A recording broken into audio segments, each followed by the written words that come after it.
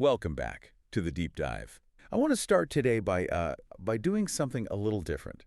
I want to ask you to just pause for a second. Wherever you are. Yeah, wherever you are right now. Maybe you're driving, maybe you're at the gym, or just sitting at home. Just stop for a moment and look around. Take a good look at the empty space. Exactly. Look at the air between you and the wall. Look at the space between your eyes and your phone. It looks like nothing, right? It just looks empty. Dead air. But it's not. It's not at all. The reality is that empty space is absolutely teeming with traffic. I mean, it is a rush hour of invisible forces. It's practically a solid wall of data if you knew how to look at it, if you could see it. That's the thing that always blows my mind. We are swimming in an invisible ocean. Right now, literally passing through your body, through your bones, through your brain.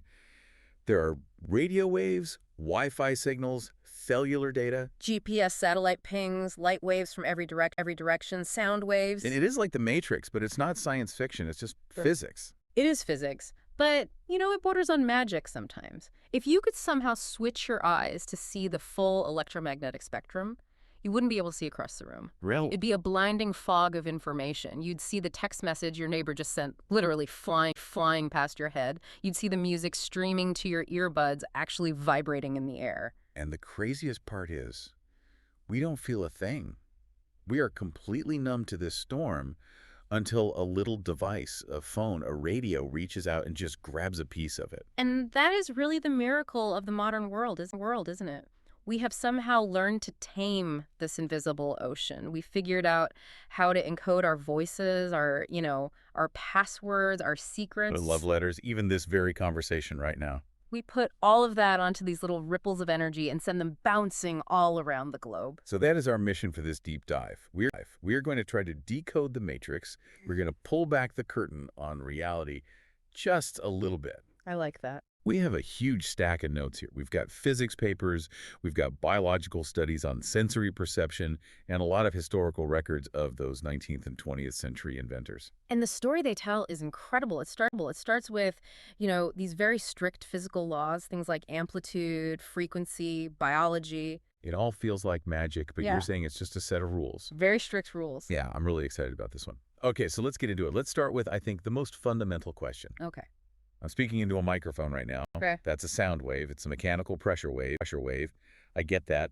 But if I'm texting my friend who's in, say, Tokyo, how do I actually get a hello or a picture of my cat onto a continuous, invisible wave of energy? This is the absolute core concept of all communication physics. It is a single word. Modulation. Modulation. Okay, we hear that word all the time. Modem is modulator to modulator. Yeah. But what does it actually mean? Think of it this way. A wave in its natural state, just imagine a perfect sine wave, like a smooth ripple rolling across the ocean is. What's boring? Just repeating itself. It's just repeating. It carries no information. It's just pure energy moving from point A to point B. To make it carry a message, you have to disturb it. You have to change it. You have to vary its physical properties in a systematic way that a receiver on the other end can understand. Okay, so it's like, if I'm holding a flashlight and I just leave it on, pointing it at you from across a field, not really saying anything, I'm just shining light. Exactly. That's a carrier wave. It's just energy. But what if you start flickering it? Then I'm signaling. Long flash, short flash, Morse code. You are modulating the beam. You are imposing intelligence onto the raw energy. Now, in the world of physics and radio, we don't just have an on-off switch. We have three main levers. 3 properties of a wave that we can mess with to encode our data. And the first one is probably the most intuitive one, right? Amplitude. Right. Amplitude. That is simply the height of the wave. You can think of it as the power or the intensity. Or volume. Or volume. Yeah, volume is a great way to think about it. And this is where AM radio comes from. Amplitude modulation. Exactly. AM radio is really the grandfather of all wireless technology, and here's how it works. In a nutshell, the radio station takes the sound of the announcer's voice, that fluctuating audio signal, and they use that signal to govern the power of the transmitter. So when the announcer shouts, the carrier wave actually gets taller. In a simplified sense, yes. When the audio signal is loud, the transmitted radio wave has a high amplitude. When the audio signal is quiet, the wave shrinks. The shape of the volume, the envelope of the sound, is literally imprinted onto the height of the radio wave. It's a direct copy. It feels like the brute force method. I speak loud, wave gets big. It is. It's very direct. And we actually still use this principle in digital technology today. It's not just for old-timey talk radio. But in the digital world, we aren't sending a continuous voice. We're just sending ones and zeros, binary. Right. So how do you shout a zero? You don't. The simplest form of this in digital is called OK. Okay. Oh, that sounds like a caveman noise. It stands for on-off keying. It's very literal, just like it sounds. A high amplitude, a strong, tall wave represents a 1. A low amplitude, or no wave at all, represents a 0. So it's basically just Morse code, but with energy levels. High, low, high, low, sending out ones and zeros. Precisely. It is the most fundamental form of digital language. But, as you can probably imagine, relying only on the volume or the height of a wave has some really serious drawbacks. I can guess. I remember driving in my grandfather's old car, listening to an AM radio station, and every single time we went under a bridge or there was a thunderstorm nearby. Crackle, pop, static. Yeah, the signal would just get destroyed. That is the Achilles heel of amplitude modulation. The world is a very noisy place, electromagnetically speaking. Lightning, power lines, even the spark plugs in your car's engine, they all create random bursts of electromagnetic energy. And those bursts just look like loud waves to the receiver. Exactly. The radio receiver gets confused. It has no way to tell the difference between the announcer shouting and a lightning strike happening 2 miles away. They both just look like a big spike in amplitude, so the signal gets corrupted very, very easily. Right, static. Okay, so that's a huge problem. How do we fix that? We have to move to the second lever. The second lever is frequency. Which is measured in hertz. Measured in hertz, yes. And this, of course, gives us FM radio. Frequency modulation. Right. And with frequency modulation, we do something much more clever. We never change the height of the wave. The power is constant. The wave is always at full volume, so to speak. So it's always shouting. How do we put the data on it then? We change the pitch, we squish the waves closer together, or we stretch them farther apart. So the number of cycles per second changes? Yes. We change the frequency of the wave to carry the information. So if I have a high note in the music I'm transmitting from the radio station, the carrier wave gets squished, and it vibrates faster, a higher frequency. And a low note in the music stretches it out, makes it a lower frequency. Correct. And in the digital world, we call this FSK frequency shift keying. It's the same idea. We just assign one specific frequency to represent a binary 1 and a slightly different, say, lower frequency to represent a 0. And the transmitter just toggles between those two frequencies back and forth very quickly. Billions of times a second. And this one change explains exactly why FM sounds so much better, so much clearer than AM. It's all about avoiding the noise. It explains everything. Because think about that lightning strike again. The lightning creates a massive burst of power, a huge spike in amplitude. Right. But the FM receiver isn't even looking at amplitude. It's completely ignoring the height of the wave. It is only counting the cycles per second. It's only listening for the pitch. So the static, the noise, is completely invisible to it. Exactly. The rhythm or the melody of the wave remains intact even if the volume gets all messy and corrupted by outside noise. That is why FM offers such higher fidelity for music. That makes total sense. It's like, if I'm listening for a change in pitch in a song, I don't really care if someone is randomly turning the volume knob up and down a little bit. I can still hear the melody just fine. That's a perfect analogy. So we have amplitude, which is height, and we have frequency, which is, cycles per second or speed. But looking at our notes here, there is a third one, and this is the one that always trips people up. Phase. Phase. This is definitely the advanced class. It feels like it. What exactly is phase in this context? It's not as intuitive as height or speed. Phase is let's call it the sophisticated sibling of the other two. To understand phase, you have to imagine a wave not as a line going up and down, but like a clock face.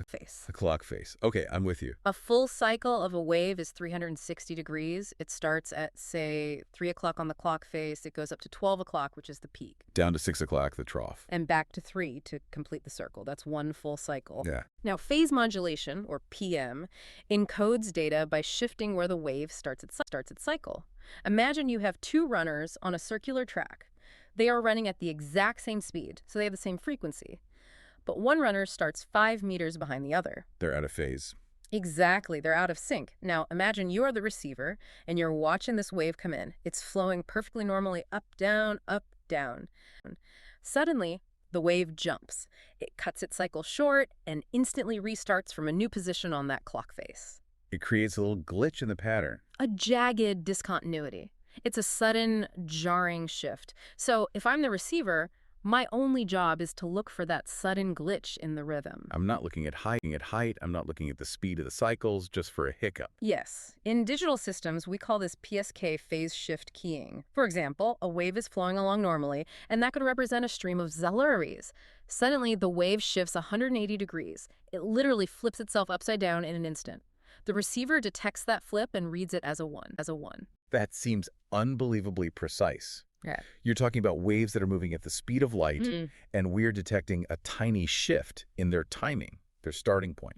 It requires incredibly synchronized clocks on both the transmitter and the receiver end. It's a huge engineering challenge. But here is where it gets really, really, really interesting. Okay. This is the secret sauce of the modern internet. This is the key insight for why your Wi-Fi is so incredibly fast today compared to, say, 10 years ago. I'm listening. I need to know this. It's called QAM. QAM, Quadrature Amplitude Modulation. That sounds like something straight out of Star Trek. It is the workhorse of modern Wi-Fi, of 5G, of everything. The engineers behind it had a brilliant realization. They figured if we only modulate amplitude, we are limited.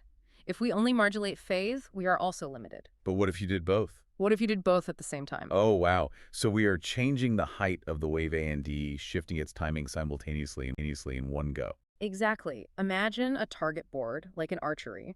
You have distance from the center, that's your amplitude. A wave with a low amplitude is close to the bullseye. A high amplitude is on the outer ring. Okay. And you also have the angle around the center, that's your phase.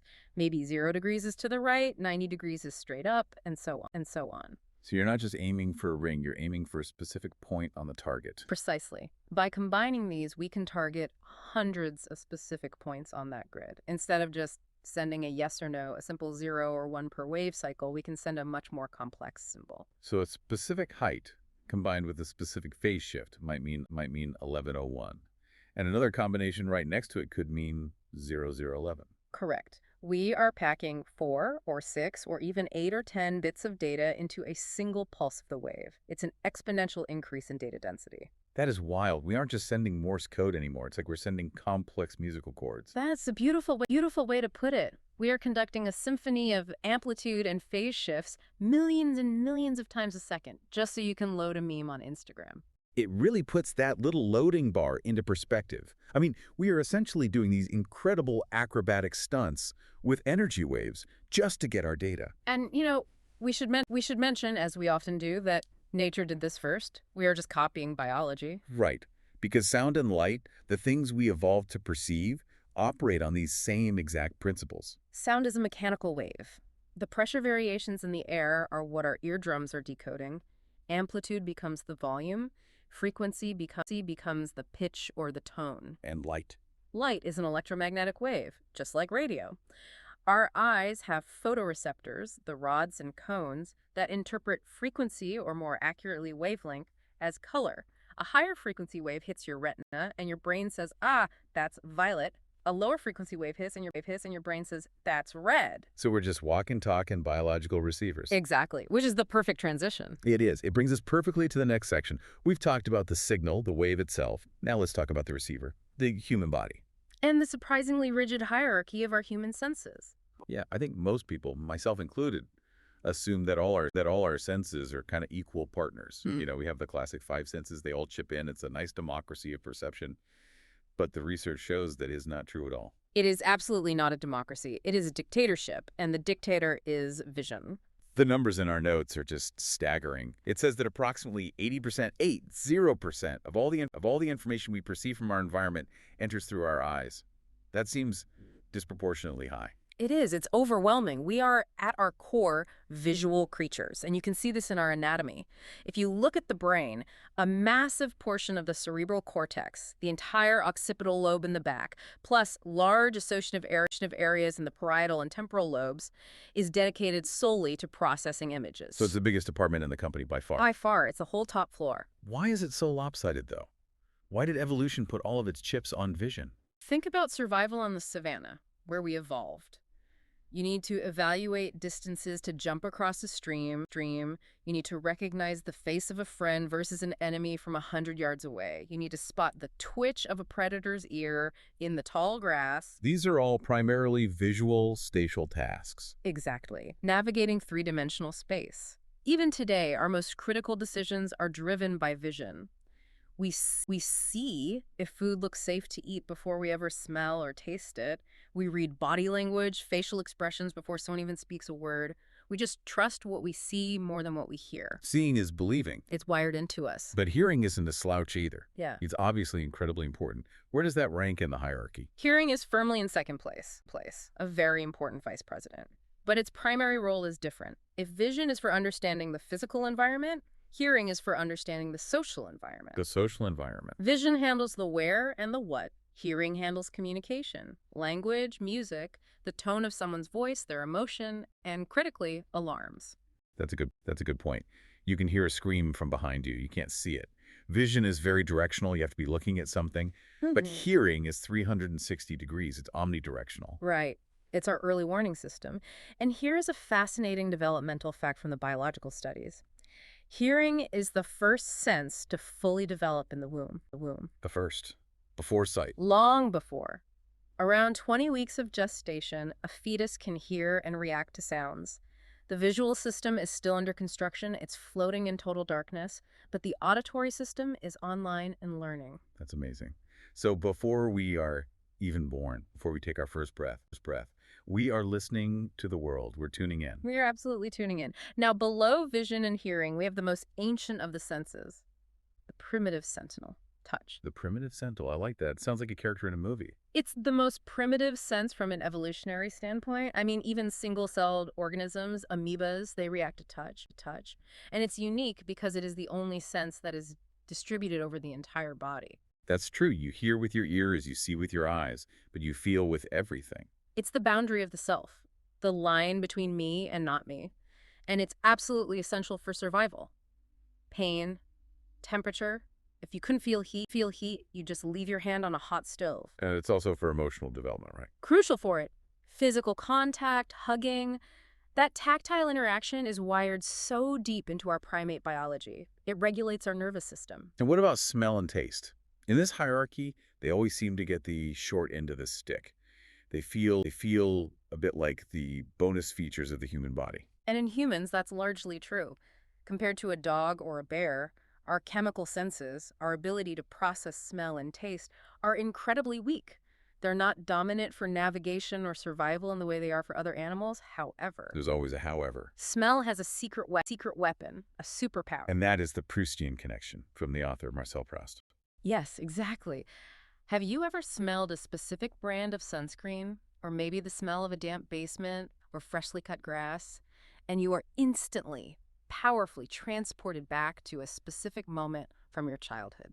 Instantly. And it's visceral. It's not just, oh, I remember that. It's like, I can actually feel the emotions of being there. That's the superpower. And it's because of our brain's anatomy. The olfactory bulb, which processes smell, has a direct, unfiltered hotline to the limbic system in the brain, specifically the amygdala and the hippocampus. Which are the emotional and memory centers. Exactly. Sight and sound, all that information has to go through the thalamus first. It's like the brain's main switchboard before it gets routed to the right places for processing. Smell bypasses the switchboard. It goes straight to the feeling center. Wow. So a photograph might remind you of a family vacation, but the smell of the ocean can make you feel the vacation. It's an emotional time machine. It's incredibly powerful. Now we're talking about this hierarchy site at number 1, hearing at number 2. But the source material points out something really important, which is that this isn't fixed for everyone. The brain is plastic. Sensory plasticity, yeah.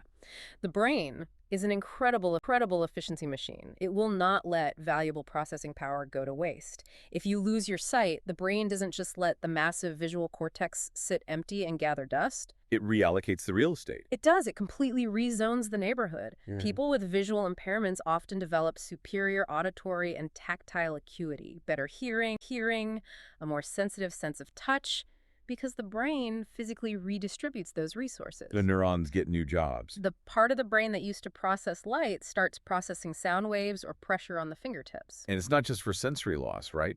The notes mention musicians. Yes. A professional musician's brain is literally wired differently. They rely so critically on hearing that their auditory cortex might be larger, more developed, or more densely interconnected than yours or mine. The hierarchy adapts to how you use it. A surgeon might develop an incredibly refined sense of touch in their fingertips. So, okay, we have the waves carrying the data QAM, FM, AM. We have the receiver, our eyes, and our ears. But there's a catch, right? A big one. Sometimes the waves lie to us. They do, or rather, they get bent out of shape. We're talking about refraction. This is a huge part of the physics notes we have, and I think it's the explanation for most of the glitches or illusions we see in reality. Refraction is, simply put, the bending of a wave when it passes from one medium to another. Like light going from the air into a glass of water. We've all seen the classic broken straw trick. You put a straw in a glass of water and you look at it from the side, and it looks like it's been snapped in half right at the surface of the water. Exactly.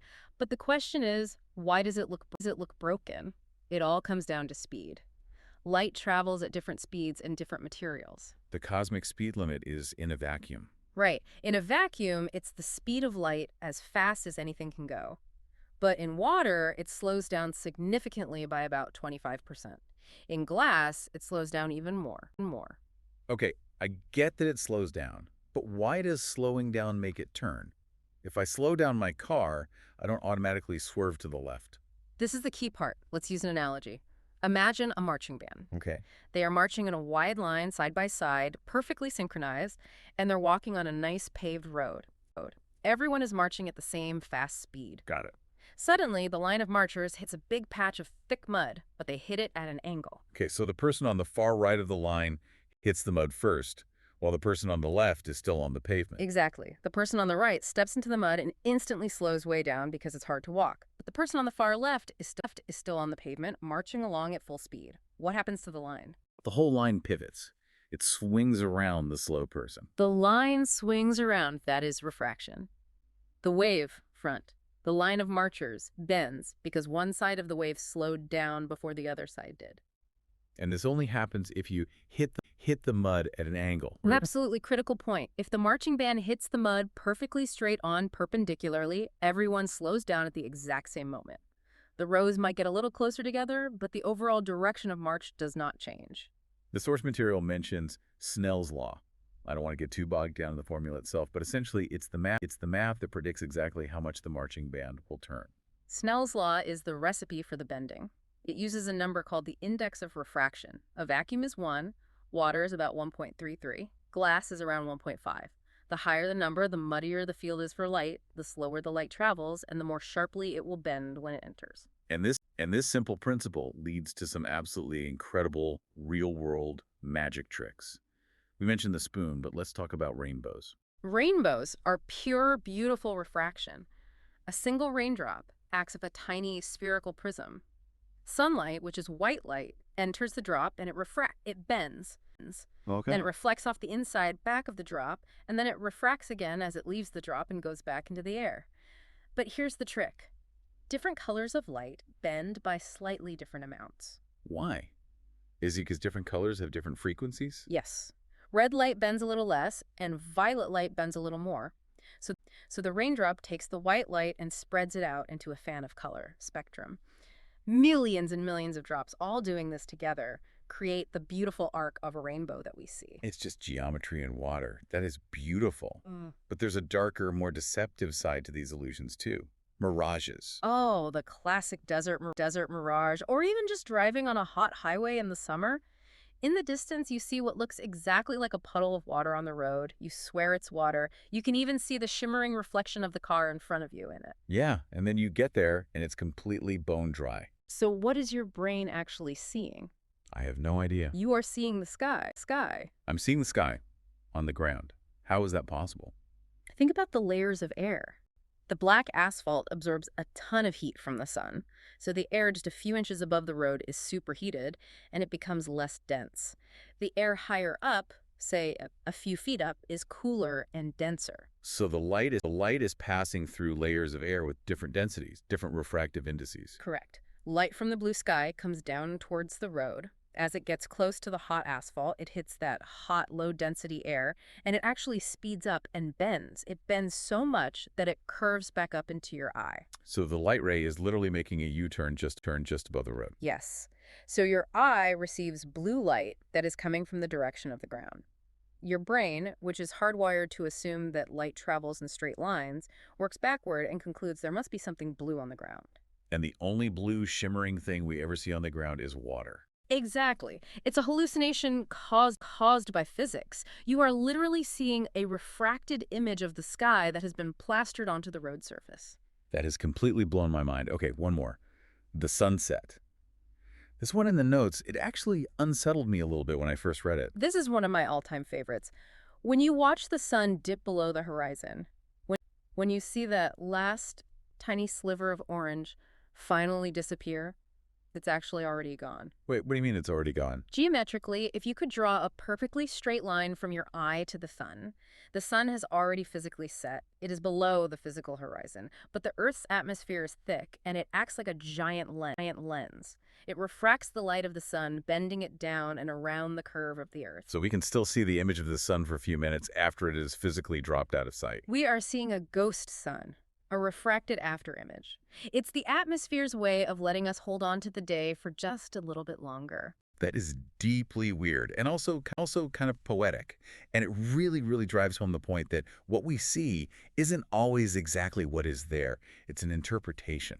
It is information that has been modulated, transmitted, refracted through a medium, and then finally decoded by our brains. Which is a perfect segue. So we understand the waves, how we modulate them with QAM and so on. We understand the receiver, the eye, and the brain and their hierarchy. And we understand the medium, how air and water can bend the signal. Right. But none of this modern world, the radio, the Wi-Fi, our ability to even understand these invisible forces, none of it would exist without the handful of people who figured it all out.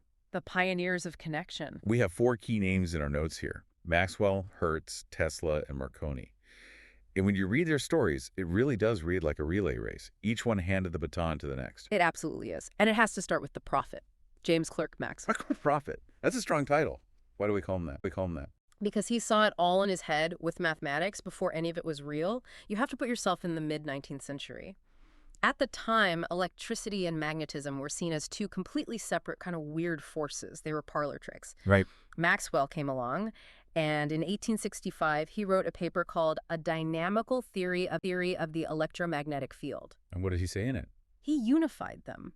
He produced a set of 4 beautiful, elegant equations, we call them Maxwell's equations now, that showed electricity and magnetism are just 2 sides of the same coin, an electromagnetic force. And then he dropped the bombshell. Which was? Using his own equations, he predicted mathematically that light itself must be an electromagnetic wave. He figured out what light was just by doing the math on a piece of paper. Yes. He calculated the speed of this theoretical electromagnetic wave from his equations, and he looked at the number and said, wait a minute, this number matches the experimentally measured speed of light. It had to be the same thing. That's genius. And he went even further. He predicted that there must be other waves, invisible ones, that travel at the speed of light but just have different frequencies, different wavelengths. He literally drew the map for the entire invisible ocean we talked about at the beginning. But he never saw them, did he? He passed away before anyone actually found them. Sadly, yes. He died in 1879, far too young. The map was there, a treasure map, but no one had built the ship to go find the treasure. That brings us to the next person in the relay, the prover, Heinrich Hertz. Hertz, as in the unit of frequency, hertz. The very same. In 1887, nearly 20 years after Maxwell's theory, Hertz set up this brilliant experiment in his lab in Germany. He used something called a spark gap. Basically, he created a big, high-voltage spark that jumped between 2 metal balls in one corner of the room. And what happened? He had a receiver, just a simple loop of wire with a tiny gap in it, sitting all the way across the room. There were no wires connecting them at all. But when the big spark jumped in the transmitter, an invisible wave traveled through the air and caused a tiny microscopic spark to jump across the gap in the receiver loop. Wireless transfer of energy. He did it! He proved Maxwell was right. He showed that these invisible electromagnetic waves could travel through empty space, and he went on to show that they could be reflected and refracted just like light. He discovered radio waves. Did he know he just changed the world? Did he see the potential? Ironically, no. And this is the tragic comedy of pure science sometimes. When a student asked him about the importance of his discovery, Hertz famously said, "It's of no use whatsoever. This is just an experiment that proves Maestro Maxwell was right." Of no use whatsoever. And now, literally, the entire global economy, our entire social fabric, runs on the waves that he discovered. That is the nature of fundamental research. Sometimes you just don't see the application. That's where the engineers come in. And this is where the race gets competitive. Tesla, and Marconi. The great rivals. This is where the drama really kicks in, isn't it? The goal for them was simple, at least in theory. Take Hertz's lab trick, which only worked across a single room, and turn it into a way to talk to people across cities, across oceans, across the world. And Guglielmo Marconi is usually the one who gets the headline in the history books for this. He is. He was a brilliant engineer and an even better businessman, and he gets the credit largely because of the Atlantic transmission. This was in 1901. Yes. In 1901, Marconi did something that most scientists at the time said was physically impossible. He transmitted a radio signal, just the letter S in Morse code, three dots from Cornwall, England, to a receiver in Newfoundland, Canada. Why did people think it was impossible? Because the Earth is curved. Radio waves, just like light, were known to travel in straight lines, so everyone thought the signal would just shoot straight off the horizon and fly off into space, completely missing Canada. They thought he was chasing a ghost. But it didn't. It worked. Why? He got lucky. He didn't know it at the time, but the Earth has a layer in its upper atmosphere called the ionosphere. It's a layer of charged particles, and it acts like a giant curved mirror for radio waves.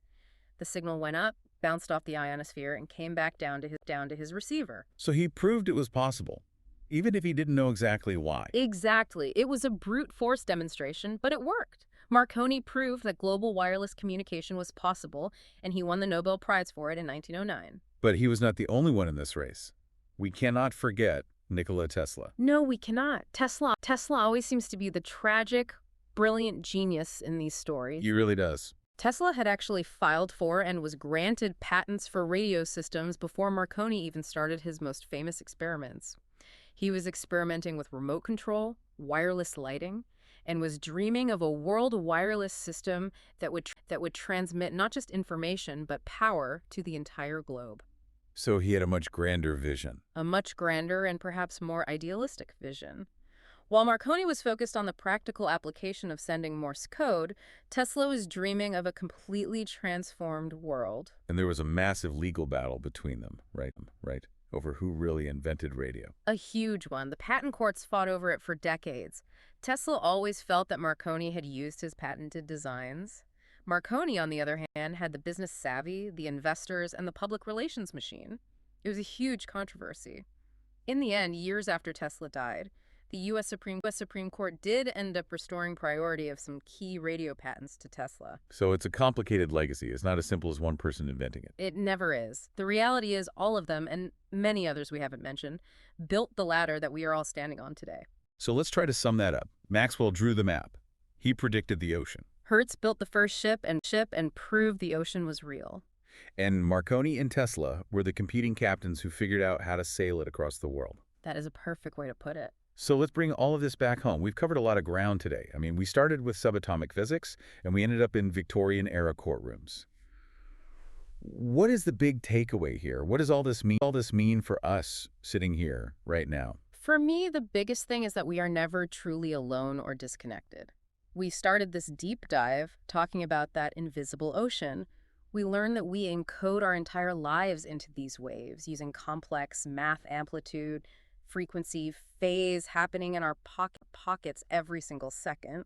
We learned that our own bodies are these incredibly specialized receivers, hardwired to prioritize vision above all else, but also relying on hearing and touch to ground us in our reality. And we learn that reality isn't always what it seems, that the laws of refraction can bend the truth, creating mirages out of thin air and showing us ghost suns in the sky. And we honored the people who made it possible for us to even have this conversation. It just makes you look at your phone a little differently, doesn't it? It's Hmm. not just a gadget.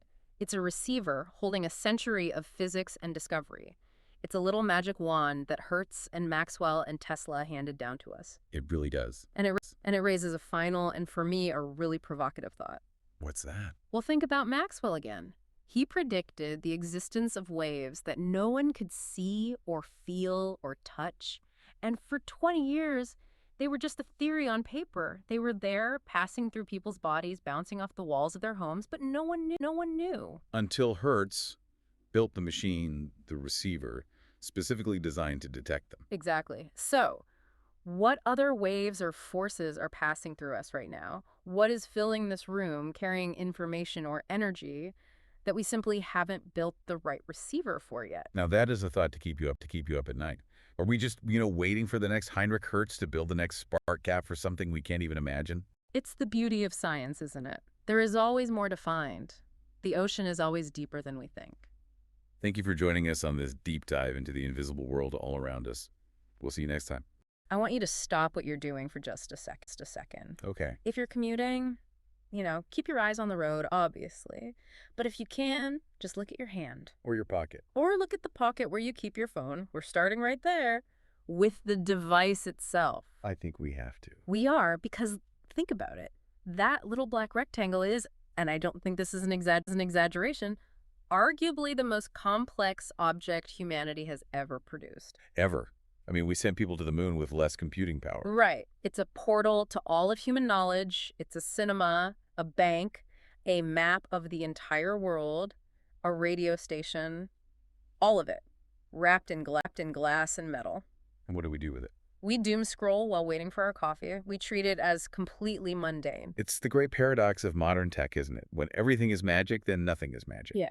We've just normalized the miraculous to the point where we get actively annoyed if it takes, 3 seconds to load a video from a server on the other side of the planet? Exactly.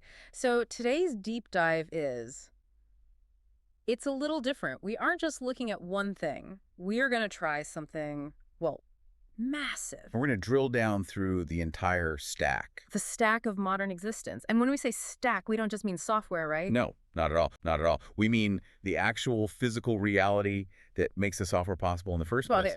We are going from the fundamental laws of physics that allow light to bounce off a mirror. All the way up. All the way up to the, psychological profile you're curating on social media. It's a journey from photons to profiles. It is the invisible architecture of connection. So we're going to look at the physics of light. Okay. How we manage to trap that light to send messages. The incredible hardware in your pocket that actually catches those messages. The radio with a brain. The radio with a brain. Then the logic of the internet itself. And finally, what all of this does to us, to our digital identities. It sounds incredibly ambitious, but I'm ready to have my mind blown. Where do you even begin with something this big? It's going to be a fascinating ride. And the best place to start isn't with a microchip. No, it's with a mirror. A mirror.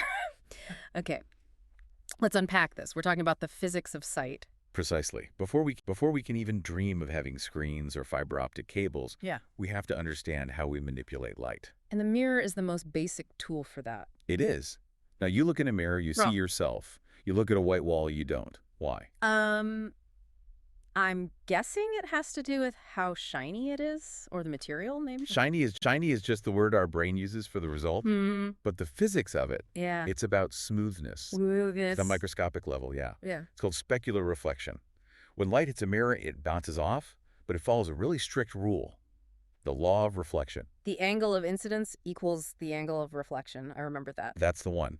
So if I throw a tennis ball at a perfectly smooth wall at a 45-degree angle, It bounces off at 45 degrees. Light does the exact same thing. the exact same thing. And because the mirror is so smooth, all the parallel light rays from your face bounce off in the same organized direction, and that preserves the image. Okay, so what about the white wall then? It looks smooth to me. To you, yeah. But under a microscope, a white wall looks like a mountain range. It's incredibly rough. So the light hits the mountains and just goes everywhere. Exactly. Scatters the light in every possible direction. That's called diffuse reflection. You get the light, the wall looks bright, but you lose the information.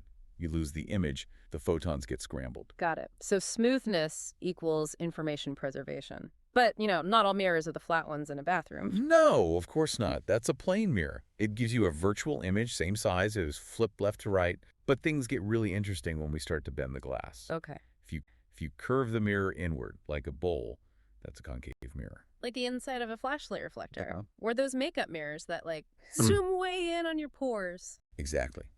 A concave mirror takes all those parallel rays of light coming in and forces them to converge at a single spot. The focal point. The focal point. That's why they're used in telescopes. They gather all this faint light from distant stars and concentrate it so we can actually see it.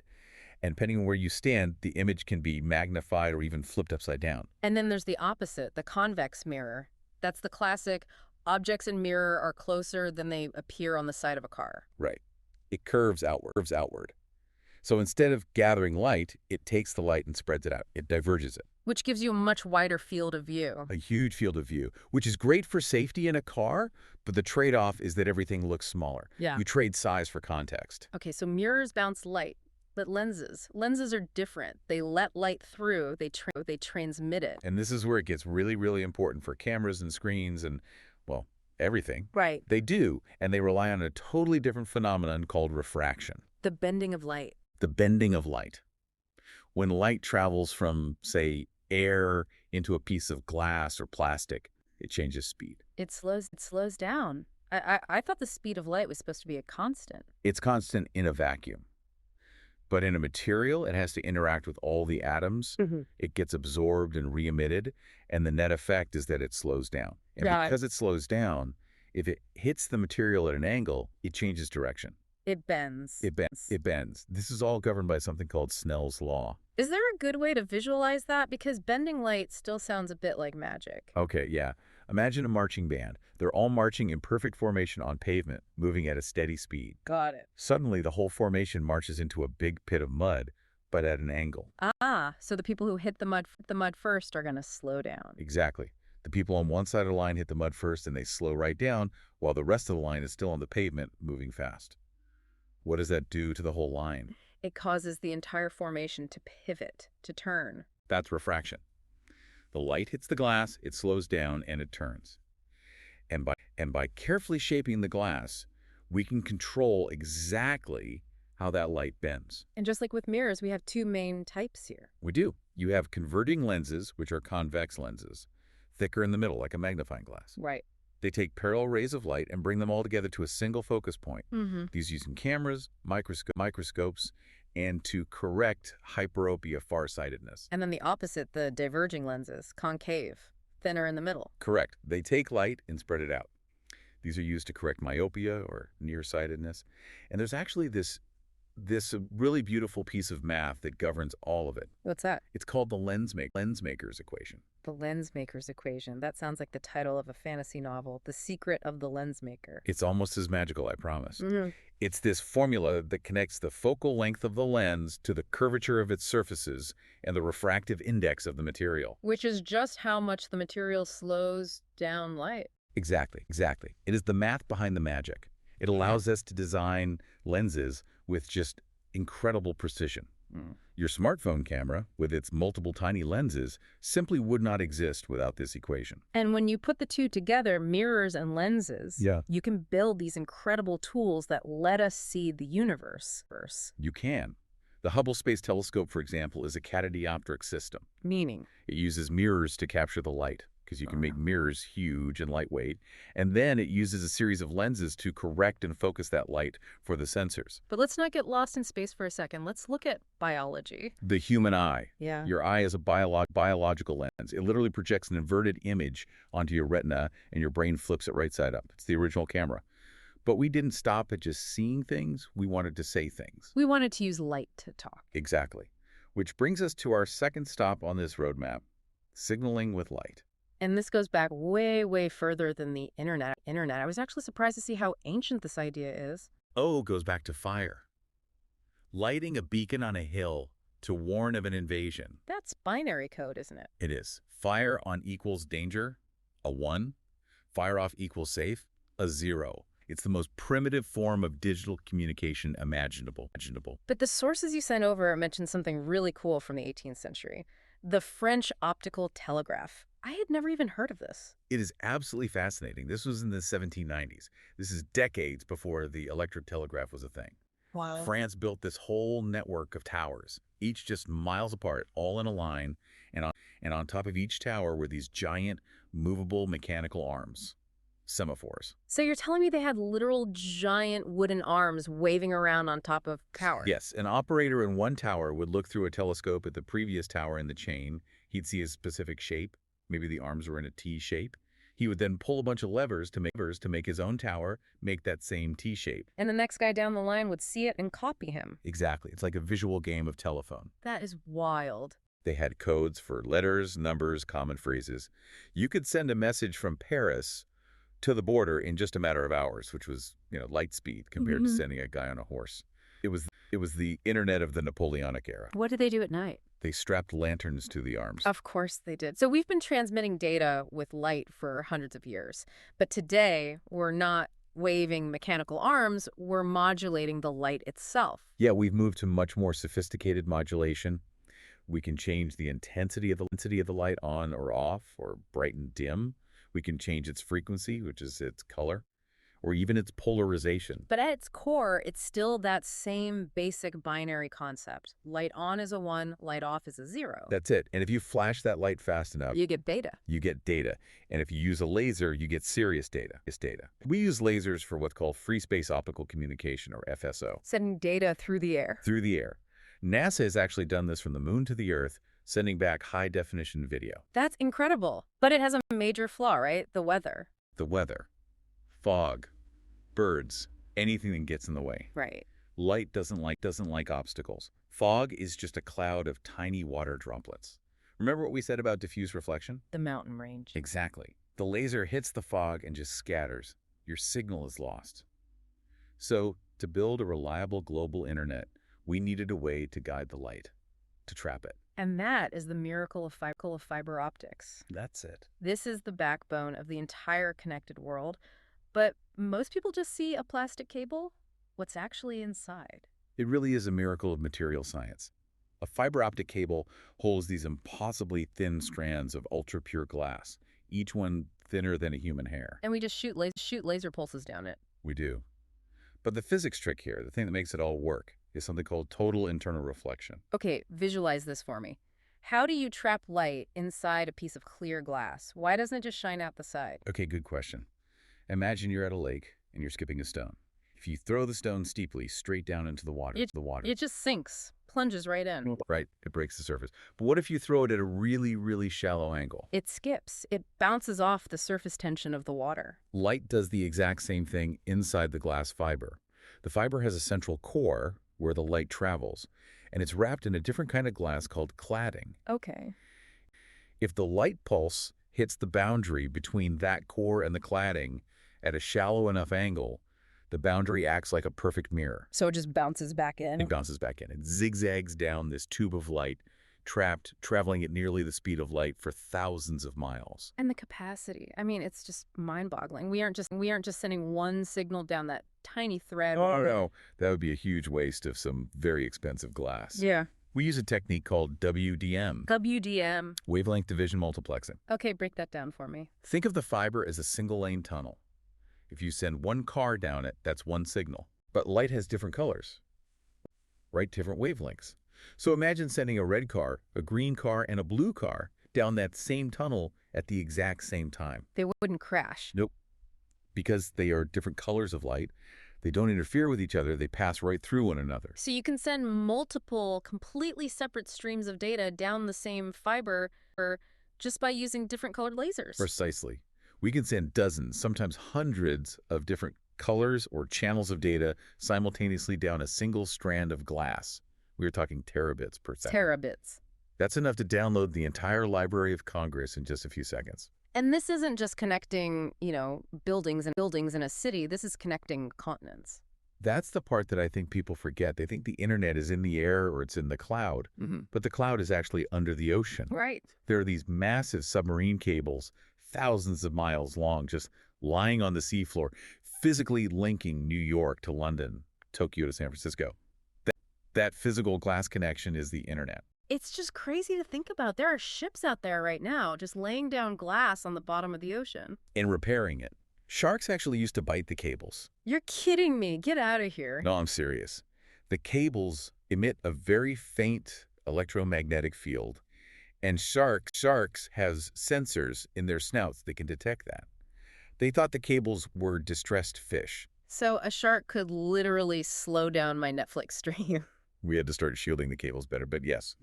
A shark biting a cable could theoretically buffer your Netflix. That is the most metal thing I think I've ever heard. Hmm? But okay, so we've got the light moving across the world, but eventually it has to get to you. It has to get to that device in your hand. And that's where the magic changes form again. Which brings us to section 3, the mobile phone, Or as you like to call it. the radio with a brain. Because that's fundamentally what it is. It's just a really, really sophisticated two-way radio. It is. It sends and receives electromagnetic waves. But not like the FM radio in your car. What's the difference? It's all about frequency. Your car radio listens in at around 100 megahertz. Your phone operates at much, much higher frequencies, from 700 megahertz up to 28 gigahertz, and even higher for 5G. And higher frequency means the waves are smaller. Smaller waves can carry more data, but the trade-off is they don't travel as far. Which is why we need so many cell towers everywhere. Exactly. And this brings us to the real genius of the mobile phone system, which is hidden right there in its name. Cellular. The cells. Right. We divide the entire world up into these geographic zones called cells, usually drawn as hexagons. And in the middle of each cell, there's a tower. Okay. As you drive down the highway, your phone is constantly talking to the network, measuring signal strength from all the nearby towers. It's basically shouting, "Can you hear me? How about now? Can you hear me now? Now?" And when you move away from one tower and get closer to another? The network performs what's called a handover. And this is a seamless, beautiful technical feat. The network sees you're leaving cell A and entering cell B. It tells Tower A to let you go and Tower B to pick you up, handing off your data stream in milliseconds. And ideally, you never even notice. Your call doesn't drop. You never notice. But for the network to find me in the first place, it needs to know who I am. And that's the job of the SIM card. The little chip we all hate trying to pop out with a paper clip. Yeah. The subscriber identity module. It's actually a tiny computer in itself. It holds your MSI, your unique ID on the network, and a set of cryptographic keys. So it's like a secret handshake. It's a secret handshake that says, yes, I'm this user, and more importantly, I'm the one who pays the bills for this user. Yeah. It authenticates you. And we're seeing this shift now to eSIMs. Yeah, embedded SIMs. The chip is just soldered directly onto the phone's motherboard. You can reprogram it with software. Which is great for traveling. Oh, it's a lifesaver. You just download a new carrier profile instead of having to hunt for a little shop at the airport to buy a physical chip. Thank goodness for that. Okay, but let's talk about what happens when I actually make a call. I speak into the phone, and then what? Magic. Physics and math. Your voice is a sound wave, right? Yeah. To vibrating air. Right. The microphone in your phone turns that vibration into an electrical signal, but that signal is analog. It's a smooth, wavy line. Computers can't store wavy lines. They need numbers, ones and zeros. Exactly. So an analog to digital converter, an ADC, measures the height of that wave thousands of times every second and turns it into a stream of binary numbers. But raw audio, that's a huge file. It must take up a lot of space. It does. If we tried to send raw, uncompressed audio over the network, it would just clog up instantly. So we use compression. We use these algorithms called codecs. It's short for coder-decoder, things like AMR or Opus. And these are brilliant. They look at the data and say, okay, the human ear can't hear this super high frequency, so delete it. This long pause of silence is redundant, so let's just note how long it is and delete the actual data. So it strips everything down to the bare minimum needed to be understood. The bare minimum. Then we encrypt it for security, blast it out as radio waves, and the tower picks it up. And all of that happens in milliseconds. It's incredible. And the hardware doing this, the brain of the phone. Yeah. It's not just a simple computer processor anymore. No, the days of just having a CPU, a central processing unit, are long gone. Modern phones use a SCIE, A system on a chip. A system on a chip. Think of things like Apple's A18 or the Snapdragon 8 Elite that the sources mentioned. It's like a whole city on a chip the size of your fingernail. It's not just one thing. No. You have the CPU for general thinking. You have the GPU for graphics. You have the modem for talking to the cell tower. You have the ISP, the image signal processor, which is a dedicated brain just for taking the raw data from your camera sensor and turning it into a beautiful photo. And now the AI engines are on there too. The NPU's neural processing units. These are chips designed specifically to run machine learning models right on your device without having to talk to the cloud for things like face recognition or real-time language translation. And that's not even counting all the other sensors, accelerometers, gyroscopes, barometers. And GPS. I mean, GPS is mind-blowing if you just stop and think about it for a second. Yeah. Your phone is receiving these incredibly faint, time-stamped signals from multiple satellites that are 20,000 kilometers up in space. Orbiting the Earth. Orbiting the Earth at thousands of miles an hour. It compares the tiny differences in the time it took for those signals to arrive from at least 4 different satellites and uses that to triangulate, technically it's trilaterate, your exact position on the surface of the Earth to within a few feet. It's receiving a message from outer space just to tell me I missed my turn at Starbucks. Basically, yes. The level of integration in that one little device is just staggering. So we have the device, we have the radio connection to the tower, but what are we connecting to? We're connecting to the internet. Which brings us to section 4, the global nervous system. I love that description, but this is where people get confused, I think. They think the internet is a place, like, I'm going to go on the internet. Right. But the internet isn't a place. It's a set of protocols. It's a language. It's like a treaty.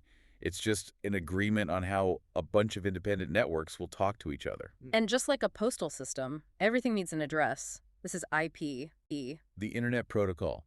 Every single device that connects has an IP address.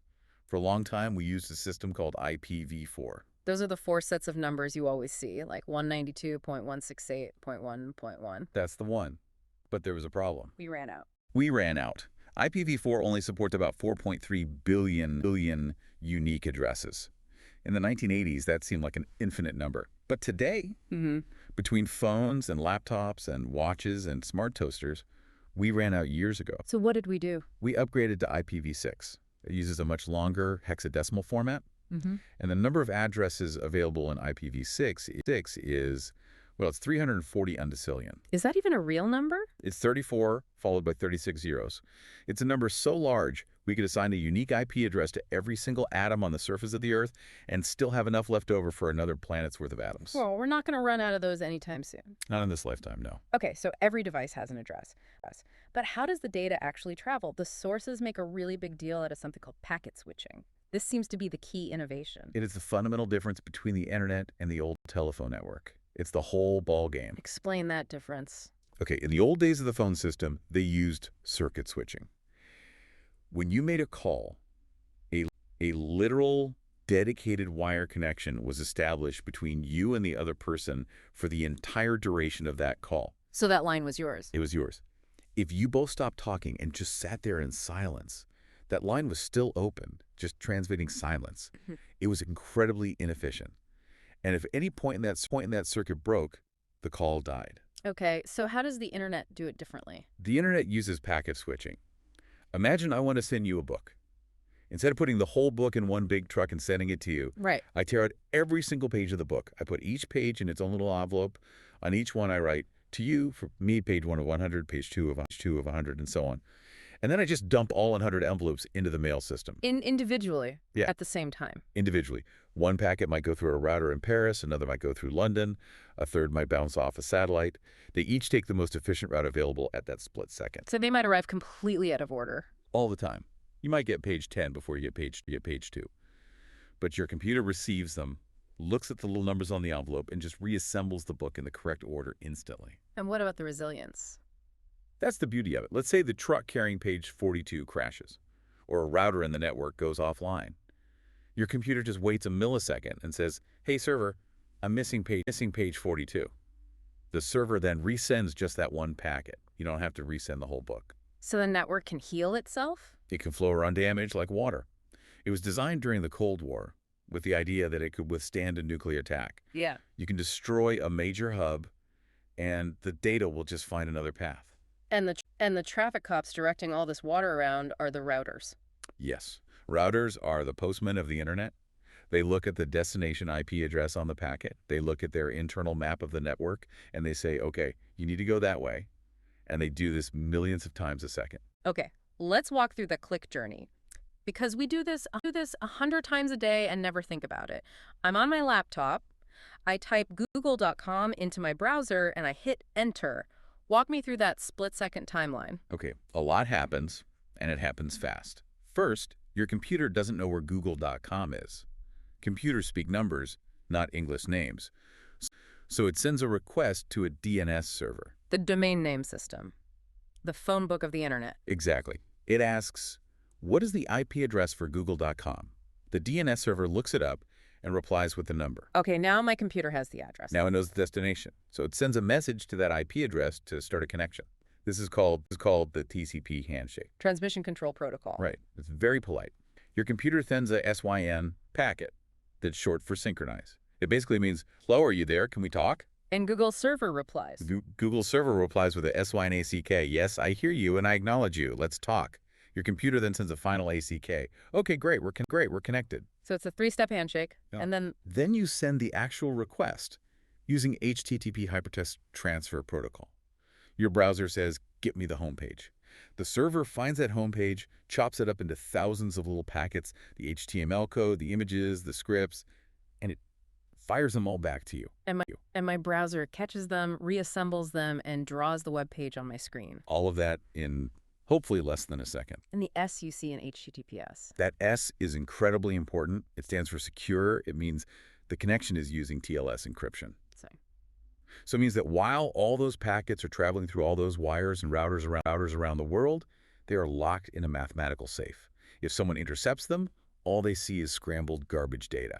They can't read your email or steal your credit card number. It is an absolute symphony of engineering. And all of that, the physics, the light, the chips, the protocols, it all exists to deliver one thing: content. And usually, that content is us. And this is where we shift gears. We're leaving the hardware and the code, and we're entering sociology. Section 5, digital identity.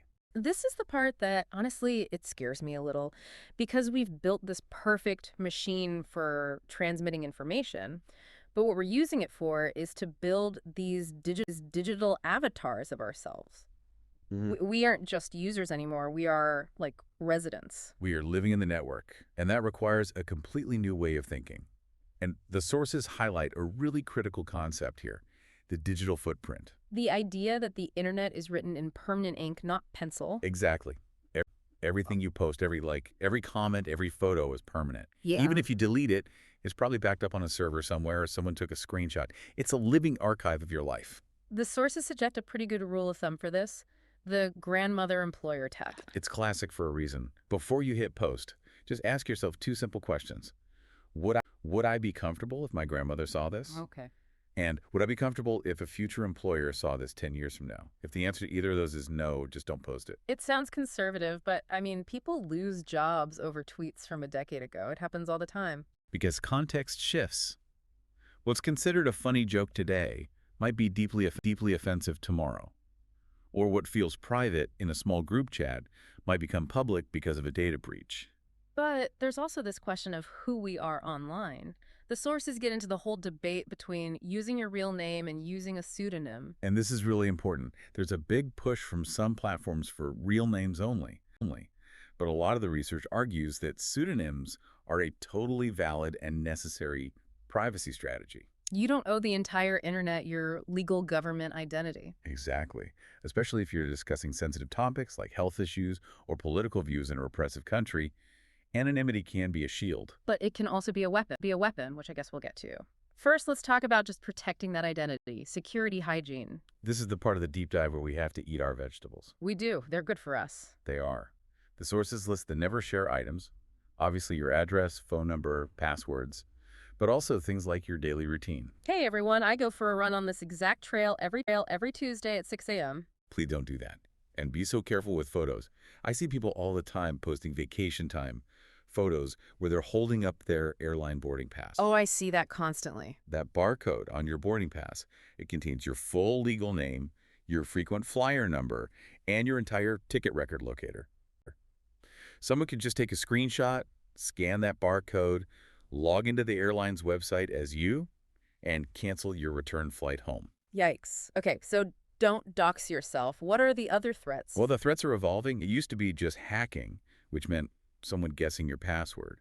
Now it's much more about grooming, phishing, and social engineering. Social engineering is the really scary one because it's hacking the human, not the machine. Right. It's all about generating artificial trust. It's that email that looks exactly like it's from your boss asking you to buy gift cards, or that urgent text message that looks like it's from your bank.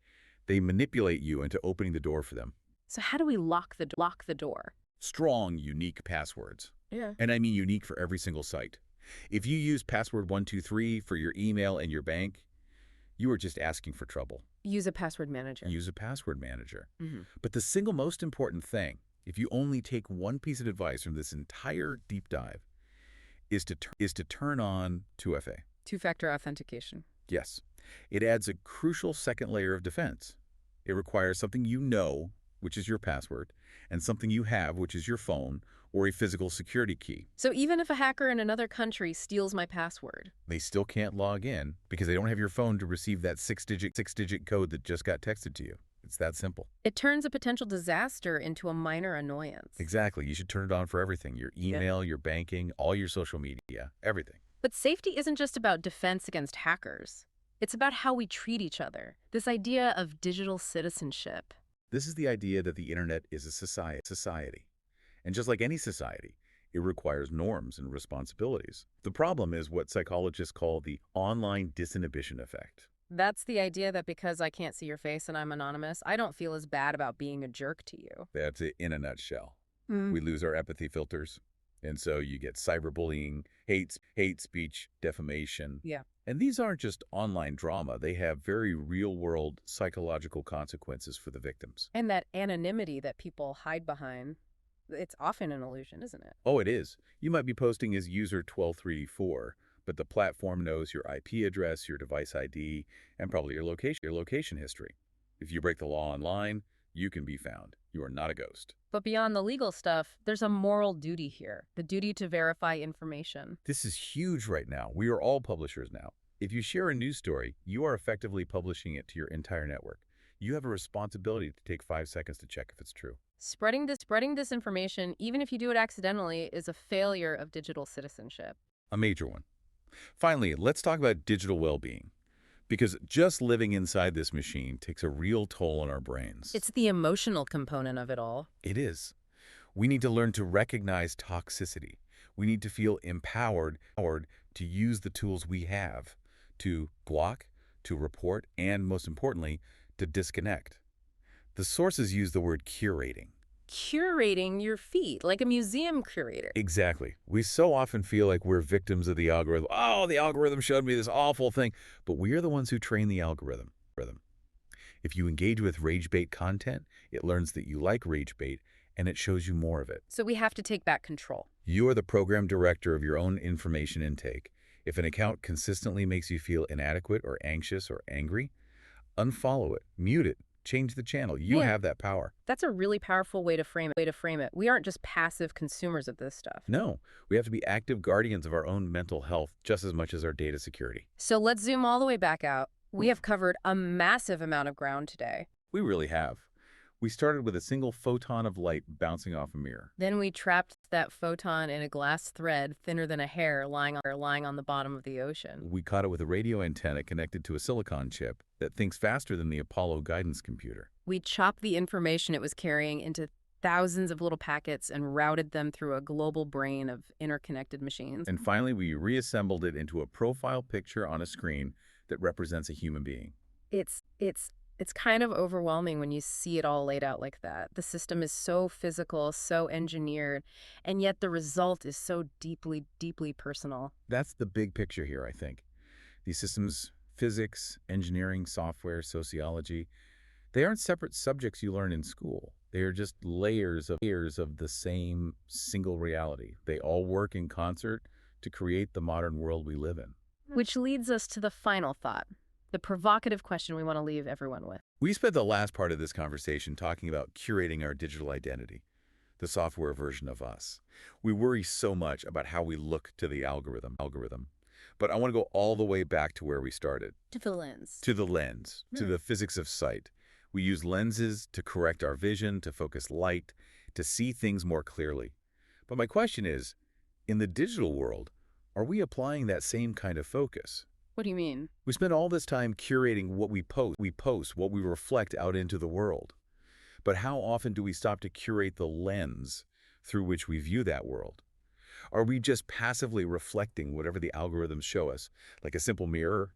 Ooh. Or are we actively applying critical focus, like a carefully ground lens, to see what's actually true, to filter out the noise, and to create a clearer picture for ourselves? That is something to chew on. Are you a mirror or are you a lens? That's the question. Well, on that note, I think I'm going to go check my 2FA settings on a few accounts. Yeah, maybe look up from the screen for a minute. The real world has pretty great resolution. Thanks for listening to this deep dive. We'll see you in the next layer. Welcome back to the deep dive. We are doing something a little different today. We are. Usually, we take a look at a specific event in history, or we break down the biography of some titan of industry. But today, we aren't looking back. No. We're looking directly in the mirror. We are looking at us, all of us, right now. It really is an examination of the water we're all swimming in, isn't it? Yeah. It's less of a history lesson and I guess more of a status report on the human animal in the 21st century. Exactly. Yeah. I was reading through the stack of research we have for today, and believe me, it is a massive stack, and it just hit me. What's that? We are, all of us, living through a massive, real-time experiment in human interaction. Oh, absolutely. A completely uncontrolled experiment. Right. Think about it. We have more ways to talk to each other than any human beings in the entire history of the species. We've got text, email, Slack, Zoom, FaceTime, DMs, voice notes, disappearing photos. The list just goes on and on. And yet, and this is the core paradox, if you look at the data and the general sentiment across almost all the sociological papers we're covering today, we often feel less understood. Yes. And significantly more exhausted than before we had all these tools that were supposed to make life easier. That is the paradox we are tackling today. We're calling this the digital balancing act. A good title. We're going to unpack 3 specific, I'd say high-stakes questions that just kept jumping out of the research. Okay. First, what is actually the most effective way to communicate? Because, spoiler alert, the data suggests we get it wrong constantly. And we'll look at why we get it wrong. It's not just, bad habits or laziness. Well, there's a fundamental mismatch between our biology, which, let's be honest, hasn't really changed in 50,000 years, and our tools, which change with every single update cycle. that's a great point. Second, we're going to look at this idea of hyperconnectivity. Is it ruining our brains, or is it a superpower we just haven't figured out how to use yet? A huge question. And finally, we are going to the front lines, the real battleground of the classroom. Should kids have phones in school? And that last one is incredibly heated. There is no easy answer there. But what I love about the sources we have today is that the mission isn't to find a single correct answer. Right. If you're listening for us to tell you, delete all your apps or go buy the newest gadget, you're going to be disappointed. That's not what this is. No. The research strongly suggests these aren't problems solved by facts alone. They are solved by values. I love that framing. It's about what matters to you, what you prioritize. But I have to say, before we get all philosophical, I am particularly excited to get into the specific studies on Zoom fatigue. Yes. I read that part of the packet and had a total aha moment about why I feel like a complete zombie after 4 p.m. most days. It's a very specific neurological mechanism, and once you understand it, it really does change how you approach your day. I bet. But before we can get to the fatigue, we have to start with the basics, the sort of hierarchy of how we talk. Let's jump in. Section 1. The hierarchy of communication. The core question here seems so simple on the surface. Is there a best way to talk to someone? Right. Like, is a phone call objectively better than sending a text? Well, as you can probably guess, the source material gives us that classic academic answer, which I know you sometimes find frustrating. Oh, no, don't say it. Depends. Of course it does. Okay, unspool that for me. Depends on what, exactly? It depends on a few very specific things. Yeah. Effectiveness isn't about the technology itself, it's about the fit. The fit. The fit between the message you're trying to send, the context you're in, and the relationship you have with the person you're sending it to. Okay, that makes sense. So let's start at the very top of the food chain. All the sources describe face-to-face communication as, and this is their word, the richest medium. Rich. That makes it sound expensive. Or maybe caloric. Think of richness in terms of data density or Right. bandwidth. Okay, data density. I like that. When you and I are sitting here right now looking at each other, I am getting your words, obviously, but I'm also getting your tone of voice. Right. I'm seeing your eyebrows raise when you're skeptical. I'm seeing your posture shift when you lean in. I'm getting eye contact. It's a fire hose of data. Right. You can tell if I'm actually listening or if I'm just waiting for my turn to talk. Which I never do, of course. Of course not. But exactly. There are all these parallel channels of information flowing at the same time. So is there, like, science behind this? Oh, absolutely. There are classic studies on this, specifically by a researcher named Albert Morabian. He did this famous work back in the 60s and 70s about the emotional impact of nonverbal elements. Like, I've heard of this. Isn't it the one that says words are only like 7% of communication? That's the one. And his work is, I have to say, often misquoted. How so?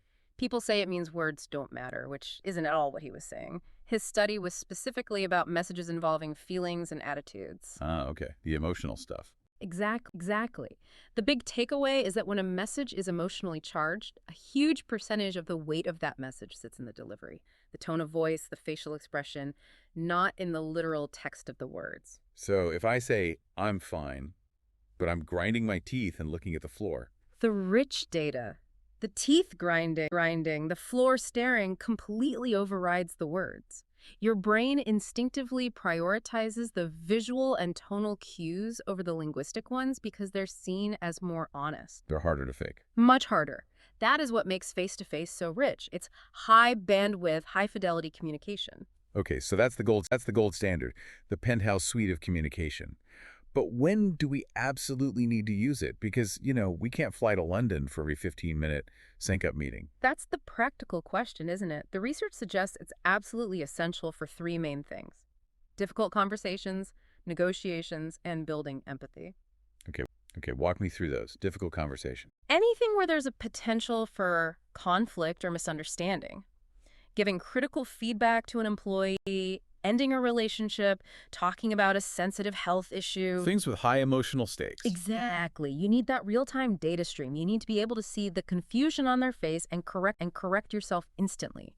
Or see the hurt and soften your tone. You can't do that with a delay. And negotiations. Similar idea, so much of negotiation is about reading the other person. Are they bluffing? Are they confident? Are they getting frustrated?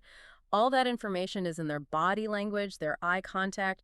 You lose all of that in an email. You're flying blind. Totally blind. And the last one, empathy, is maybe the most important. Empathy is about feeling with someone. It's incredibly difficult to do that without the full spectrum of human expression. Okay, so that's the penthouse suite. It's powerful, but it's time-consuming and location-dependent. So we can't live there all the time. No, we can't. So we drop down a few floors to written communication, texts, emails, Slacks, the workhorses of modern life. And this is where we fall into the trap. What trap is that? The sources have a great name for it. They call it the neutrality trap. Oh, I know this trap. I live in this trap. This is when I send a text that just says sure, and my partner is convinced I'm furious for the next 3 hours. Precisely. That is the neutrality trap in action. So why does it happen? Well, written communication has massive pros, right? We should acknowledge that. You can think before you respond. You can edit. It creates a permanent record, which can be good or bad. Right. And you can blast it out to 50 people at once without the pressure of them all staring at you. It's incredibly efficient. But the con is that it strips away all that rich emotional data we just talked about. The tone, the expression, the body language. It is what they call lean media. So the richness is gone. We're just trading raw text, ones and zeros. Exactly. And here's the psychological kicker. In the absence of emotional tone, human beings have a natural tendency to project. Project what? Their own anxieties. their own insecurities. A truly neutral message like, we need to talk or okay, is almost never read as neutral. It's often read as cold or passive-aggressive or even hostile. Because the recipient fills in the emotional blanks with their worst fears. That's it. It's an empty vessel for their anxiety. I've seen it happen so many times. A manager sends an email that says, "Can you see me at 4 p.m.?" And the employee spends the entire day convinced they're about to be fired. When really the manager just wants to ask about the weekend bake sale. Right. It's so true. I've personally spiraled over a single period at the end of a sentence. It feels so final, so abrupt. It feels like a door slamming shut. That's the danger. Yeah. The sources are really clear on this. Written communication is terrible for ambiguity. If there's any chance the message could be taken the wrong way, sending a text or an email is a huge gamble. You're essentially betting that the other person is in a good enough mood or a secure enough headspace to interpret your silence as busy rather than angry. A bet I have lost many, many times. We all have. Okay, so we have face-to-face, which is rich but expensive in terms of time and energy.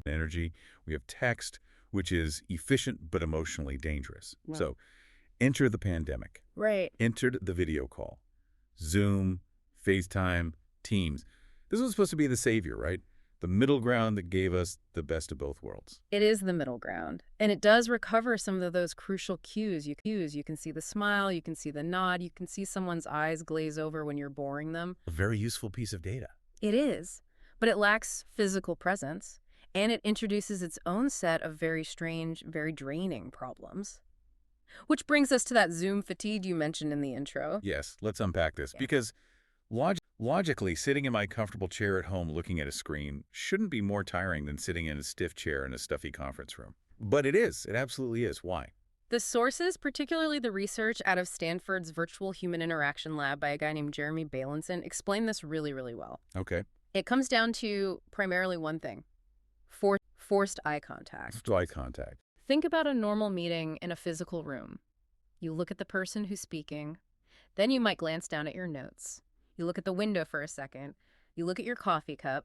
Your gaze drifts around the room naturally. Right. It's fluid. I'm not locking eyes with the person sitting across the table from me for 45 minutes straight. That would be incredibly weird. Yeah. And aggressive. It would be super creepy. Exactly. But on a video call, that natural drift is broken. The social contract is different. If you look away from the camera, it looks like you're disinterested or distracted to the other participants. You look like you're checking your email. You do. So to show that you're paying attention, you have to stare almost constantly at a grid of faces on your screen. And they're all staring back at you. Right. And not just staring, but they're often at a close-up distance that, evolutionarily speaking, our brains associate with one of two things: intimacy or aggression. Whoa.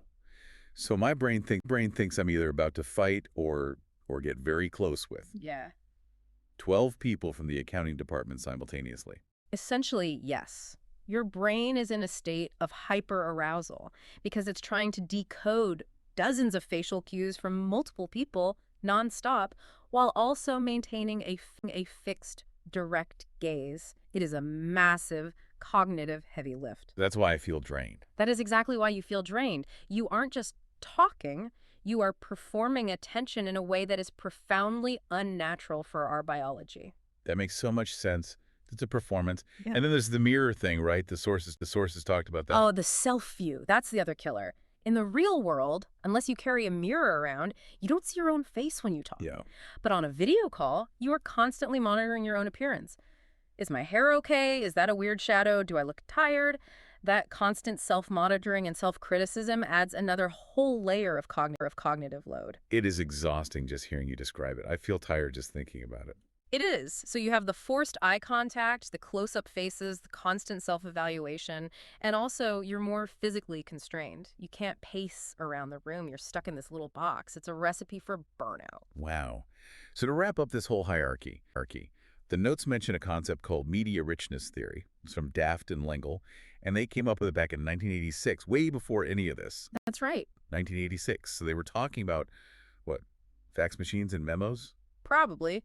Memos, phone calls, maybe the odd fax, yes.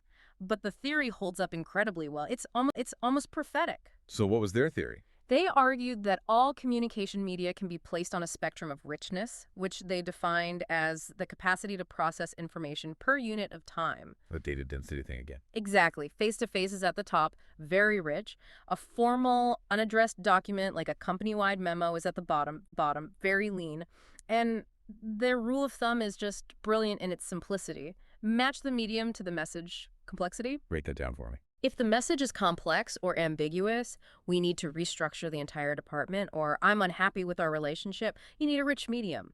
You need face-to-face. You need that bandwidth for nuance and immediate feedback. Okay. If the message is simple, routine, and unambiguous, the meeting has been moved to 2 p.m. or please remember to buy milk.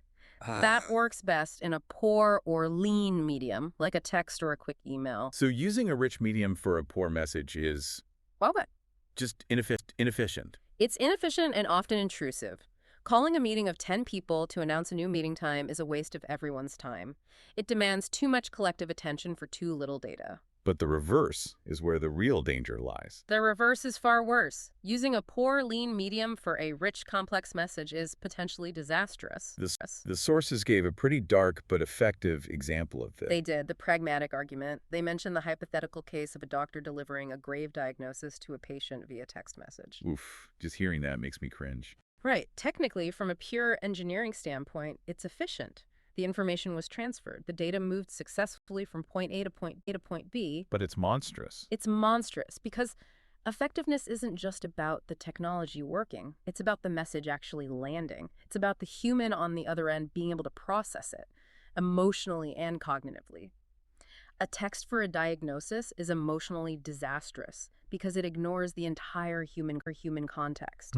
It offers no support structure, no empathy, no way to ask immediate questions. So the big takeaway from this whole first section isn't never text or always meet in person. Not at all. It's read the room.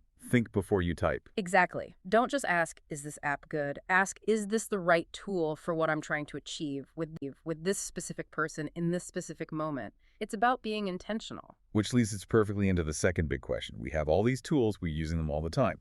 Which begs the question, is it possible to be too connected? This is the hyperconnectivity paradox. And honestly, looking at the volume of research, the debate here is fierce. This is not settled science by any stretch of the imagination. There are very, very smart people on both sides. So let's start with the yes side. The argument that, yes, we are too connected and it's frying our brains. The sources cite some pretty compelling and frankly scary data here. They do. A lot of the research they point to is the work of Jean Twenge, a psychologist who studies generational differences. She has looked extensively at the generation born after about 1995. The group she calls iGen. The first generation to grow up with smartphones from a young age. The very first. And the data shows a really worrying correlation, as smartphone and social media use absolutely skyrocketed. The sources pinpoint the years around 2011 to 2012 as the tipping point. So did rates of adolescent anxiety, depression, and loneliness, especially among teenage girls. And it's not just looking at phones makes you sad, right? Because that feels a little too simplistic. It's about what the phones are replacing. Correct. It's a concept called displacement. The argument isn't necessarily that the phone is inherently toxic, like a piece of lead. Right. It's that if you are spending 6, 7, 8 hours a day on a screen, that is 6, 7, or 8 hours that you are not spending doing other things. Like sleeping. Or exercising, or interacting with your friends face to face. And those three things, sleep, physical activity, and real-world social connection, are the absolute pillars of mental health. The phone displaces the very things that keep us sane. But there's also the direct psychological mechanism of FOMO, the fear of missing out. The sources define this really sharply. It's a direct product of seeing everyone else's curated lives. It is, and it's a fundamental asymmetry of information. You know your own life from the inside. You know your boredom, your anxiety, your bad hair days, the fight you had with your mom. You know the messy reality. The full, messy, boring reality. But you only see other people's lives from the outside, specifically the polished, filtered, perfect version they choose to publish online. A highlight reel. The highlight reel. So you aren't just sitting at home on a Friday night. You are sitting at home on a Friday night watching a non-stop, algorithmically curated highlight reel of everyone else having the absolute time of their lives. It's a recipe for feeling inadequate. It makes you feel like you are failing at being a person. That's a perfect way to put it. And then there is the direct neurological impact. It's not just feelings, it's about what's happening to the physical structure of our brains. The sources mention some studies from Microsoft on this. Yes, showing that our collective attention spans are physically shrinking. We're becoming less able to focus on a single task for a sustained period. I feel this in my own life. I'll sit down to read a book, something I used to love doing for hours. Yeah. And 3 pages in, my hand is twitching, reaching for my phone. It's like a phantom limb. That is your brain, which has been rewired by years of social media, seeking the next dopamine hit of a notification. It's an addiction. The sources describe it as an addiction to rapid, discontinuous stimulation. We are literally training our brains to be distracted. We are wiring ourselves for constant novelty, not for depth. There was a mention in the research of Cal Newport here, too. I love his work. Yes, the author of Digital Minimalism and Deep Work. His argument is incredibly compelling. He says that deep thought, the kind of thinking that solves complex problems, that writes symphonies, that cracks a scientific code, requires long, sustained, unbroken concentration. He calls it flow state. Exactly. And constant passive connectivity, where you are always half aware of your inbox, your DMs, your notifications, is fundamentally incompatible with deep work. You cannot get into a state of flow if you are being pinged every 6 minutes. Or even if you're just expecting to be pinged. That's a key part of it, right? That's the really insidious part. It's a concept called attention residue. The research shows that even if you just glance at your email for 10 seconds, a part of your brain stays stuck on that email for minutes after you put the phone down. So you're never fully present in the task you return to. You are effectively making yourself dumber by constantly splitting your mental processor. And we can't ignore the privacy aspect that was mentioned in the notes. Yeah. Being disconnected means leaving a permanent, searchable data trail of everything you do. It's a surveillance state that we voluntarily carry in our pockets. Yeah. That's the cost of admission for all these free tools. You aren't the customer, you are the product being sold to advertisers. Okay, that all sounds absolutely terrifying. I'm ready to throw my phone in the ocean and go live in a cabin. But that's not the whole story, is it? Not at all. Because the sources also make a powerful argument that this connectivity is a miracle, a genuine force for good. It is. And we have to be fair and give that side of the argument its full weight. The no side, or maybe the value side is a better term, argues that the internet has democratized access to knowledge in a way that is completely unprecedented in all of human history.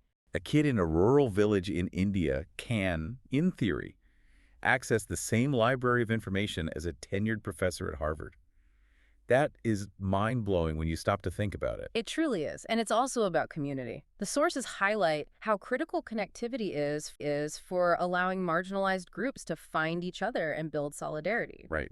If you are a kid struggling with your identity in a small conservative town where no one understands you, the internet isn't a distraction, it's a lifeline. It shows you you're not alone. And it enables social movements. Things like the Arab Spring or Me Too couldn't have happened, or at least not in the same way without this technology. He couldn't. It allows for global collaboration and mobilization on a scale we've never seen before. Yeah. And on a personal level, it just keeps relationships alive. Oh, for sure. I have friends who have moved to other countries that I absolutely would have lost touch with 20 years ago. Mm-hmm. Now we're in a group chat and we share memes and updates every single day. It erases distance. So we have these two massive, powerful, opposing truths.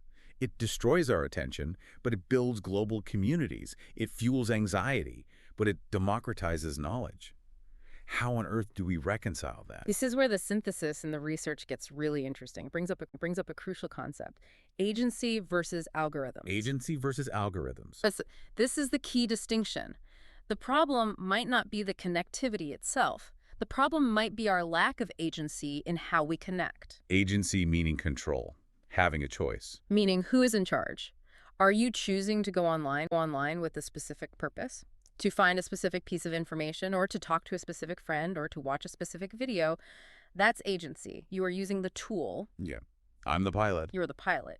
Or are you being dragged into a vortex by an algorithm that has been specifically designed by some of the smartest behavioral psychologists and engineers in the world to maximize your screen time, to keep you scrolling at all costs? That's loss of agency. That is total loss of agency. Now the tool is using you. The endless scroll. The doom scroll. Going on YouTube to learn how to fix a leaky faucet and ending up 2 hours later watching a video about medieval siege weapons. That's the loss of agency in action. You didn't choose that path. The algorithm chose it for you because it knows it will hold your attention. So the final verdict from the sources seems to be that connectivity is technically neutral, like a hammer. You can build a house with it, or you can break a window with it. A perfect analogy. Its effect, positive or negative, depends entirely on usage, dosage, and, this is a really important point they make, whether a disconnected life exists to balance it out. What do you mean by that? If you have a robust, fulfilling offline life, hobbies, friends, work, community, then the online world is just a supplement. It's a tool you use.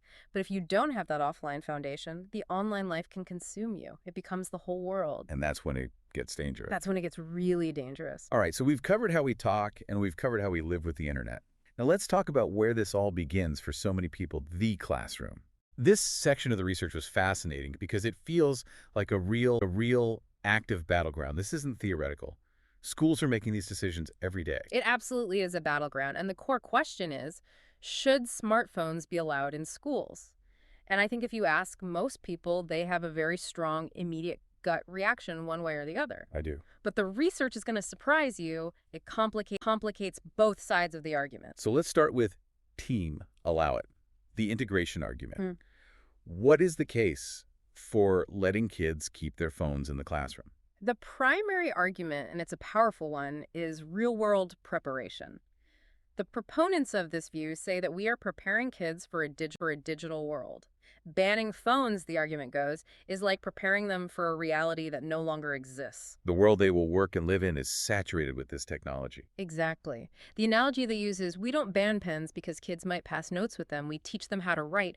We should be teaching them how to use this powerful tool responsibly. So the school should be the place where they learn how to use the tool, not just be shielded from it. That's the idea. Skill building. How to evaluate sources, how to spot misinformation, how to create digital content, how to collaborate online. These are arguably 21st century survival skills. If you ban the device, you lose the opportunity to teach those skills in a controlled, guided environment. Okay, that's a strong point. The sources also mention personalization of learning. This is huge. The potential of adaptive apps. Imagine a typical classroom of 30 kids. In a traditional lecture, the teacher has to aim for the middle of the class. Right. The smart kids get bored, and the kids who are struggling get left behind. Always. But with a device, an adaptive app can adjust the difficulty of math problems, for example, for each individual student in real time. If a student is acing the questions, it gets harder. If they're struggling, it offers hints or simpler problems. That's the dream of education, right? Truly personalized learning that meets the kid exactly where they are. It is. And there's also the inclusion and accessibility argument. For students with certain learning disabilities, that device is a critical tool. How so? Text-to-speech tools for students with dyslexia, Zoom functions for students with visual impairments, translation apps for students who are new language learners. For some kids, that device is the only way they can fully access the curriculum. Taking it away would actually be discriminatory in those specific cases. Okay, that's a very compelling set of arguments. Prepare them for the real world, personalize their education, and include everyone. It sounds like a slam dunk. It does. But then you flip the page in the research packet to Team ban it, and the data just hits you like a truck. It really does. The opponents of phones in school, the restriction side, have some very strong empirical evidence on their side. Where do we start? They cite a major study from the London School of Economics. The researchers were Beland and Murphy back in 2015. It was a huge natural experiment. What did they look at? They looked at schools across several English cities before and after they implemented mobile phone bans, so they could directly compare the results. And they found that in the schools that banned the phones, student test scores went up significantly. Okay, that's a big deal. But here is the critical nuance. This is the part that really matters. The improvement was most significant among the lowest performing students. Really? Not across the board? Not across the board. The high-achieving students weren't as affected. They seemingly had the self-regulation and cognitive control to ignore the phone, or maybe they were already performing at their peak. But the students who were already struggling, the phone was a massive anchor dragging them down even further. So the ban actually reduced the achievement gap. It reduced inequality. That is the incredibly powerful finding. By removing the biggest source of distraction, The students who were most vulnerable to that distraction improved the most. In a way, it leveled the playing field. That completely challenges the narrative that technology is always the great equalizer. Sometimes removing the technology is the great equalizer. Exactly. And then there is the brain drain study. This one out of the University of Texas at Austin in 2017 is the one that really sticks with me. Is this the one about the phone just being on the desk? This is the one. It's so elegant. The researchers, led by Adrian Ward, had participants perform tasks that required a high degree of cognitive capacity, things that measure working memory and fluid intelligence. Hard brain work. Hard brain work. And they had the participants do these tasks with their phone in one of three locations: on the desk, face down, and on silent, in their pocket or their bag, or in another room entirely. And the phone was off or on silent the whole time? Silent or off, it never made a sound, it never vibrated, and what they found was that the mere presence of a smartphone, even if it is turned off and face down on the desk, significantly reduces a person's available cognitive capacity. Wait. Even if it's off? Even if I'm not consciously thinking about it? Even if it's off, because a part of your brain, your subconscious, is actively working to not pick up the phone. It's actively inhibiting that impulse. It's like having a delicious chocolate cake sitting on your desk while you're trying to do your taxes. That is the perfect analogy. You aren't eating the cake, but your brain is spending precious energy saying, don't eat the cake, don't eat the cake, don't look at the cake. That is energy that is being stolen from your ability to focus on the tax return. That is terrifying. It's a cognitive leak. It is a constant low-level cognitive leak. Your brain is unconsciously monitoring the device, waiting for a potential signal. That creates the brain drain, and the results were stark. The students whose phones were in the other room significantly outperformed the ones whose phones were on the desk. So simply having the phone visible on the desk makes you effectively dumber in that moment. In that moment, yes. It demonstrably reduces your available cognitive power. Now imagine that effect in a classroom for 6 hours a day, 5 days a week. It's a huge handicap. And then, of course, there are the social dynamics that the research mentions. Bullying. A huge issue. In the old days, if you got bullied at school, you could go home, and you were, for the most part, safe. Home was a sanctuary. Right. Now, the bullying follows you home in your pocket. It's 24/7. It's on Snapchat. It's on Instagram. There is no escape. And the sources also bring up the value of recess. Yes. Developmental psychologists argue that phone-free recess is an irreplaceable part of social and emotional learning. If every kid is just on their own screen during their break, they aren't learning how to read facial expressions. Or how to share. Or how to resolve a conflict when someone cuts you in line for the swings. They aren't learning how to be bored and then, out of that boredom, invent a game together. And boredom is where creativity comes from, right? It is absolutely essential for creativity. If you plug every single moment of boredom or quiet contemplation with the screen, you never have to daydream or invent a story or just let your mind wander. You atrophy those critical mental muscles. So given all this, where's the world moving on this issue? Are we seeing more banning or more allowing? The global trend is definitely shifting toward restriction and regulation. The sources mention France, which implemented a nationwide ban in primary and middle schools back in 2018. The UK issued guidance strongly encouraging head teachers to ban them in 2024. And UNESCO. Yes, UNESCO, the UN's educational and cultural organization, published a major global report in 2023 that came out strongly in favor of regulation, with the explicit line that technology must always serve learning, not the other way around. So the pendulum is swinging back. It feels like we hit peak screen, and now we're collectively realizing the profound costs. It certainly seems to be. But the wisest experts in the source materials suggest that the middle path is probably where the real truth lies. It's about being intentional. Meaning it's not a simple yes or no. It's not binary. A phone locked away in a yonder pouch or a locker for the day is a completely different thing than a phone sitting face down on a desk. The brain drain phone. Exactly. And a teacher saying, okay, everyone, take out your phones for the next 10 minutes. We're going to use this specific augmented reality app to explore a model of the human heart, is profoundly different than a student just doom scrolling through TikTok during a history lecture. Right. It's not phones, good or bad. It's what are we doing with them and when and why? Exactly. It requires active management and a clear philosophy of use, not just a blanket yes or no policy. So as we bring this all together, looking at all three of these sections, the hierarchy of communication, the hyperconnectivity paradox, and the battleground in schools, what is the common thread? What ties this all together? If you step back and look at the whole picture, the common theme in all three areas is that we as a species are struggling to adapt our ancient biology to our very, very new technology. Our hardware is old, but our software is updated daily. That's a great way to think about it. In every single one of these sections, the problem arises when we let the tool dictate the behavior instead of the other way around. We let the efficiency of a text message replace the necessary richness of a real conversation. We let the algorithm's desire for our attention replace our own choice about where to put it. And in schools, we sometimes let the mere presence of the screen replace the irreplaceable experience of the playground or the focused classroom. Precisely. And the sources all converge on this one final point. These aren't just technical problems to be solved with a new app or a new setting.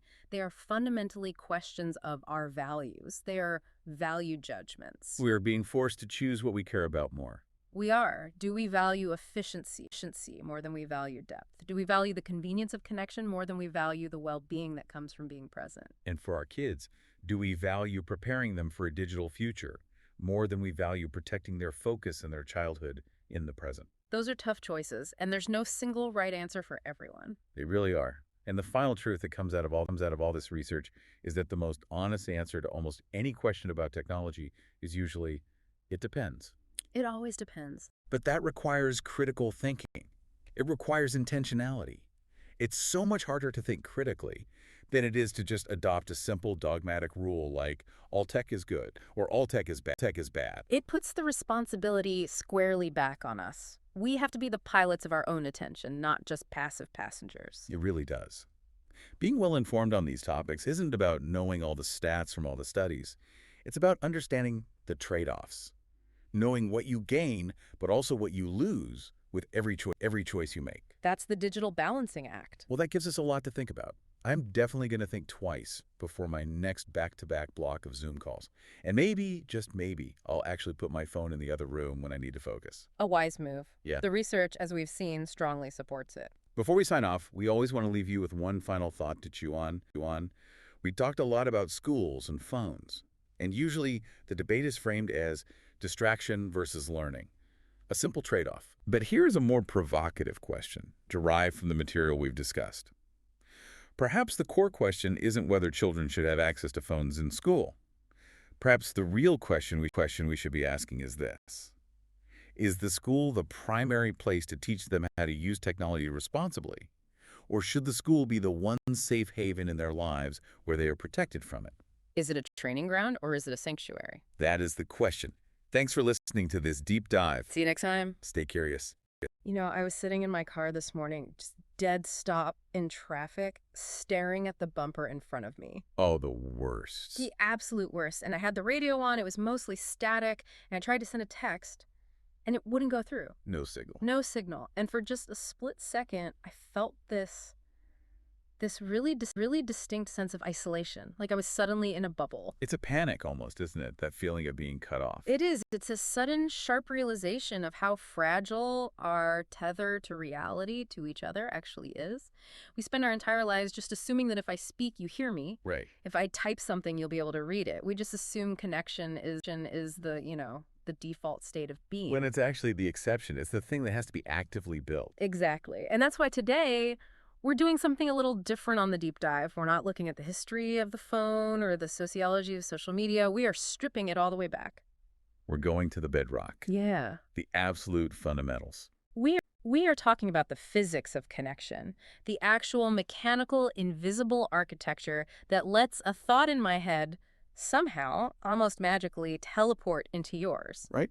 And looking at the stack of research we have today, and we've got notes here on optics, on wave mechanics, biological evolution, it is so much messier and frankly more fascinating than I ever realized. It really is.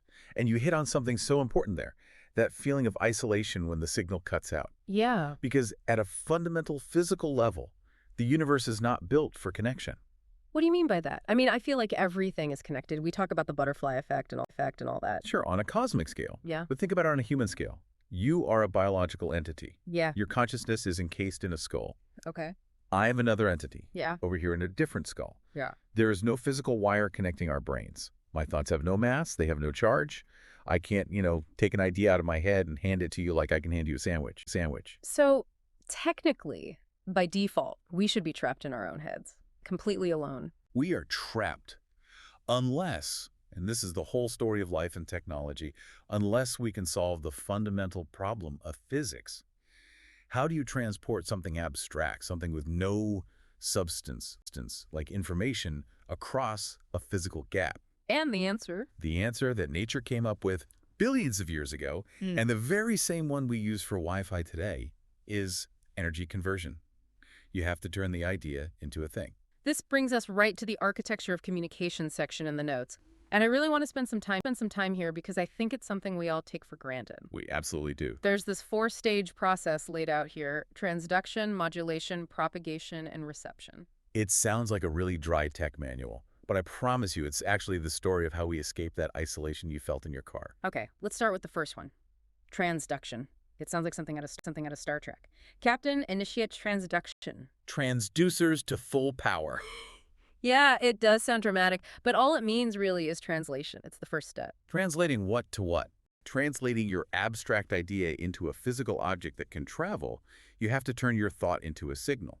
Okay, so right now, as I'm speaking, the thought is in my head and my voice is the signal. Your voice is the start of the signal. But let's get even more fundamental.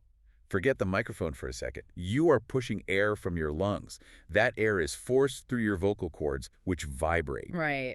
You are creating a pressure wave in the air. You are physically battering the air molecules in front of your face, organizing them into a pattern that represents your words. Which is kind of a violent way to put it. I'm battering air molecules. Communication is a physical act. It's not abstract. Those battered air molecules then travel across the room and smash into the diaphragm of your microphone. And the diaphragm is just a little membrane, like a tiny drum skin. Exactly like a tiny drum skin. Yeah. It's a hypersensitive membrane. And this is where the real magic happens, the transduction. It's a process called electromagnetic induction. I remember this from high school physics. Vaguely. It involves magnets and coils of wire. That's the one. Attached to the back of that little diaphragm is a tiny coil of wire, and it's wrapped around a small, powerful magnet. Okay. When your voice, that pressure waves, pushes the diaphragm in, it physically shoves that coil of wire. It moves it. It moves it. And the universe has this very strict, non-negotiable rule. Whenever you move a conductor, like a copper wire, through a magnetic field, it forces the electrons inside that wire to move. So my voice, the physical pressure of my breath, is literally shoving electrons down a copper wire. Precisely. You are converting mechanical energy, the energy of moving air, into electrical energy, the energy of moving electrons or current. Wow. And the beauty of it is it's a perfect mimic. It's a perfect translation. If you shout into the microphone, you shove the diaphragm harder, the coil moves more, and more electrons flow. That creates a higher voltage. And if I whisper? You barely move the diaphragm. Fewer electrons flow, a lower voltage. If you sing a high note, the pressure waves are fast, the diaphragm vibrates back and forth quickly, and the electrons wiggle back and forth in the wire at that exact same speed. So the electricity is my voice. It's not just a symbol of it. It's a literal physical map of the sound. It's an analog, a continuous flowing copy in a different medium. But now we have a big problem. Okay. Electricity is great, but it's stuck in a wire. What if I want to talk to someone in Tokyo or broadcast to 1 million people at once? I can't run a dedicated wire from this studio to every single listener's house. I mean, we used to, right? The telegraph system was basically that, but it's incredibly inefficient for, talking to a lot of people at once. Exactly. We want to send this signal wirelessly, through the air, through the vacuum of space even. But you can't just throw electricity into the air. It doesn't fly. So we need a vehicle. We need a mule. We need something to carry the signal. And this brings us to stage 2, modulation. This, to me, is one of the most ingenious concepts humans have ever figured out. The source material here uses a great term for this. It talks about the carrier wave. I love this concept. It's a perfect name for it. Imagine a radio station, let's say 101.5 FM. In their broadcast tower, they have a machine that does one thing and one thing only. What's that? It generates a pure, simple, dumb electromagnetic wave that oscillates at exactly 101.5 million cycles per second. Okay. It never changes. It carries absolutely no information. Yeah. It's just a steady, predictable hum flying out in all directions at the speed of light. Yeah. It is a blank canvas. It's the highway, but there are no cars on it yet. That's a great analogy. It's a perfectly paved, empty road to everywhere. So now we have two things. We have your voice signal, that electrical mimic we just made in the microphone. The cargo. And we have this blank carrier wave, the vehicle. We need to strap your voice onto that carrier. That process is modulation. We have to change the carrier wave in a systematic way that represents your voice. And there are a couple of main ways to do this that everyone recognizes from their car dashboard, AM and FM. Amplitude modulation and frequency modulation. I feel like most people know the acronyms, but if you actually ask them what is physically happening to that radio wave, they'd be completely stumped. Let's break down AM first. Okay, so amplitude modulation. Amplitude is just a scientific word for strength or height, how tall the wave is from its center line to its peak. So in AM radio, we take that steady, boring carrier wave and we change its height, its amplitude, to perfectly match the voltage of your voice signal. So if I scream into the mic, creating that high voltage, the carrier wave gets huge. The peaks become mountains. And if I whisper, the voltage drops. The carrier wave shrinks down to a tiny ripple. The crucial thing to remember here is that the frequency, how fast the wave is vibrating back and forth, never ever changes.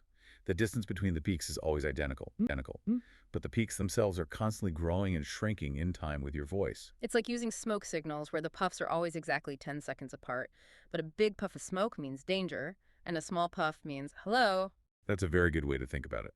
The information is in the size of the puff, but there is a massive inherent flaw in AM. And it's the reason your AM radio sounds like absolute garbage during a thunderstorm. Yeah, I read about this in the notes. It's about noise susceptibility. But why is AM worse than FM?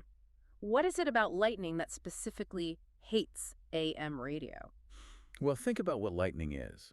It's a massive, chaotic discharge of electromagnetic energy, a giant spark. In radio terms, that spark is a huge, unpredictable spike in amplitude. It creates a surge of voltage in the air. Okay, I think I see where this is going. If your little radio receiver is sitting there, and its job is to understand the music by reading the height of the incoming waves, and suddenly a lightning bolt adds a massive random spike of height to that wave. The radio thinks the lightning is part of the song. And has no way to tell the difference. It just sees a giant peak in amplitude and interprets it as a really, really loud drum beat or a cymbal crash. That's the crackle you hear. So any random energy interference in the atmosphere, a blender motor, a power line, lightning, it all shows up as amplitude spikes. Most of it does, yes. So AM is inherently dirty. It's susceptible to noise because the information is stored in the very property that is easiest for nature to corrupt. Which brings us to FM frequency modulation. This feels like the smarter, more elegant cousin. It is the more robust cousin, for sure. It's an ingenious solution to the noise problem. Yeah. In FM, we look at that carrier wave and we make a rule. We are never, ever going to touch the height. The amplitude is locked. It is full power all the time. So the signal isn't getting louder or quieter. How do you hide the information in it then? We wiggle the timing. We modulate the frequency. If your voice goes up to a high pitch, which is a high-frequency sound wave, we squish the carrier waves closer together. We increase the radio wave's frequency. So it vibrates faster? It vibrates faster. And if your voice goes down to a low bass note, we stretch the carrier waves out. We decrease its frequency. So the information isn't in how loud the signal is anymore. It's hidden in the rhythm of the wave. Exactly. And here is why that is so brilliant. When that thunderstorm hits, it still creates a big spike in amplitude. The radio wave still gets taller for a split second. But the FM receiver doesn't care about height. It's designed to ignore it completely. The FM receiver has a circuit called a limiter, which just chops off the top of any wave that's too tall. Its only job is to measure the spacing, the frequency between the waves. So the lightning strikes, the wave jumps up, the limiter cuts it off, and the receiver just says, I don't care, the spacing didn't change. And the static almost completely disappears. You get that clean, crisp sound quality FM is known for. That is such a satisfying engineering solution. It's like you can't stop the storm, so you just switch the variable to something the storm is less likely to mess with. That's the entire history of communication technology in a nutshell. Finding a cleaner, quieter place to hide the signal. And eventually that leads us away from analog entirely and into digital, right? Which is the ultimate hiding spot. It's the ultimate hiding spot because it's the simplest possible system. It's not about a little taller or a little shorter. It's just ones and arrows. On or off. On or off, or in more advanced systems, maybe switching the phase of the wave. But the point is, it's a discrete state. It's much, much harder for random noise to make an on signal look like an off signal than it is to make a slightly loud signal look a little bit louder. The margin for error is huge. So, okay, let's recap. We've transduced the thought into electricity. We've modulated that electricity onto a carrier wave. Let's say it's a light wave in a fiber optic cable for this example, going digital. Good example. Now we have stage 3. Propagation. The journey. And this is where the physics just gets mind-bending. Yeah. Because we're not talking about the speed of sound anymore. Sound is slow. It's about 340 meters per second in air. You can see a batter hit a baseball from the bleachers way before you hear the crack of the bat. But electromagnetic waves, radio, microwaves, light. They all travel at the same speed in a vacuum. And it's the speed limit of the universe, Mm-hmm. approximately 300,000 kilometers per second. I always struggle to actually visualize that number. It just sounds impossibly big. Okay, try this. In the time it takes you to snap your fingers, just one snap, Yeah. a beam of light could travel around the entire circumference of the Earth 7.5 times. 7 times. In a finger snap. It makes distance on Earth basically irrelevant. For the purpose of almost all human interaction, it's instantaneous. But, and this is the real deep dive nuance here, it isn't actually instantaneous. It still takes time. Which is why when we look at the stars, we're seeing them as they were millions of years ago. We're looking into the past. Exactly. The light from Alpha Centauri, our nearest star system, takes over 4 years to get here. But even when you look at me across this table, you're not seeing me as I am now. You're seeing me as you were a fraction of a nanosecond ago. Right. You never, ever perceive the now. You are always living in the immediate past, lagging just behind reality, waiting for the wave to arrive. Yeah, that's mildly unsettling. We're living in a permanent state of delay. We are. And that delay is the time it takes for propagation. The wave has to swim through its medium, whether that's the vacuum of space or a glass fiber, or the air in this room. Okay, so the wave finally arrives. It hits the receiver, my eye, my ear, my phone's antenna, and now we have to do the whole dance in reverse. Stage 4. Stage 4, reception and decoding, or demargulation. You have to strip away the carrier wave. You thank the mule for its service, throw it away, and keep the baggage it was carrying. So the antenna on my phone captures the modulated radio wave. Your phone's circuits reverse the process. They extract that original electrical signal, the mimic of the voice, and then another transducer, the tiny speaker in your phone, converts that electricity back into mechanical vibrations. And I hear the sound. And you hear the sound. And this whole 4-stage process happens, what, billions of times a second inside a modern computer? Constantly. It's happening right now for everyone listening. Their brains are decoding the mechanical waves coming from their speakers, which were created by electrical signals, which were decoded from digital files that were transmitted over waves. Yeah. It's just an endless chain of energy conversion. It's absolutely incredible. But, we've been talking about this in terms of radios and phones and satellites, human inventions. But the notes make a really strong point here. We didn't invent any of this stuff. Not a bit of it. We just mimicked it. We reverse engineered it because we are walking, talking biological receivers. We have our own built-in antennas. And this is where we get into what the notes call the hierarchy of senses. So we have the 5 classics, right? Sight, hearing, taste, touch, smell. But the argument here is that for the specific task of communication, 2 of these are doing pretty much all the heavy lifting. That's right. If you define communication as the transfer of complex information across a distance, 3 of your senses are basically useless. I mean, I guess it can't smell what you're thinking from across the room. Exactly. Taste, touch, and smell are what we call proximity senses. Mm-hmm. You have to be in direct physical contact with the chemical or the object to get any information. There's no propagation. There's no propagation. If a tiger is a mile away, your sense of touch is useless. Your sense of taste is useless.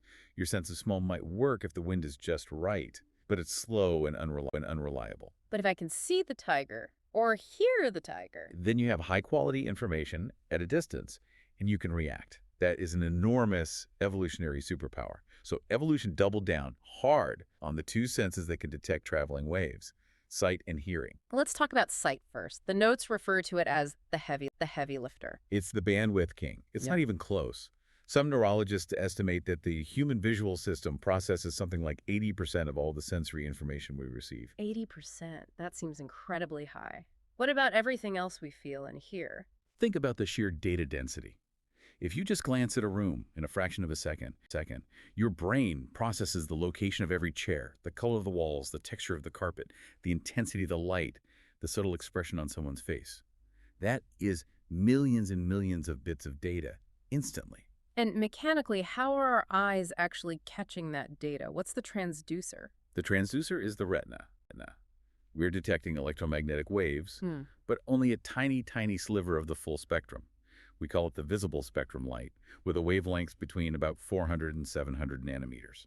Why that specific sliver? Why can't we see radio waves or X-rays? That's a great question. And the answer is mostly the sun. Our star puts out the most energy, its peak output, in exactly that range of wavelengths. So our eyes just evolved to be sensitive to where the illumination was strongest. Exactly. We built our antennas to match the strongest broadcast station. And in our retina, we have millions of photoreceptors, rods and cones, that act just like that microphone diaphragm we talked about. A photon of light hits one, and it triggers a chemical reaction that creates a tiny neural spark. And the key thing about vision, as the notes point out, is that it's fundamentally spatial, right? It's about where things are. Yes, because light travels in overwhelmingly straight lines, your brain can do simple trigonometry. If a photon hits the left side of your retina, your brain knows with certainty that the object it came from is on your right. It uses this to build a 3D map of the world. Vision tells you where things are. Okay, so that's vision, the high bandwidth spatial sense. But then we have hearing. And looking at the physics, sound is, well, it's kind of a mess compared to light. It is. It's sloppy. It's incredibly slow. It doesn't travel in straight lines. It bounces around corners. It's very low resolution. You can't hear a photograph. So if it's so inferior, why is it so important? The notes call it the foundation of language. Because it does something vision can't. While vision is about space, hearing is all about time. Elaborate on that. What does that mean? It's about time. Speech is a sequence. It only makes sense as it unfolds over time, one word after another. Music is all about rhythm and tempo and pitch changes. Our ears and the auditory cortex in our brain are incredibly exquisitely tuned to detect tiny changes in timing and frequency. And that's where the emotion comes from, isn't it? I can read a text message that just says, I'm fine, and I have no idea what it actually means. Right, it's ambiguous. But if I hear you say, I'm fine, with a cracked, wavering voice, I know everything. The data is in the delivery. Exactly. The carrier wave of the voice, the tone, the volume, the tremor, the cadence, that carries the rich emotional data. That's why spoken language is the oldest and most universal form of communication. It connects us emotionally in a way a silent image often can't. I love this idea that they're complementary. They're not just redundant backups for each other. They do different jobs. They're a team, a perfect partnership. Vision builds the stage and shows you the actors. Hearing provides the script and the soundtrack. There was a real aha moment for me in the reading in this section about what happens when you lose one of them. The neuroplasticity part. Yeah. It's not just that, say, a blind person pays more attention to sound. It's more profound than that. Oh, it's much cooler than that. The brain is fundamentally hungry for data to build its model of the world. If the visual cortex, this huge part of the brain, suddenly stops getting input from the eyes, it doesn't just shut down and go dark. It gets repurposed. It starts getting colonized by the other senses. The auditory system starts feeding its signals over to the visual processing power. The brain starts trying to use that massive spatial mapping hardware to build a spatial map out of sound. Like echolocation in bats or dolphins? Exactly like echolocation. Some blind individuals can learn to make clicks and interpret the returning echoes to see the shape of a room. They're literally seeing with sound. It proves that the brain ultimately doesn't care where the wave comes from. It just wants the data to build a coherent model of reality. That's incredible. So we've established that we are biological wave receivers built to interpret light and sound. But now I want to pivot to the rules of the road, because these waves, specifically light waves, they don't just fly around randomly. They follow very strict, predictable laws. This is where we enter the formal realm of optics. Optics, it sounds very clinical, very sterile. Well, it comes from the Greek optikos, which just means of or foresight. Yeah. It's the branch of physics that deals with the behavior, properties, and crucially, the manipulation of light. The study guide breaks this down into two main branches, and I think this distinction is really helpful because I always get confused about when we're supposed to treat light as a particle-like ray and when we have to treat it as a proper wave. Right. And it all comes down to a single concept, Mm-hmm. scale. The scale of the objects the light is interacting with compared to the wavelength of the light itself. So if you were looking at something incredibly tiny like light passing through a microscopic slit, or the iridescent colors on a soap bubble, you have to use physical optics, or wave optics. Because the slit is so small, it's almost the same size as the wave itself. Exactly.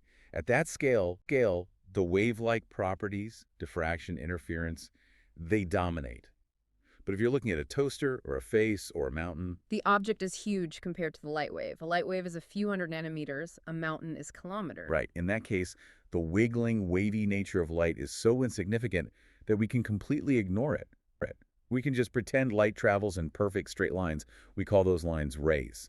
That's geometric optics, and that's what we use to understand mirrors and lenses. Which brings us to the first and most fundamental law of geometric optics, the law of reflection. The oldest law in the book.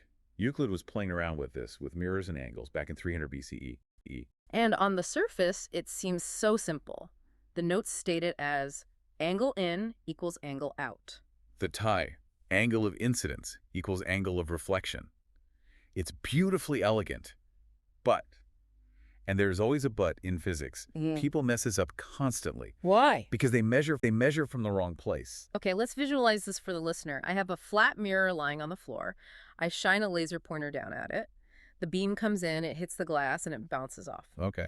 Naturally, my first instinct is to measure the angle between the laser beam and the surface of the floor. Stop right there. That is the classic mistake that trips up every physics student. But why? The floor is right there. It's the most obvious thing to measure from. Because the surface is unreliable. What if it's a curved mirror, like on your car? The angle of the surface is constantly changing. What if it's a bumpy, uneven surface? The surface is a messy, inconsistent reference point. Physics demands a constant, reliable reference. So we have to invent one. And this is the normal. This is the normal. It sounds like a horror movie villain. Beware the normal. Laughs, don't look at the normal. It's actually very boring, I promise. It is an imaginary dotted line.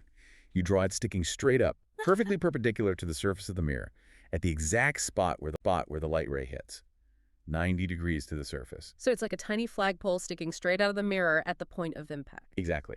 It's a local, consistent reference point. And the ironclad rule is, you always measure the angle between the light ray and the flagpole, the normal. You never, ever measure from the floor. That feels like an arbitrary choice physicists made. It's made just to make homework problems harder. It really feels that way at first.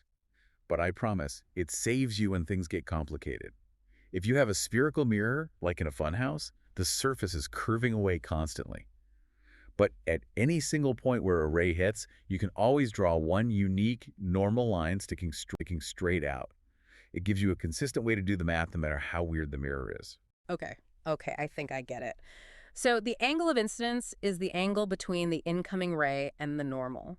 And the angle of reflection is the angle between the outgoing ray and the normal. And those two are always equal. Always.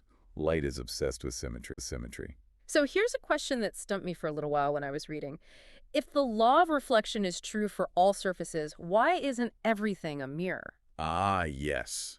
The classic specular versus diffuse reflection question. Right. My wall reflects light. If it didn't, it would be perfectly black. If I shine a flashlight on the wall, the light bounces back and I can see the spot, but I can't see my face in the wall. Why not? It all comes down to organization at a microscopic level. A mirror is smooth.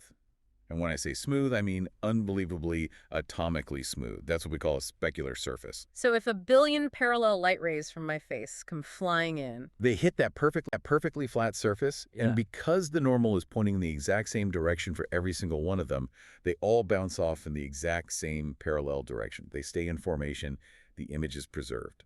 it's like a disciplined marching band turning a corner in perfect step. That's a perfect analogy. Now, what about the wall? The wall. The wall feels smooth to your hand, but to a tiny light wave, which is only a few hundred nanometers long, that wall is a mountain range. It's jagged, it's rough, it's a diffuse surface. So the marching band hits the mountain range. And it's total chaos. One photon, one band member, hits a tiny peak that's angled to the left and bounces off left. The very next photon, a millimeter over, hits a tiny valley that's angled to the right and bounces off right. But the law of reflection still applies to each one. To every single photon individually. Angle in equals angle out relative to the normal of the tiny microscopic bump it happened to hit. But because the bumps are facing in millions of random directions, the light scatters everywhere. The information gets scrambled, the pattern is lost. Exactly. The energy returns. That's why the wall looks bright.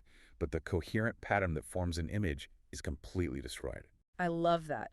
The fundamental law never ever breaks. The geometry just gets too complicated for our eyes to reassemble the picture. Physics never takes a day off. It just gets messier. Speaking of geometry, the study guide has a whole section on ray diagrams. Now, describing a diagram on an audio show is always a challenge, but I think we can do it.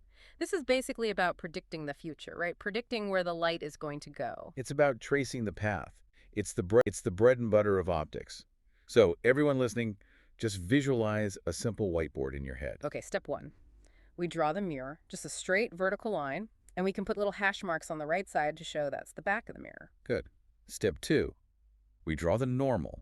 Remember, that's a dotted horizontal line sticking out of the middle of the mirror at a 90-degree angle. Step 3. Fire the laser.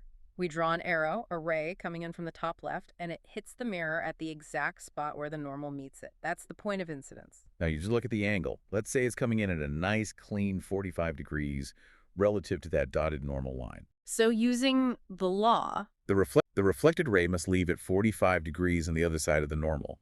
It has to bounce out towards the bottom left. The whole thing forms a perfect sideways V shape. it's the bank shot in a game of pool. It's exactly the bank shot in pool. Billiards is just applied optics with slightly heavier balls. If you hit the bumper at a 45-degree angle, the ball leaves at 45 degrees. So what if I do scenario A from the notes? What if I shoot the laser straight at the mirror, right along the normal line, so it's perpendicular? Well, what's the angle between the incoming ray and the normal in that case? 0. They're the same line. The angle of incidence is 0, so the angle of reflection must be 0. 0. The light bounces straight back along the path it came from. It goes right back into the laser pointer. And what if I do the opposite? What if I skim it along the surface at a really wide angle? That's grazing incidence. A large angle, say 85 degrees to the normal. It hits, and it just skips off at 85 degrees, staying very low to the surface. It's exactly like skipping a stone on a lake. Okay, we have the basic mechanics. Now, I want to get to the part of this that genuinely, honestly blew my mind when I was reading through the material. The concept of the virtual image. This is the real mind bender. This is where physics meets psychology. When I look in a mirror, I see myself. We all know this. But I don't see myself on the surface of the glass. I see myself behind the glass. It looks for all the world like there is a copy of me, another person, standing inside the wall. And if you take a step backward from the mirror, the copy takes a step backward, deeper into the wall. Why? I know there is no space behind the mirror. My logical brain knows it's a solid wall. Why does my visual system insist on putting the image there? It's because your brain is stubborn. And, frankly, a little bit presumptive. Your brain has evolved over millions of years operating on one golden, unbreakable rule. Which is? Light always travels in straight lines. But mirrors bend light. That's what they do. Your brain doesn't know that. Or rather, it doesn't care. It doesn't factor the bounce into its calculations. Here's exactly what happens, step by step. Light from the lamp over your head bounces off your face. These rays travel to the mirror, they hit the mirror, they obey the law of reflection, and they bounce off and travel into your eye. Got it. The physical path. Right. Now your eye catches one of these reflected rays, and your brain's interpretation software kicks in. It says, okay, this ray of light came into my eye from this direction. Therefore, the object it came from must be in a straight line back along that path. It completely ignores the bounce at the mirror. It ignores the bounce. It has no mechanism for processing a bounce. It extends that line of sight straight backward, right through the surface of the mirror, into the imaginary space inside the wall. And it does this for every ray of light. For every single ray. Yeah. One from your forehead, one from your chin. And because the geometry of a flat mirror is so perfect, all of those imaginary lines that your brain is drawing backward converge at a single coherent point behind the mirror. And your brain says, aha, that's where the face is. So I am. I'm hallucinating. Is that what's happening? In a strictly physical sense, yes. You are perceiving an object in a location where no object exists. We call it a virtual image. Precisely because the light rays don't actually meet there. They only appear to diverge from that point. What does that mean, don't actually meet there? It means if you took a piece of paper like a movie screen and put it behind the mirror where your image appears to be, nothing would show up. The screen would be blank. The light isn't really there. But the image looks so real. It feels real. It looks perfectly real because the geometry is perfectly consistent. The virtual image created by a plane mirror has a few key characteristics. It's always upright. It's always the same size as the actual object. And this is the key. It is located at the exact same distance behind the mirror as the object is in front of it. So if I am standing 1 meter away from the mirror, my brain thinks I am looking at a twin who is standing 2 meters away from me. 1 meter from me to the mirror, and then another meter inside the wall to the twin. Precisely. You are looking at a geometrically perfect ghost, created by a simple physical law, and your brain's stubborn refusal to believe that light can change direction. It really connects all the way back to the start of our conversation. We talked about connection. In this case, the connection I have with my own image is, in a way, an illusion. I'm connecting with a version of reality that doesn't physically exist, all constructed by the rules of my biological hardware. It's the architecture of communication all over again. The signal is your face. It gets modulated by the reflection that propagates to your eye, and it gets decoded by your brain. But the decoding process has this built-in glitch, this hardwired assumption of straight lines that creates a virtual world. It makes you wonder how much of what we perceive every day is real and how much is just our brain decoding signals in the only way it knows how, with all its shortcuts and assumptions. That is the ultimate question of optics, and maybe all of neuroscience. We don't see the world. We see the light that bounces off the world, and that light is then interpreted by a wet biological computer that evolved to take shortcuts to survive. A wet biological computer. I love that. It's so accurate. It's what we are. Flawed, brilliant decoders. So let's try to wrap this up. We've covered a huge amount of ground today, from the macro to the micro. We really have. We started with this abstract idea that information needs a physical vehicle, a wave to travel across any distance. We looked at that 4-stage architecture. Transduction, turning ideas into signals, modulation, putting signals on a carrier, propagation, the journey, and reception, decoding it at the other end. Now, we talked about our own biological receivers, sight and hearing, and how they evolve specifically to catch those waves that travel well over a distance, giving us information about space and time. We defined optics and made that crucial distinction between the ray view, which is great for mirrors and lenses, and the wave view, which you need for really tiny stuff. And we broke down the simplest, most powerful rule in the book, the law of reflection, angle in equals angle out, and how that simple rule, combined with the concept of the normal, explains everything from a shiny mirror to a dull matte wall. And finally, we saw how that very same law tricks our brains into seeing these ghostly virtual images that seem to live behind the glass. It's a lot to take in, but it really does change how you look at a simple thing, like a bathroom mirror or a radio dial. You start to see the underlying machinery. It's all just physics playing out in real time everywhere, the machinery of reality. That's it, exactly. Before we go, I want to leave our listeners with one final thought, something that really popped into my head while we were discussing the normal. Okay, what's that? We spent a lot of time emphasizing that the normal, that dotted perpendicular line, doesn't physically exist. It's imaginary.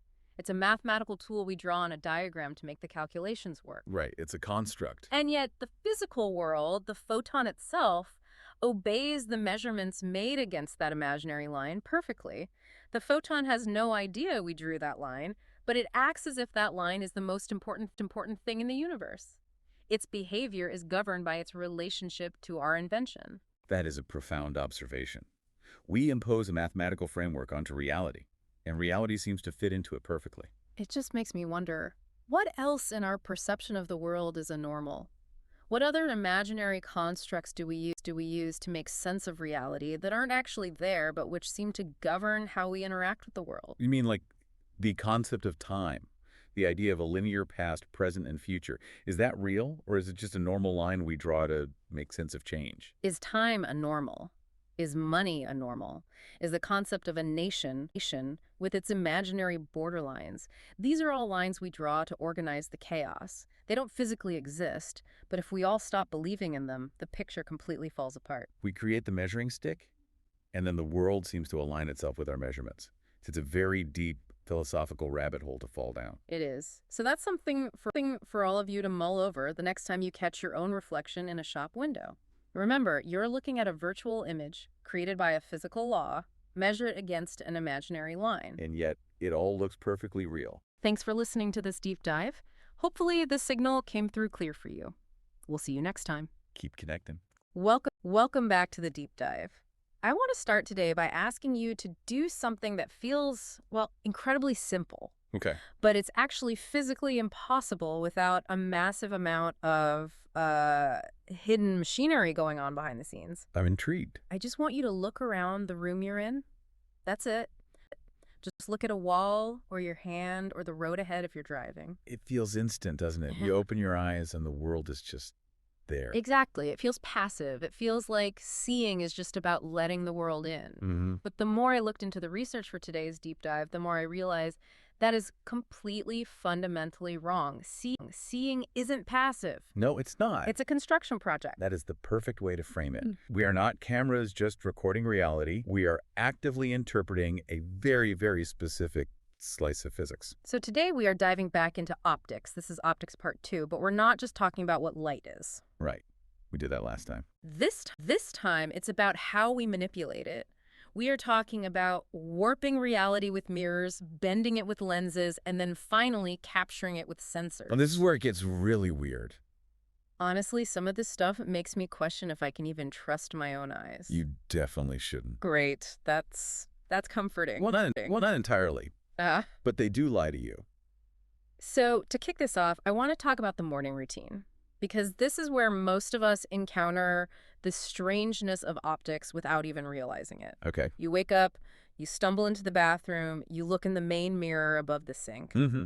Your standard flat mirror. And you look like you. You know, normal size, right way up, maybe a bit tired. That's a plane mirror. Yeah. It's the boring baseline of optics. It does exactly what you expect it to. But then, let's say you're in a fancy hotel, or you have one of those special makeup mirrors. You know, the ones on the extending arm. Oh, yeah. The ones that reveal flaws you didn't even know you had.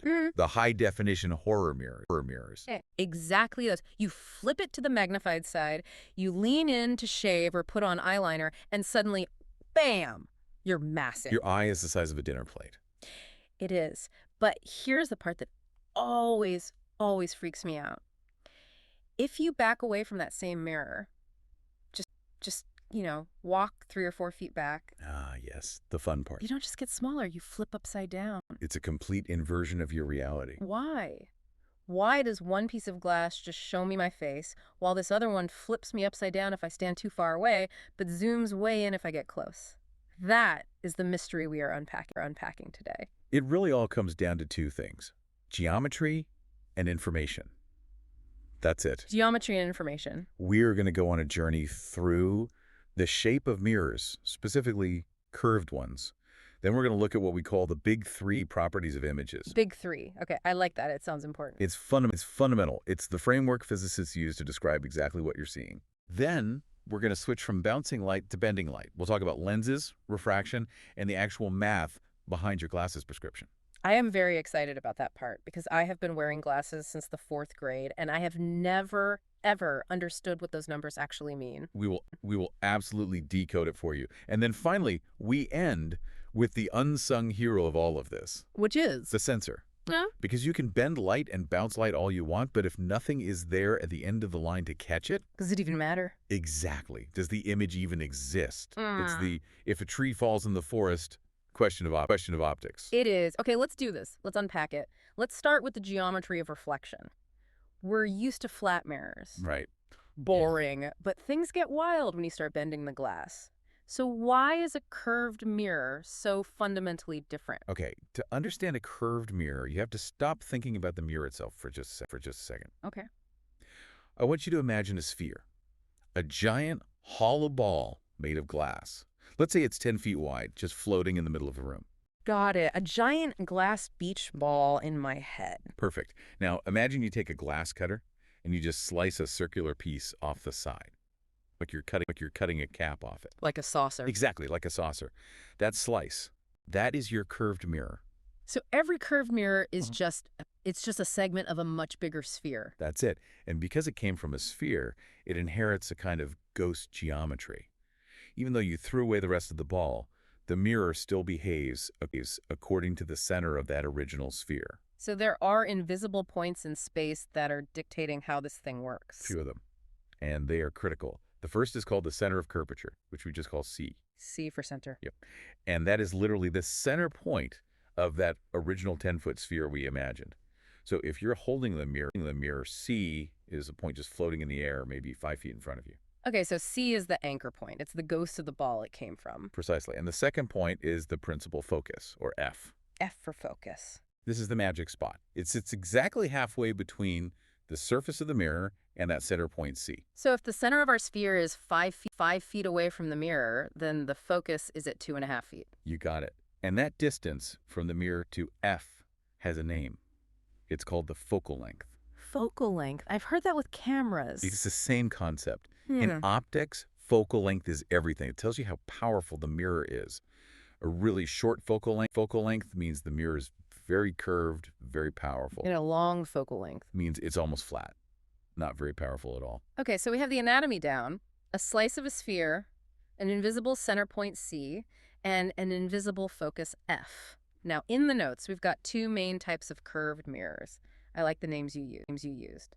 The cave and the spoon. It's a good way to remember it. Let's start with the concave mirror. Concave mirror. I always remember this because it caves in. Like a bowl or a cave, exactly. It curves inward away from you.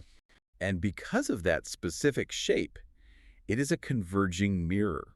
This is crucial. When parallel light, rays like sunlight from very far away, hit this bowl shape. They don't just bounce off randomly. No, the curve forces them all to bounce inward. They all get funneled, and they crash together at one single specific spot. And let me guess, they crash together at F, the focal point. That is exactly why it's called the focus, is where all the light concentrates. It's why you can take a concave mirror and use it to start a fire. Right, you hold a piece of paper right at that F spot in the sun, and all the sun's energy hitting the whole mirror gets focused onto one tiny point. And it'll catch fire. That's how a solar cooker works. It's just a big concave mirror. That makes so much sense. Now, in the reading, there was this section about ray construction rules. It felt a little bit like a logic puzzle.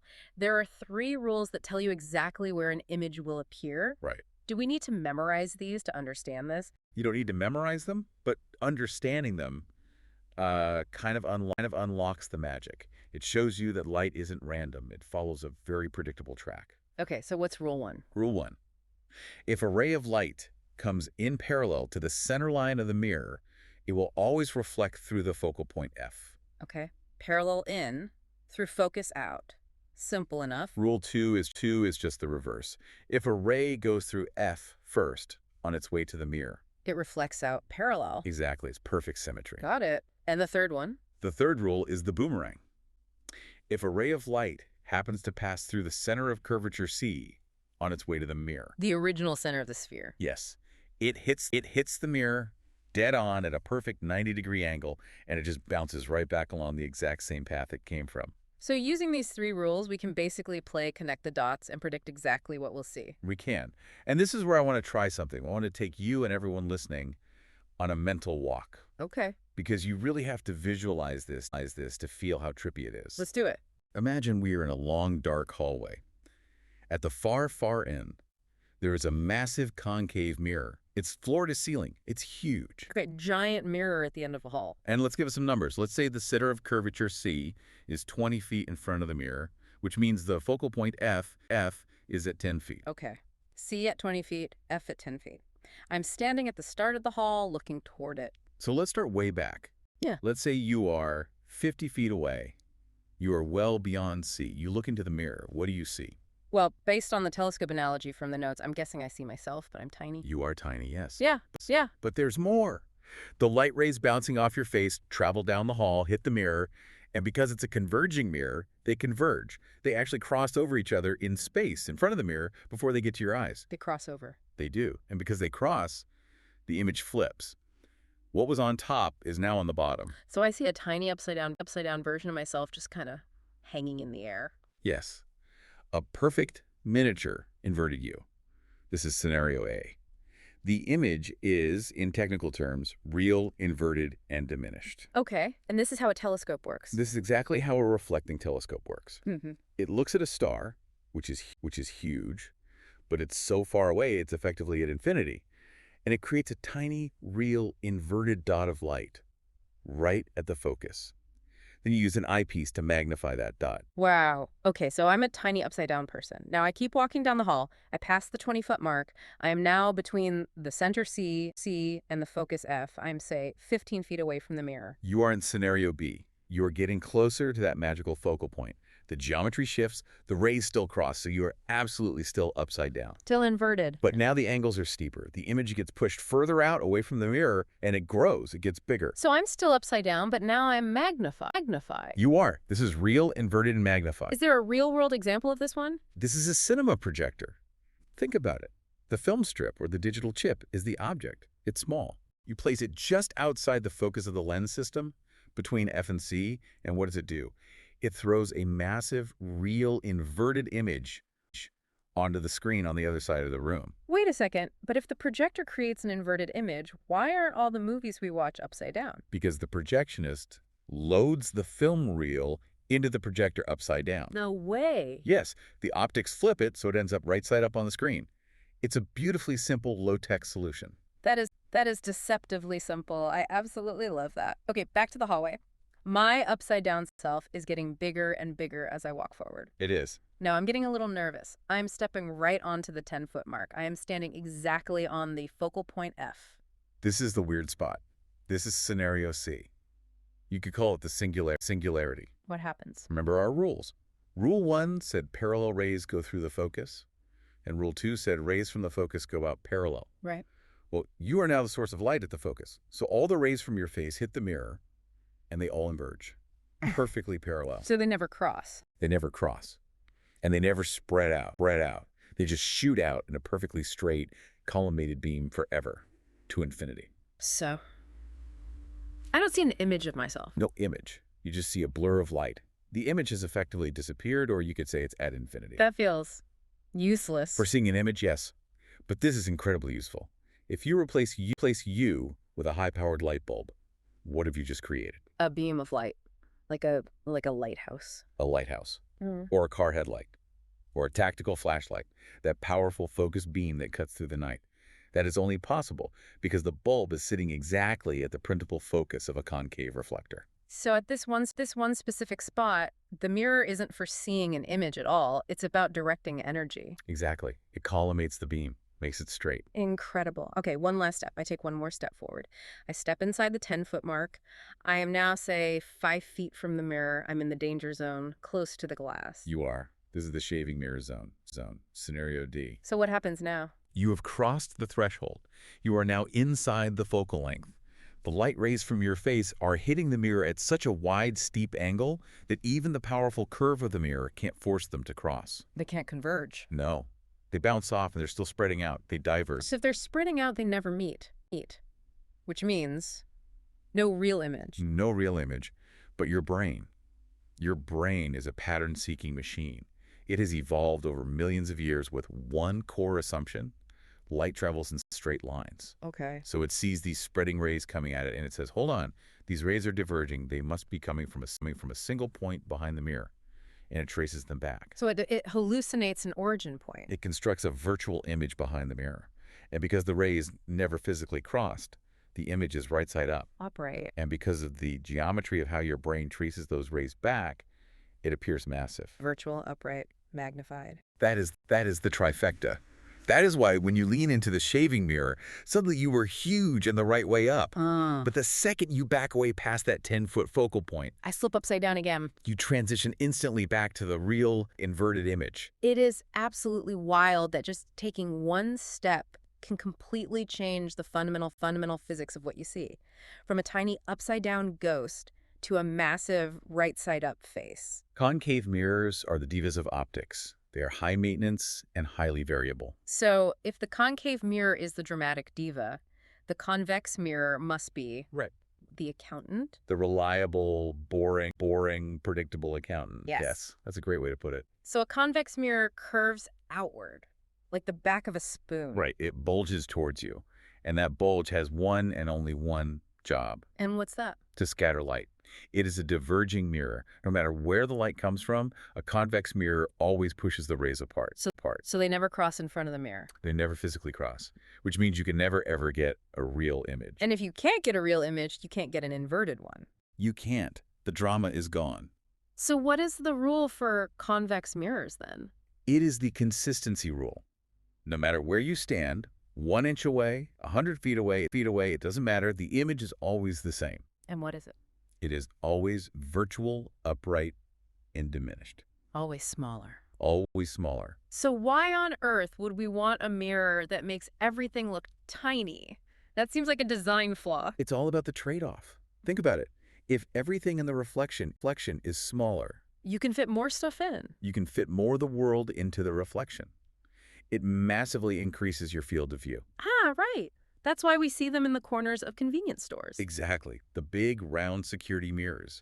If you're a shopkeeper, you don't need a magnified, high-resolution view of a single can of soup. No, you need to see the whole aisle. You need situational awareness. That's the perfect term for it. And of course, the most famous application of this. Tar wing mirrors. Objects in mirror are closer than they appear. I feel like I've read that sentence 10,000 times in my life and never really thought about it. That warning label is there purely because of the physics we're talking about.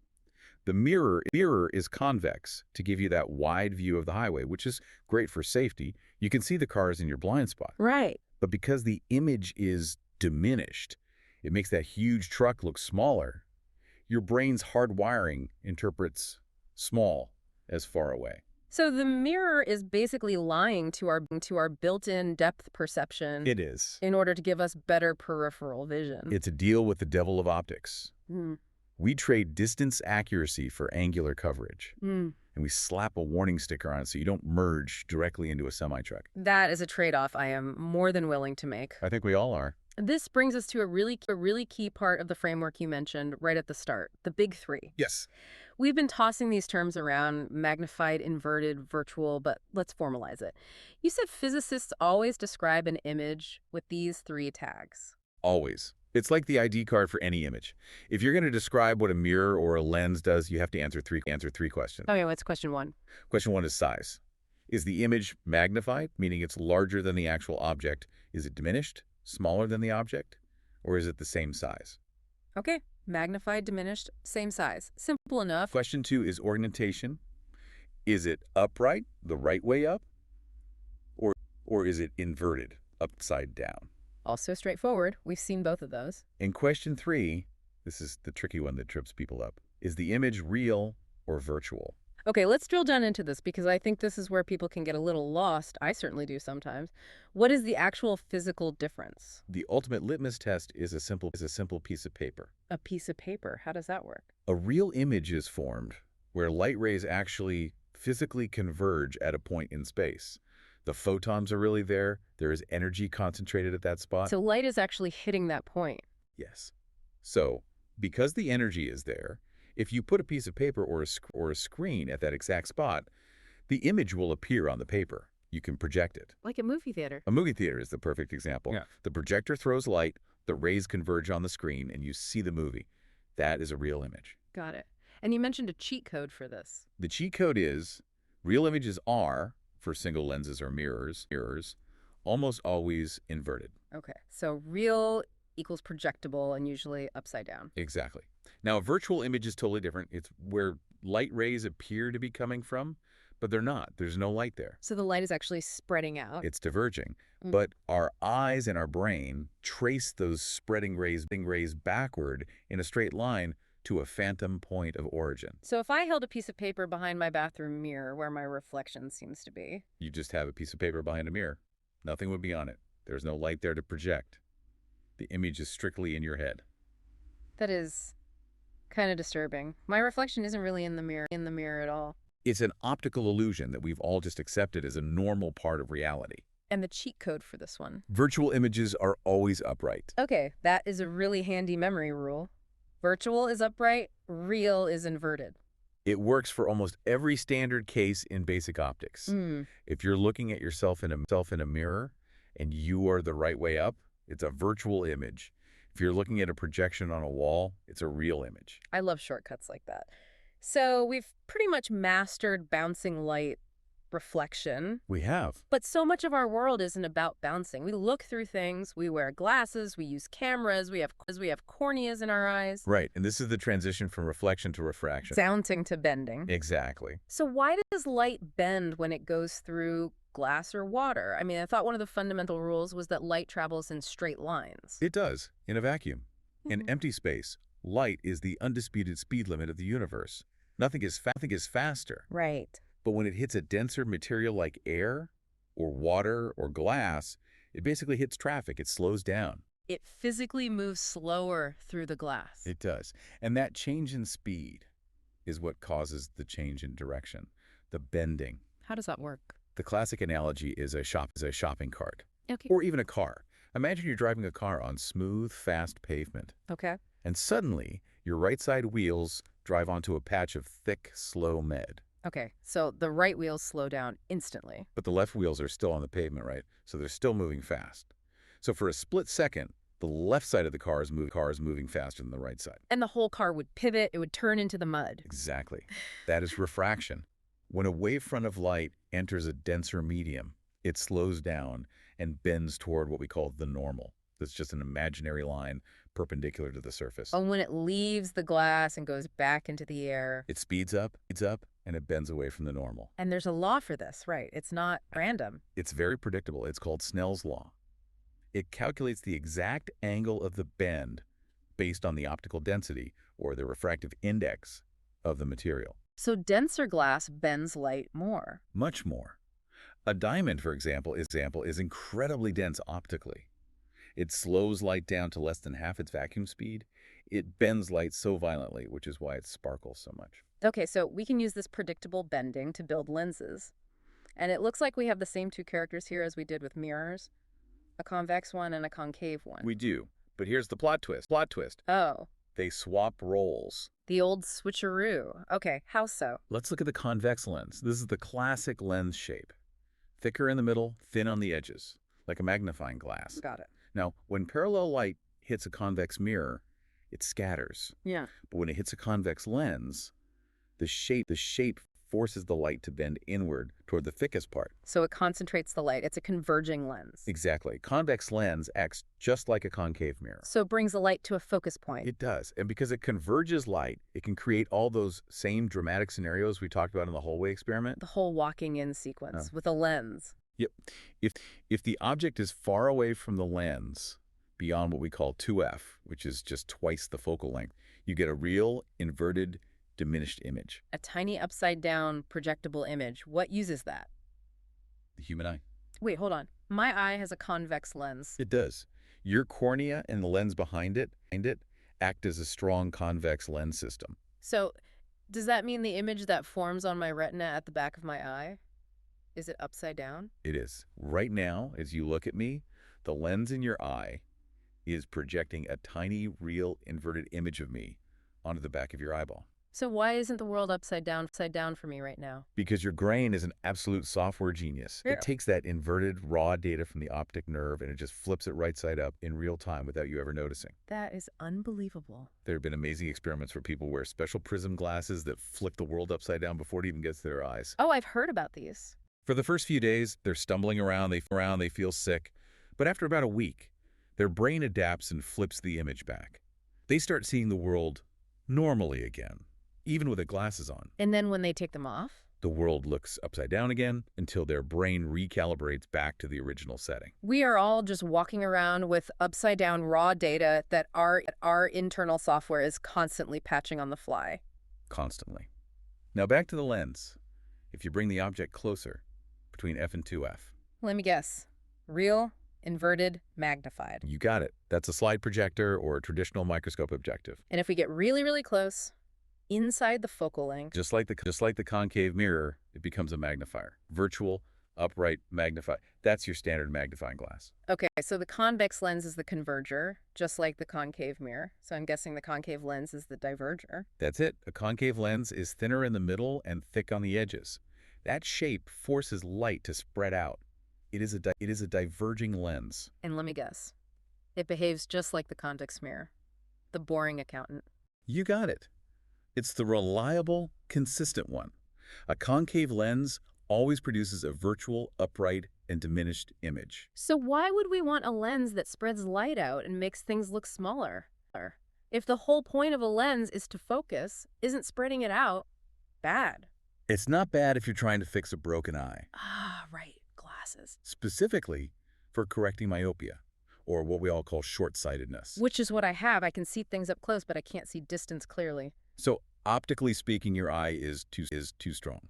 Too strong? How can it be too strong if it can't see far away? It's counterintuitive, I know. Yeah. But it means the lens in your eye bends light too much.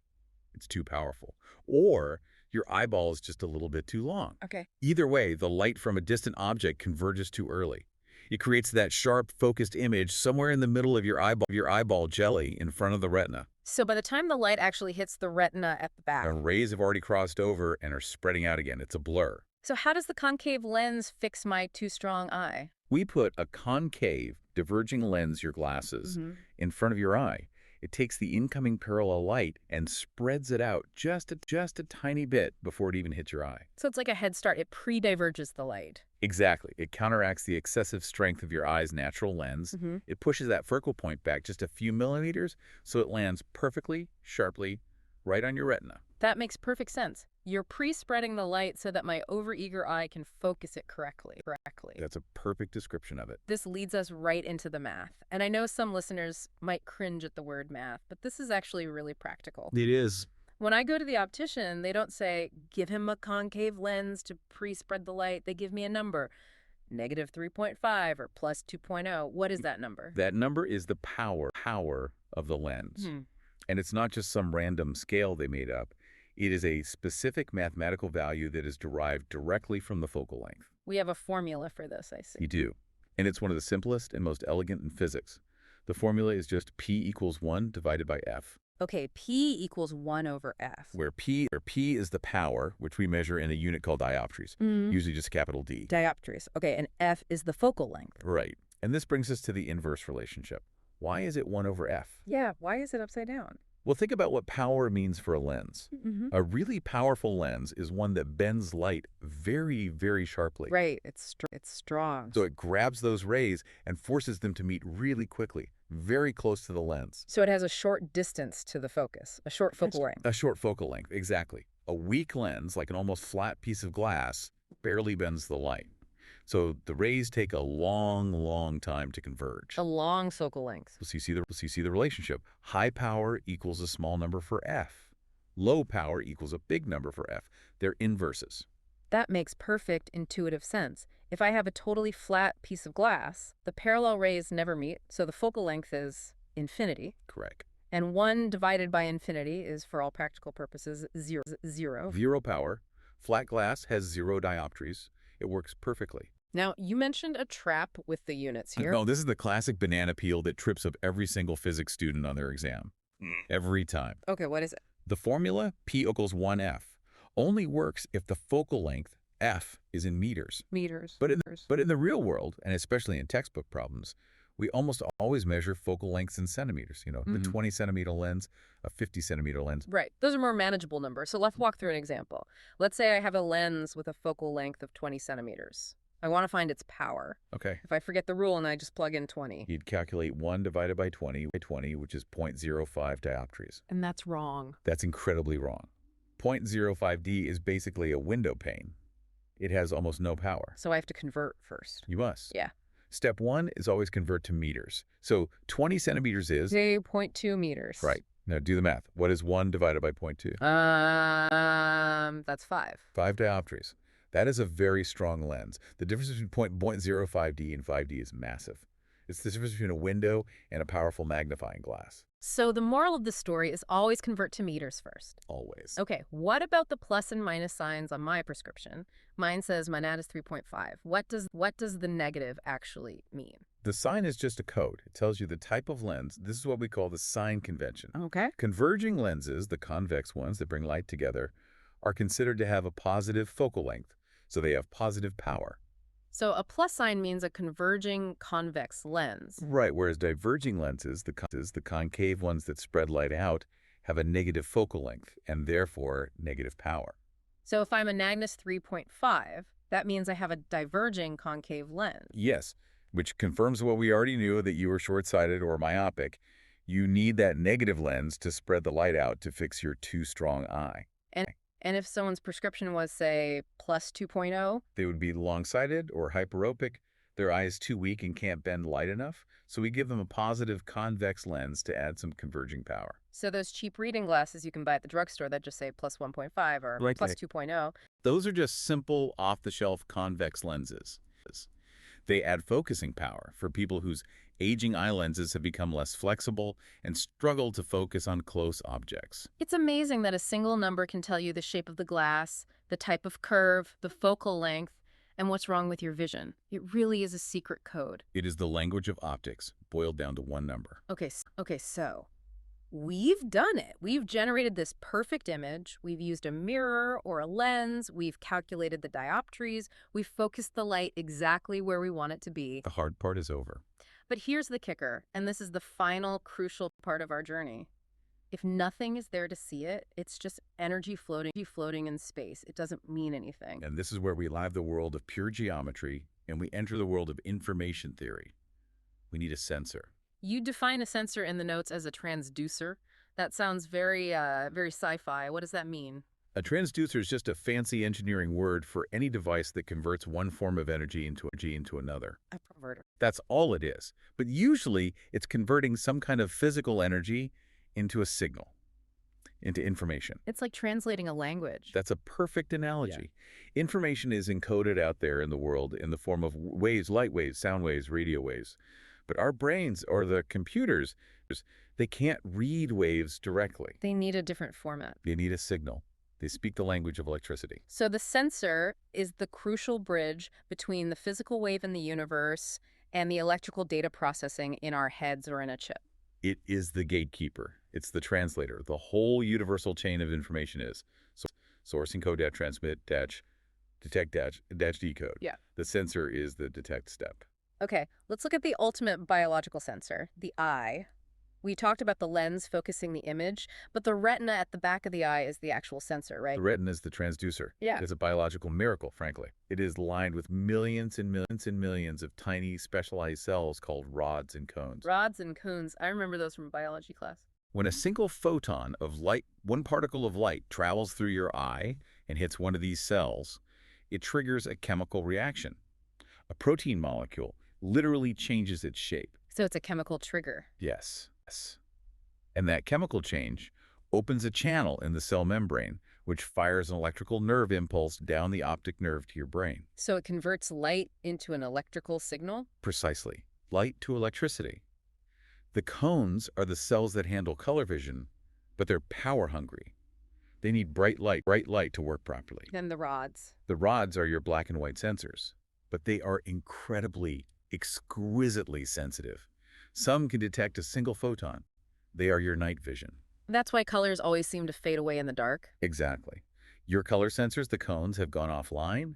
You switched over to your backup. High sensitivity black and white sensor array, the rods. Now let's compare that to a digital camera, the thing we all carry around in our pocket every day. A digital camera is doing the exact same job, but it's using silicon instead of protein. The CMOS chip or the CCD sensor. Right. A camera sensor is just a grid of millions of tiny little light-sensitive squares called photodiodes. Think of each pixel as a tiny bucket. Okay. When it rains light, the buckets fill up. But they're not catching water, they're catching photons. Yes. And when a photon hits the silicon of the photodiode, it has enough energy to knock an electron loose. That creates a tiny electrical charge. So the more light, the more charge. Exactly. At the end of the exposure, the camera's processor just goes around and counts the amount of charge in each bucket. It says, okay, this bucket is full, so this pixel is bright white. This bucket next to it is empty, so this pixel is black. Again, it's just converting light into electricity. It's the same fundamental mechanism, just executed with different hardware. Biological versus technological. What I love about this concept of transduction is that it applies to everything, not just light. What about radio? How does an antenna work? A radio antenna is a sensor for electromagnetic waves that are just much, much longer than light waves. The wave, which is an oscillating electric and magnetic field, hits the metal stick of the antenna. Right. Because it's an electric field, it pushes and pulls on the free electrons inside the metal. It literally shoves them back and forth. It makes them move. And what is a directed movement of electrons? An electrical current. It's an alternating current. The antenna directly converts the wave energy into electrical current. Then the radio circuitry amplifies and decodes that current back into sound. Amazing. And the ear? The ear is a mechanical sensor. Sound is a pressure wave in the air. That wave of pressure hits your eardrum and makes it vibrate. Okay, so a physical movement. That mechanical vibration is passed through 3 tiny bones, the hammer, anvil, and stirrup, which acts as an amplifier, into a spiral-shaped thing called the cochlea. And the cochlea is lined with tiny hairs, which wiggle in the fluid and their movement triggers. You guessed it, electrical nerve signals that go to the brain. It always ends up as a signal that the processor, whether it's wetware or software, can understand. It's absolutely fascinating that no matter the input light, sound, heat, radio waves, the goal is always to translate it into that common language of electricity. But there's a catch, and this is a huge part of modern science and engineering. Sensors are not perfect. The signal-to-noise ratio. Right, the universe is noisy, and I don't just mean loud like with sound, I mean energetically noisy. There's background radiation left over from the Big Bang, there's thermal jitter from heat, there's random interference from every power line and cell phone on the planet. So a sensor doesn't just pick up the signal you want it to pick up, it picks up all that junk too. Imagine you're at a really loud cocktail party. You're trying to listen to your friend whispering something important to you. Okay. Your friend's whisper is the signal. The roar of the party is the noise. If I can't hear them, I might cut my ear, make my sensor more sensitive and directional. Right, but if you just turn up the volume on everything, like with a hearing aid, you amplify the crowd noise just as much as you amplify the whisper. So you don't gain anything. That is the fundamental challenge of all sensor engineering. The whole game is maximizing your sensitivity to the signal while minimizing your sensitivity to the noise. Is that why they build those giant radio telescopes in the middle of deserts miles from anything? That's exactly why. To get away from the electronic noise of city, radio traffic, Wi-Fi, everything. And it's why the highest-end astronomical cameras, like on the James Webb Telescope, are cooled with liquid nitrogen or helium. To freeze them? Why? Because heat itself is noise. Heat makes electrons in the sensor jiggle around randomly. That random jiggling creates a false signal. It looks like a faint glimmer of light that isn't really there. So you cool the sensor way down to quiet that thermal noise? You quiet the noise so you can hear the faint whisper of a galaxy billions of light years away. That is beautiful. It's about creating an artificial silence so you can hear the universe. This is a very poetic way of putting it. I like that. Well, we have traveled the entire path of a light ray today. It started at a source, maybe a star or just a light bulb in a room. Then it bounced off a curved mirror, maybe getting flipped upside down and magnified in the process. Or it bent its way through a lens, slowing down and changing direction based on the precise density of the glass. We even quantified that bend with a single number. Diopters decoding the secret language of optometrists. And then finally, at the end of its journey, it slammed into a retina or a silicon chip. Where it was converted from a wave of pure energy into a spark of pure information. It really just drives home the point we started with, doesn't it? Seeing is such a constructed process. It really is. We think we just see the world as it is, but really we are interpreting a heavily processed signal that has been bounced and bent by physics before it ever reaches our consciousness. That's a humbling thought, isn't it? Our entire view of reality is completely dependent on the quality of our biological sensors and the specific geometry of the lenses in our eyes. And it raises a final and I think a slightly provocative question for you to think about. What's that? Well, every sensor has a limited range. Our eyes only see this tiny slice of the electromagnetic spectrum we call visible light. Right. 400 to 700 nanometers. A sliver. And our ears only hear from about 20 to 20,000 hertz. We are completely deaf and blind to UV light, X-rays, radio waves, gamma rays. Without our technology, we are blind to 99.9% of the information flooding the universe. So if seeing is just the act of detecting signals with sensors, imagine what images of reality are surrounding us right now, filling this room. What information is passing through your body that we simply don't have the biological or the technological sensors to detect yet? What are we missing? What are we missing simply because we haven't built the right transducer? We are swimming in a sea of invisible information. Something to think about while you stare at the ceiling tonight. Indeed. Well, on that note, I'm going to go look in my rear view mirror, my convex, diverging, field of view enhancing mirror, and just appreciate the fact that the car behind me is just a virtual image constructed by my brain. Just remember, it is closer than it appears. Thanks for listening to The Deep Dive. We'll see you next time. Welcome back to The Deep Dive. I want to start today with a specific feeling. I think everyone listening has had this moment. You're sitting in a coffee shop, or maybe you're just on a bus. You pull this little rectangle of glass and silicon out of your pocket. You tap the screen with your thumb, and And instantly you're connected to the world. exactly. 3 seconds later, you are watching a live video feed from a street corner in Tokyo, or, you're listening to a voice from the literal other side of the planet. It is, it's a feeling of wizardry, really. It totally is. It feels like magic. It feels completely detached from the physical world. We use words like the cloud or the web, right? As if these things are just floating in some ethereal dimension. I mean, it really feels like this digital revolution is something that just appeared out of nowhere in the last 20 or 30 years. Yeah, it creates a real sense of disconnection. We tend to think the digital world is somehow separate from the real physical world. Right. But looking at this stack of research we have for today, these incredibly deep notes on the history of signaling, wave physics, the engineering of radio, the argument here is actually, well, it's quite unsettling in a good way. The argument is that digital isn't new at all, and that the smartphone in your pocket isn't some clean break from history. It's actually just the latest version of a smoke signal. That is exactly the thread we are going to pull today. Because if you really look at the history of how humans move information, and it doesn't matter if it's a puff of smoke on a hillside in ancient China, a drumbeat in the Congo, or a 5G signal hitting your phone right now, the underlying logic, the actual physics of it is identical. So the mission for this deep dive is to trace that invisible thread. We are going to go all the way from Stone Age hackers to the invisible highway of the electromagnetic spectrum. And we are going to break down the actual mechanics. I think a lot of people know that radio works, obviously. If you tune your car to 101.5, you hear music.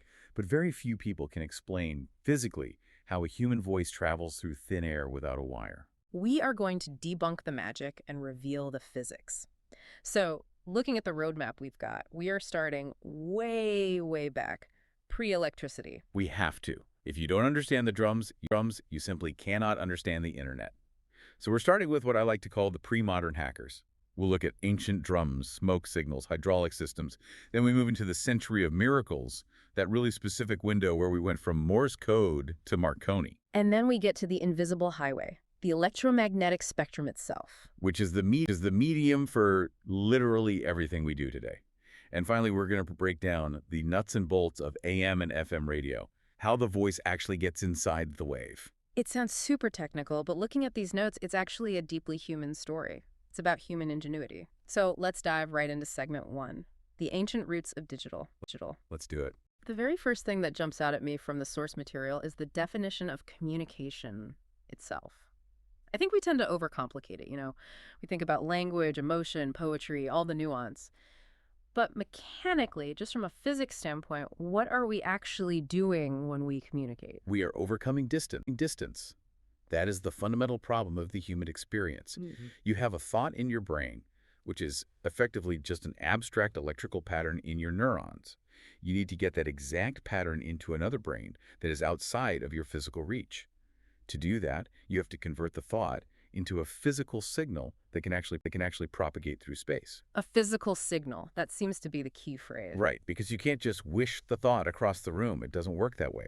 You have to disturb the physical environment, you have to disturb the air to make sound, or disturb the electromagnetic field with light or radio, or literally move a physical object. You are forced to encode your abstract information into physical reality. And the sources argue that the logic of these ancient systems is completely identical to modern digital encoding. It really is. Think about what the word digital actually means. We tend to associate it with computers, silicon chips, glowing screens. But digital just means distinct, finite states, a 1 or a 0, on or off, yes or no. So, okay, if I just wave my hand vaguely at you across the room, that's an analog signal. But if I give you a thumbs up, that's digital. That is a perfect way to put it. A thumbs up is a binary state. It's either up or it's not. There is no ambiguity there. And our ancestors figured out very, very quickly that if you want to send a complex message over a long distance, you cannot rely on vague analog signals. You need digital precision. Let's look at the first example in our stack here. Fire and smoke. We're talking about potentially 1,000,000 years ago. Yes, fire on hilltops. Now, it's important to clarify that simply lighting a fire is just a beacon. It's analog. It just says, I am here, or pay attention. But once you start manipulating the smoke, deliberately interrupting it, you are encoding information. The source specifically dives into the Great Wall of China. This part completely blew my mind. I always thought of the Great Wall as just a wall, a really big pile of bricks designed to keep people out. That is the standard tourist view. But strategically, it was a fiber optic cable made of stone. It was a high-speed data network. How so? Walk me through the user experience of a guard stationed on the wall back then. Imagine you are a soldier. You're stationed on one of these watchtowers. It's freezing cold. You're staring out at the horizon. Suddenly, you see a Mongol raiding party approaching in the distance.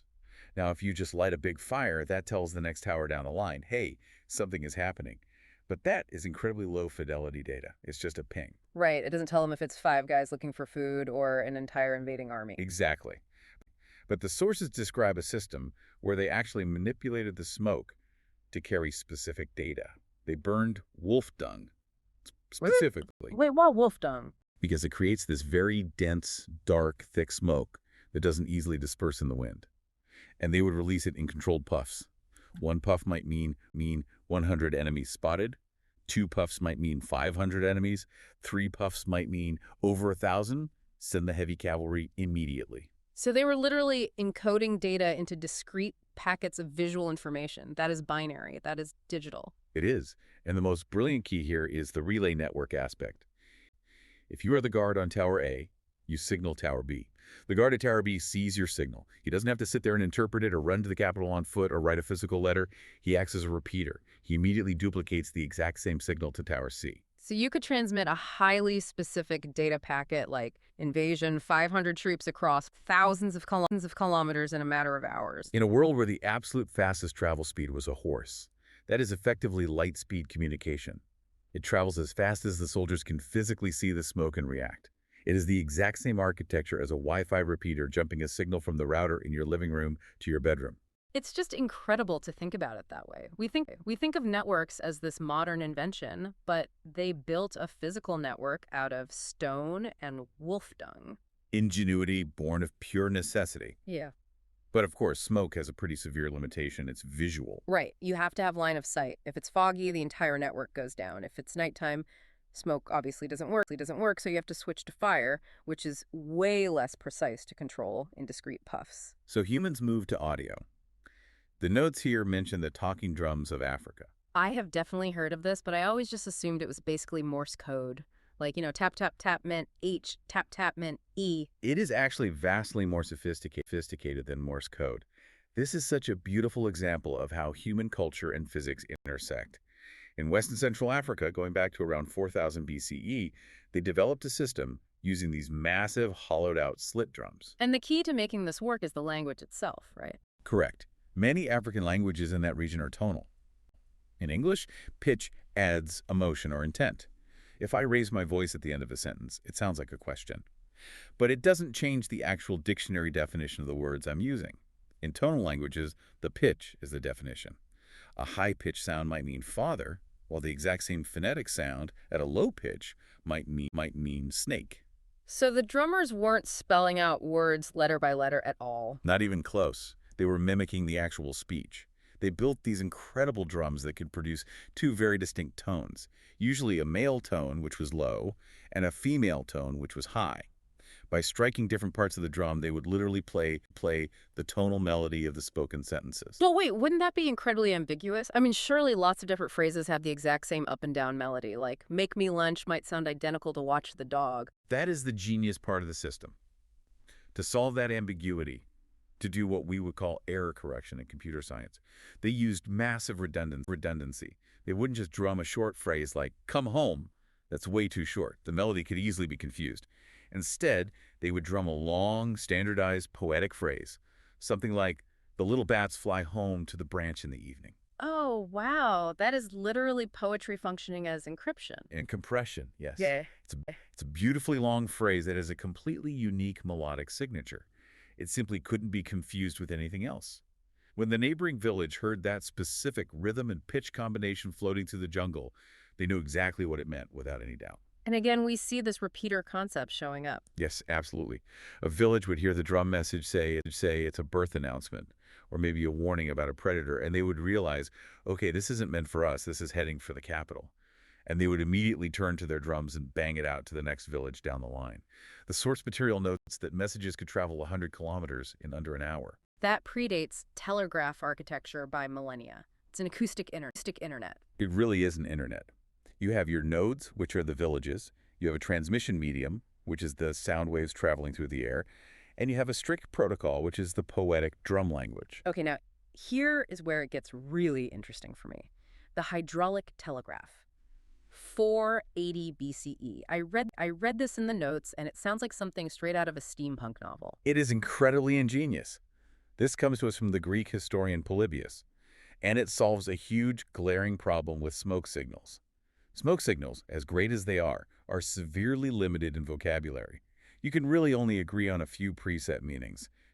Danger, all clear, send help. Right, you can't have a nuanced philosophical debate via smoke signals. You can't send a complex, unprecedented order like, send 50 ships to the eastern harbor at exactly dawn tomorrow. Exactly. You can't send arbitrary text. You're stuck with a drop-down menu of 3 options.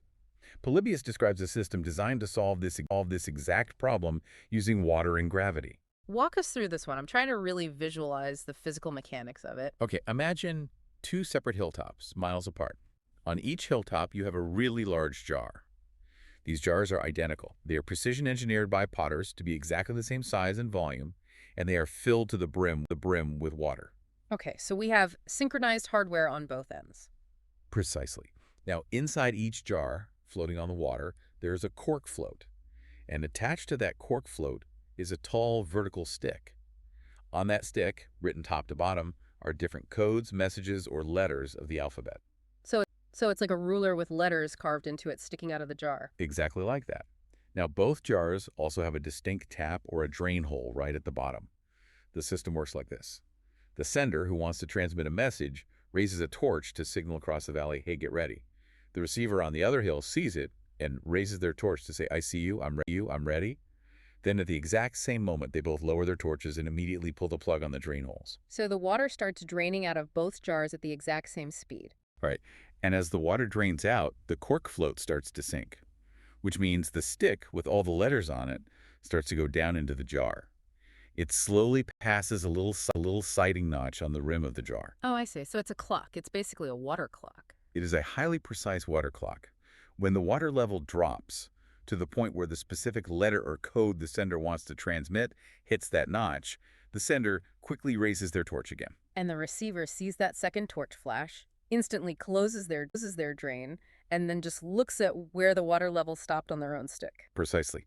If they synchronized perfectly, if they opened and closed those taps at the exact same moment, the water level in the receiver's jar will be pointing to the exact same letter as the sender's jar. That is just wild. They're using the steady, predictable flow of water as a timer to synchronize a pointer across miles of open terrain. It is massively significant in the history of communication because it's one of the very first times information was encoded as a measurable, variable physical quantity. In this case, the water level. It's not just a simple on or off like a beacon. It's a sliding variable measurement used to convey specific digital data. It feels like a massive Rube Goldberg machine, but the notes say it actually worked. It worked extremely well enough that they used it to coordinate entire naval fleets during the Punic Wars. It gave them a massive tactical advantage. Wow. Okay, moving forward in time, we get to the optical networks of the 18th century, and the notes literally call this the internet of the 1790s, the optical semaphore. Claude Chappy's network. This is really the absolute peak of mechanical communication before electricity came along and ruined all the fun. Imagine a vast network of stone towers, spaced about 10 to 20 kilometers apart, stretching all across the French countryside. And instead of fires or water jars, they have these giant robot arms on the roof. Yes, these massive wooden arms, painted pitch black so you could clearly see them silhouetted against the sky. They were incredibly complex. They had articulated joints, basically shoulders, elbows, and wrists. By moving those arms into different specific angles, the operators could create 196 distinct geometric positions. 196 positions. That's a massive amount of data. That's a huge alphabet to work with. It's effectively a full byte of data per symbol. They had thick code books in every tower, where one specific shape might mean the word "the," another shape meant "general," another meant "advance," or they could just spell things out letter by agonizing letter if they had to. And what was the speed like? It was grueling but fast. Operators would sit up at these drafty towers all day with telescopes, just staring at the previous tower down the line. As soon as they saw the giant arms move into a position, they would crank their own levers and replicate that exact movement on their own tower for the next guy to see. The source notes say a message could travel from Paris all the way to Toulon, which is about 750 kilometers in just 15 minutes. 15 minutes to cross an entire country in the 1790s. That is insane speed. That is faster than a steam train would be 100 years later. Napoleon relied on it heavily for military coordination. Just think about the sheer asymmetric advantage they gave him. While his enemies were still writing letters and sending messengers on horseback, a process that took literal days to deliver a single order, Napoleon was dynamically coordinating troop movements across the entire country in minutes. It was a massive, massive strategic advantage. It's amazing to think about. We look at these old stone towers in Europe today and think they are just quaint ruins, but at the time, that was bleeding-edge IT infrastructure. And your reaction earlier, comparing it to a mechanical internet, is spot on. It had actual bandwidth limits, it had measurable latency, it had encoding protocols, it even had administrative overhead. It was a network. So we have smoke, we have drums, we have water, and we have giant mechanical arms, all brilliant. But they all share a fatal limitation. They rely on line of sight, or they are bottlenecked by the speed of sound. Correct. They were ultimately limited by the hard physical constraints of their medium. The semaphore doesn't work at night, no matter how hard you try. It goes completely offline in a fog storm. Which brings us perfectly into segment 2, the chain of scientific progress. This is the big transition from mechanical to electronic. This is a really specific 80-year window, roughly from the 1830s to the 1900s, where the entire world changed completely. And it's really important to emphasize what the notes point out here. This was deeply cumulative. It wasn't just one lone genius waking up and inventing the modern world. It was a relay race. Let's meet the runners in this race, then. First up, Samuel F.D. Morse. Morse, 1837. Now, the breakthrough here wasn't actually just the code itself. It was the physical proof that information could be reliably encoded as electrical pulses sent over long copper wires. Because before this, electricity was basically just a novelty, right? A parlor trick to make a dead frog leg kick in a laboratory. Exactly. It was magic. Morse showed that you could tame it and control it. He created a variable-length binary code, the famous dots and dashes. A dot is defined as 1 unit of time. A dash is 3 units of time. Now, I want to pause on the variable length part because the notes highlight this as a specific moment of genius that we still use today. It absolutely is. Morse didn't just sit down and assign random clicks to random letters. He actually went down to a local printing shop and manually counted the pieces of movable type in the typesetter's boxes. He wanted hard data on which letters were used the most in the English language. And he found that the letter E is the most common. Right. So in Morse code, E is just a single dot, the shortest, easiest possible signal to send. T, another common letter, is a single dash. But a rare letter, like Q gets a long, complex code, dash, dash, dot, dash. That is literal data compression. It is. He optimized the entire code for maximum transmission speed and efficiency over the wire. It is the exact same underlying logic used in MP3 audio files and ZIP files today. He was doing advanced software engineering decades before computers even existed. And he built the first true electronic network. Baltimore to Washington, D.C., 1844. That was the pivotal moment when human communication finally detached from physical transportation. You didn't need a horse anymore. You didn't need line of sight. You didn't need good weather. You just needed a wire. But wires have their own problems. They are incredibly expensive to lay down. And, crucially, you can't run a wire to a ship moving in the middle of the Atlantic Ocean. Which is exactly why the next runner in our relay race is so profoundly important. James Clerk Maxwell, 1864. The source material literally calls him the wizard figure of this era. Because he didn't build a machine, he didn't invent a gadget you could hold, he built equations. Maxwell looked at electricity and magnetism, which every scientist at the time thought were two completely separate phenomena, and he unified them mathematically. He proved they were two sides of the same coin. And he made a massive prediction based on that math, right? The biggest. His math predicted that if you oscillate an electric field, it automatically creates a magnetic field, which then creates an electric field, and so on, forever. He predicted self-propagating waves of energy that would travel through the void at the exact speed of light. So he predicted the existence of radio waves before anyone on Earth had ever actually seen or detected one. He made wireless communication conceivable theoretically before it existed physically. He basically stood up and said, "My math says this invisible ghost has to exist." He even predicted that visible light itself was just a high-frequency wave of electricity and magnetism. That takes a staggering amount of confidence to just say, hey guys, my math says there are invisible waves flying all around us at all times. It takes singular genius. But, as in all science, theory isn't enough. You need physical proof. And that's where Heinrich Hertz steps into the story, about 20 years later. Right, 1887, Heinrich Hertz. Hertz read Maxwell's equations and basically decided, I'm going to prove this is real. He built a device in his lab called a spark gap transmitter. It was very simple. He used high voltage to create a big, loud electrical spark between two metal nodes. And across the room, completely unconnected by any wires, he had a simple loop of wire with a tiny microscopic gap in it. And what happened when he fired it up? He turned on the main transmitter. Snap! A big, bright spark. And instantly on the other side of the room, a tiny, faint spark jumped across the gap in the receiving loop. Spooky action at a distance. Exactly.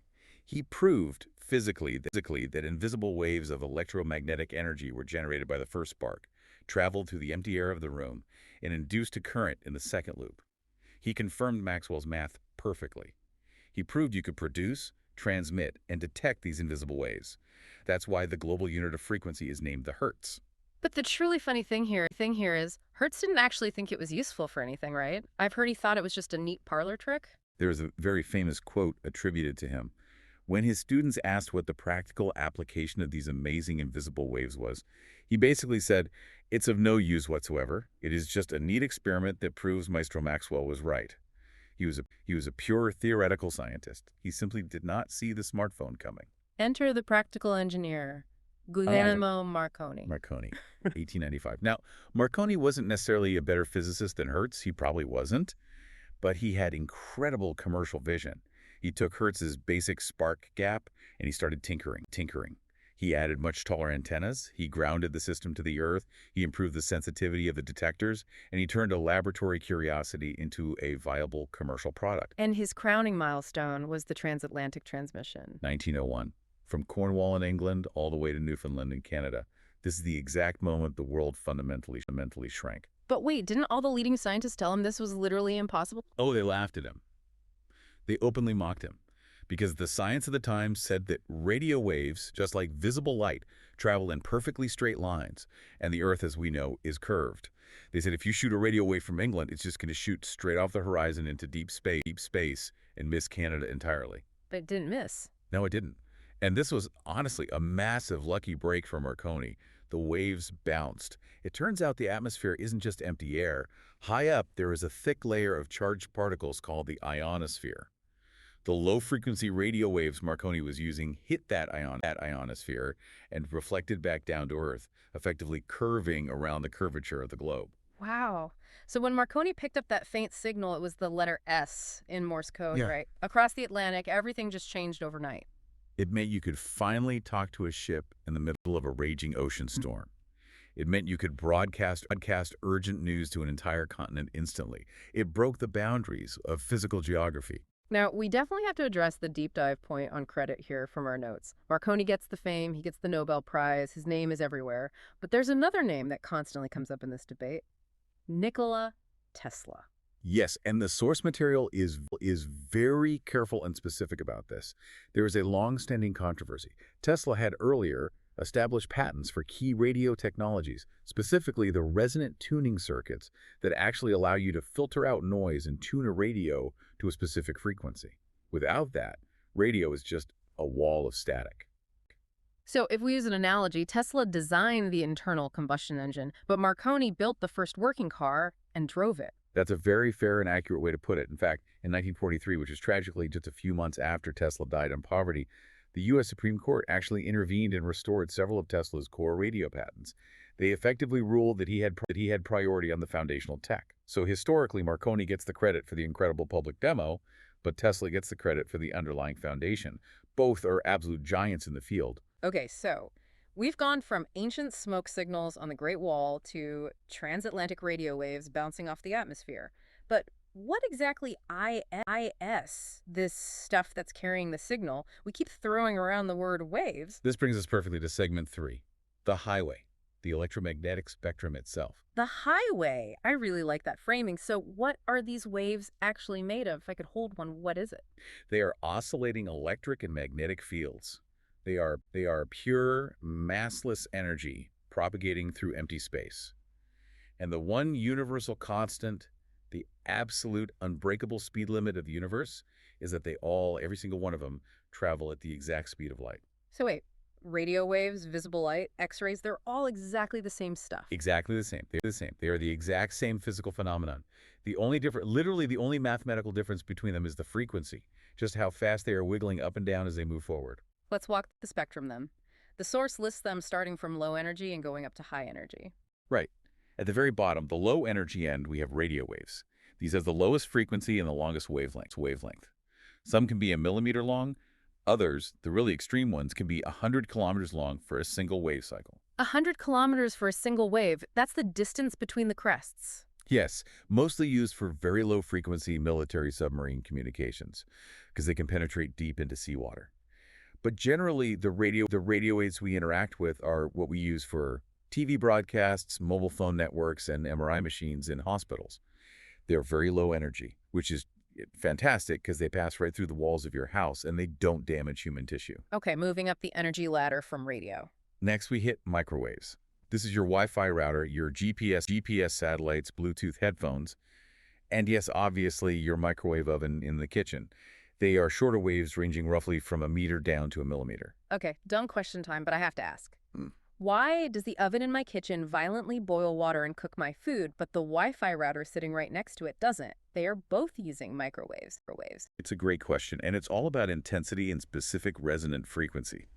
The oven blasts about 1,000 watts of raw power at a very specific frequency that water molecules just love to absorb, causing them to vibrate and heat up. Your Wi-Fi router, on the other hand, emits a tiny, tiny fraction of a single watt. It's the difference between standing in a gentle, warm breeze and standing directly behind the exhaust of a 747 jet engine. That makes perfect sense. Okay, what's next? Infrared, literally meaning below red. This is what your TV remote uses to change the channel. It's also what we feel as ambient heat. When you look through thermal imaging goggles, you were just seeing infrared light radiating off warm bodies. And then we hit the tiny slice we actually know best. Visible light. It's actually a shockingly tiny, narrow sliver of the entire spectrum.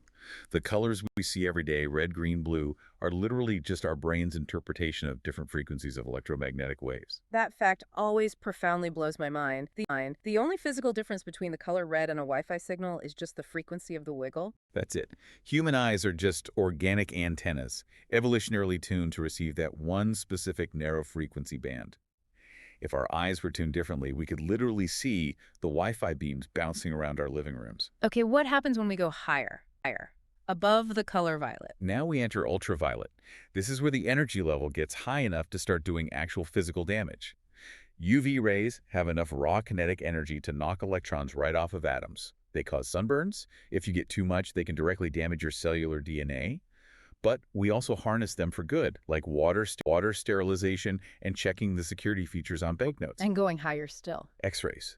Yeah. Extremely high energy. They have so much energy, they just pass completely through soft human tissue, like it isn't even there, which is exactly why we use them for medical imaging. But they get stopped by dense calcium in bones. And the absolute top of the ladder. Gamma rays. These are produced by violent radioactive decay, supernovas, and nuclear explosions. Extremely dangerous, unimaginably high energy. We do carefully use them in targeted cancer therapy to destroy tumors, but you absolutely do not want to be anywhere near them otherwise. So this raises a really practical question from the outline. Why do we use radio waves for our communication networks? Why not communicate via gamma rays? I mean, wouldn't they carry way more data because the frequency is so incredibly high? It's true they could carry immense bandwidth, but they all travel at the same speed, light speed, so they aren't any faster at getting from point A to point B. There are two main reasons we stick strictly to the radio and microwave bands. First, as we just covered, is biological safety.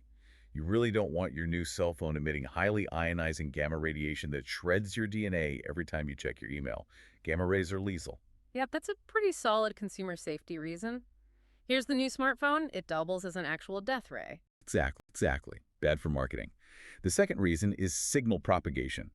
Radio waves are incredibly fantastic at passing through the Earth's atmosphere, bouncing off the ionosphere, passing right through brick buildings, and ignoring heavy fog. Visible light is great for fiber optics, but in the open air, it gets blocked by a single piece of paper or a thick cloud. Gamma rays are incredibly hard to generate, and even harder to safely detect without massive, heavy lead shielding. Radio is just the perfect Goldilocks zone for us. It's super easy to generate, it's safe for biology, and it travels beautifully through our specific environment. So we have the highway built. Now we need to figure out how to actually pack the suitcase. How do we put human information onto these invisible waves? This is segment 4, signal types. Right. You have the wave, which we call the carrier. But a steady, unchanging wave conveys absolutely no information. It's like staring at a blank sheet of white paper. You need to write on it. You need to modulate it. And historically, there are two main ways to do this: pulse and continuous wave. Pulse seems much simpler. It sounds exactly like the digital approach we talked about earlier. It is. Think of it as simply switching the wave on and off in a pattern, or pulsing it. Like Morse code over the wire. Exactly like Morse. Morse is the classic pulse signal. The carrier wave is either blasting out energy, a dot or a dash, or it's completely silent. There is no middle ground. The notes have a specific classic example here, SOS. Right, dot, dot, dot, dash, dash, dash, dot, dot, dot. The actual information isn't the wave itself. The information's entirely contained in the timing and pattern of the pulses. So what's the big advantage of this? Why do we still use pulse-like binary logic for modern fiber optics and the entire global internet protocol? Noise resistance. This is absolutely crucial for modern tech. Let's use an analogy. Imagine you were standing across a really crowded, noisy, smoky room, and I'm trying to send you a secret signal with a handheld flashlight. Okay, I'm picturing it. If I try to signal you by varying the brightness in tiny, subtle increments like, okay, a dim light means hello, a slightly brighter light means how are you, and a medium light means run, you are going to completely miss the message. The smoke in the air and the ambient light from the room will totally confuse your eyes. You won't know if I dimmed the flashlight or if some smoke just drifted in front of it. Right, but if you just flash it hard on and then completely off if... You will see it clearly every single time.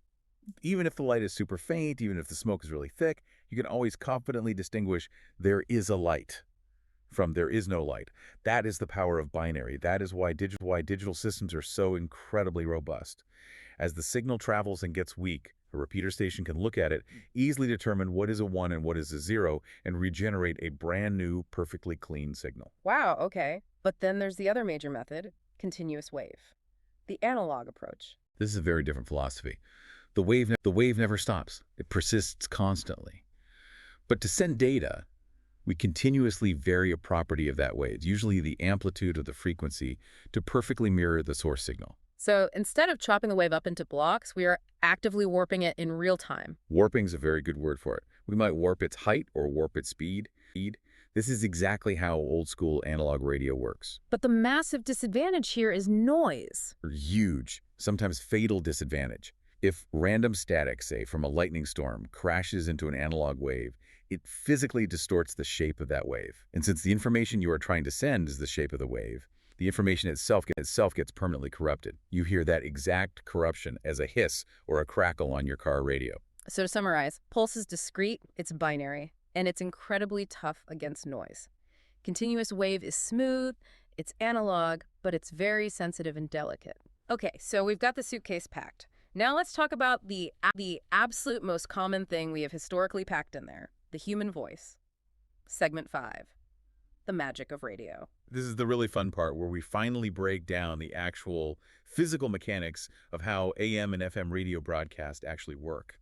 The outline starts with a really interesting challenge that I never thought about. Why can't we just transmit a human voice directly? Like if I hook up a standard microphone directly to a giant metal antenna, why doesn't my voice just fly out as a radio wave? This is strictly a matter of physics and required antenna size. Human voice frequencies are very, very low, roughly ranging from 300 hertz up to about 3,400 hertz. And as we learned earlier, a low frequency means a very long wavelength. A massively long wavelength. If you plug the average frequency of your speaking voice right now into the standard wave equation, the resulting wavelength is literally hundreds of kilometers long. And the general rule of thumb in radio engineering is that your transmitting antenna needs to be roughly half the size of the wavelength you are trying to send. Roughly, yes, to resonate efficiently. So if you genuinely wanted to transmit your raw voice directly as an electromagnetic wave, your physical metal antenna would need to be somewhere around 100 kilometers tall. Which is obviously wildly impractical for a pocket device. Or anything, really. Slightly impractical, yes. So engineers came up with a brilliant solution, the carrier wave.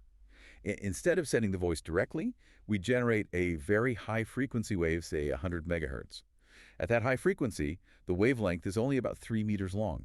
That means you only need an antenna that is 1.5 meters long, which easily fits on a car or in a handheld radio. I really love the analogy the notes use here. The carrier wave is the vehicle, the voice is just the passenger. Yes, the vehicle, the high-frequency wave, is perfectly designed to travel smoothly on the highway of the open air. The passenger, your low-frequency voice, just sits comfortably inside. The carrier wave literally carries the voice information across the void. So let's physically walk through the 5-stage journey described in the notes. Step 1, sound to electrical. That's the microphone's job. You speak. Your vocal cords create air pressure waves. Those waves hit a tiny diaphragm in the mic, and that physical movement is converted into a fluctuating electrical voltage. So now, your acoustic voice is an electrical signal traveling down a copper wire. Okay, step 2, carrier generation. Deep inside the radio transmitter building, there is an electronic oscillator. It's just sitting there constantly creating that perfectly steady high-frequency wave. Yeah. It's built in the empty truck, waiting for cargo. Step 3, modulation. The notes call this the magic step. This is where we finally put the passenger inside the truck. We modulate, which just means to modify or change the carrier wave based exactly on the fluctuating voice signal. We imprint or impress the voice data onto a high-frequency carrier. Step 4, transmission. The giant tower antenna takes that modulated carrier wave and blasts it out into the atmosphere at the speed of light in all directions. And finally, step 5, reception and decoding. Your car radio antenna catches a tiny fragment of that wave. The tuner circuit filters out all the other stations to select the specific frequency track you want. Then, the demodulator circuit literally kicks the passenger out of the truck. It strips away the high-frequency carrier wave, extracts the original low-frequency voice signal, amplifies it, and pushes it to a speaker cone, which turns it back into sound waves your ear can hear. It is genuinely incredible that all of that complex physics happens instantly. Well, light speed is very forgiving when it comes to human perception of time. Now, you mentioned modulation. We have 2 main types that literally everyone knows from their car dashboard, AM and FM. Let's break down the battle of the modulations. Let's start with AM. AM simply stands for amplitude modulation. In this method, to put the voice on the wave, we rapidly vary the height or the strength of the carrier wave. So if I imagine the carrier wave as a series of ocean waves coming at me at a perfectly steady pace on a beach. Right. The pace, the frequency never ever changes. But the height of those waves changes constantly. If you scream loudly into the microphone, the transmitter makes those ocean waves huge, 10 feet tall. If you suddenly whisper, the transmitter shrinks those waves down to tiny 1-foot ripples. So if I were to draw a line connecting the very top peaks of all those waves, that outline, that envelope, perfectly matches the electrical pattern of my voice. Exactly. That outer envelope is the actual signal. What are the pros and cons of doing it this way? Pro. It is incredibly simple, primitive technology. You can literally build a working AM radio receiver out of a rusty razor blade, some wire, and an earphone. Soldiers used to do it in trenches. Also, AM waves, because they are usually in lower frequency bands, tend to travel very far. They can bounce off the ionosphere at night, and a station in Chicago can be heard in Texas. But the con, we mentioned it earlier. Static. This is the big fatal flaw of AM. Think about a lightning strike miles away, or a spark plug firing in a car engine, or a faulty power line. All of those things emit massive random bursts of electromagnetic energy, spikes in voltage. And since the entire AM system relies on reading the voltage, the amplitude, the height of the wave. Your car radio receiver sees that random lightning spike hit the antenna, and it thinks, oh, the wave just got really tall. That must be part of the music signal. It dutifully interprets the electrical noise as a loud, jarring crash through your speakers. You cannot filter out the noise because, to the radio, the noise looks exactly like the signal. Enter FM to save the day. Frequency modulation. In FM, we change the rules completely. We absolutely do not touch the height of the wave. The amplitude stays rigidly constant. The waves are always exactly 10 feet tall no matter what. So if the height never changes, where's the voice information hiding? We vary the frequency instead. We vary the pitch, or the speed at which the waves arrive. Imagine the carrier wave is a giant metal slinky. When you scream loudly into the mic, we rapidly scrunch the slinky together. The waves come much faster, frequency goes up. When you whisper, we stretch the slinky out, the waves arrive slower, frequency goes down. We are wiggling the timing of the waves, not the physical strength. Correct. The voice is encoded in how compressed or stretched the wave is at any given microsecond. And this somehow completely fixes the static problem. Almost completely. Yeah. Because, as we said, random lightning strikes or electrical interference primarily affect the amplitude they add, chaotic height to the wave. But an FM receiver circuit is specifically designed to completely ignore the height. It acts like a clipper. It looks at the incoming wave and says, I don't care at all that the height is jumping up and down erratically. I'm only counting the horizontal spacing between the peaks. It literally just slices the noisy tops off the wave and throws them in the trash. It does. It just reads the timing. That's why FM sounds so crystal clear. It has much higher fidelity, which is why music moved to FM. But because FM usually uses much higher frequencies to get that bandwidth, it has a much shorter physical range. Right. High-frequency FM is strictly a line of sight. It has so much energy it just punches straight through the ionosphere into space rather than bouncing back down to Earth like AM does. So the moment you drive your car over a steep hill or behind a large mountain, you completely lose the station. So AM is for talk radio, news, and emergency broadcasts over massive long distances. FM is for high-fidelity music and local, clear broadcasting. That is the ultimate engineering trade-off. So what does this all mean for us today? We've gone from Polybius synchronizing water jars in ancient Greece to Marconi making sparks jump oceans, all the way to the complex FM tuner sitting in my car dashboard. I think when you step back and look at the entire historical picture we've painted today, the summary is this. Every single step forward in this timeline was just humanity finding a slightly better, slightly faster way to vary a physical observable to encode meaning. Whether that physical observable is the exact level of water draining from a clay jar, Or the precise geometric position of a wooden arm on a French tower. or the invisible amplitude of an electromagnetic wave flying through the sky. It's all exactly the same thing. We are taking the intangible, abstract thing, our thoughts, our information, our data, and we are forcefully stamping it onto the physical world so we can throw it across the void of space to reach someone else's mind. It connects us. It's the ultimate tool of empathy and coordination. It genuinely defines us. We are the one species on this planet that absolutely refuses to be isolated by physical distance. I really want to leave you, the listeners, with the final provocative thought from our outline today, because I read this and it really stuck with me. It is definitely something to just sit and mull over. Right now, wherever you are listening to this, if you are driving in your car, sitting in your living room, or out on a jog, I want you to consider the empty air immediately around your body. It looks completely empty. It feels like nothing is there. But it is incredibly thick. It is absolutely thick with invisible carrier waves.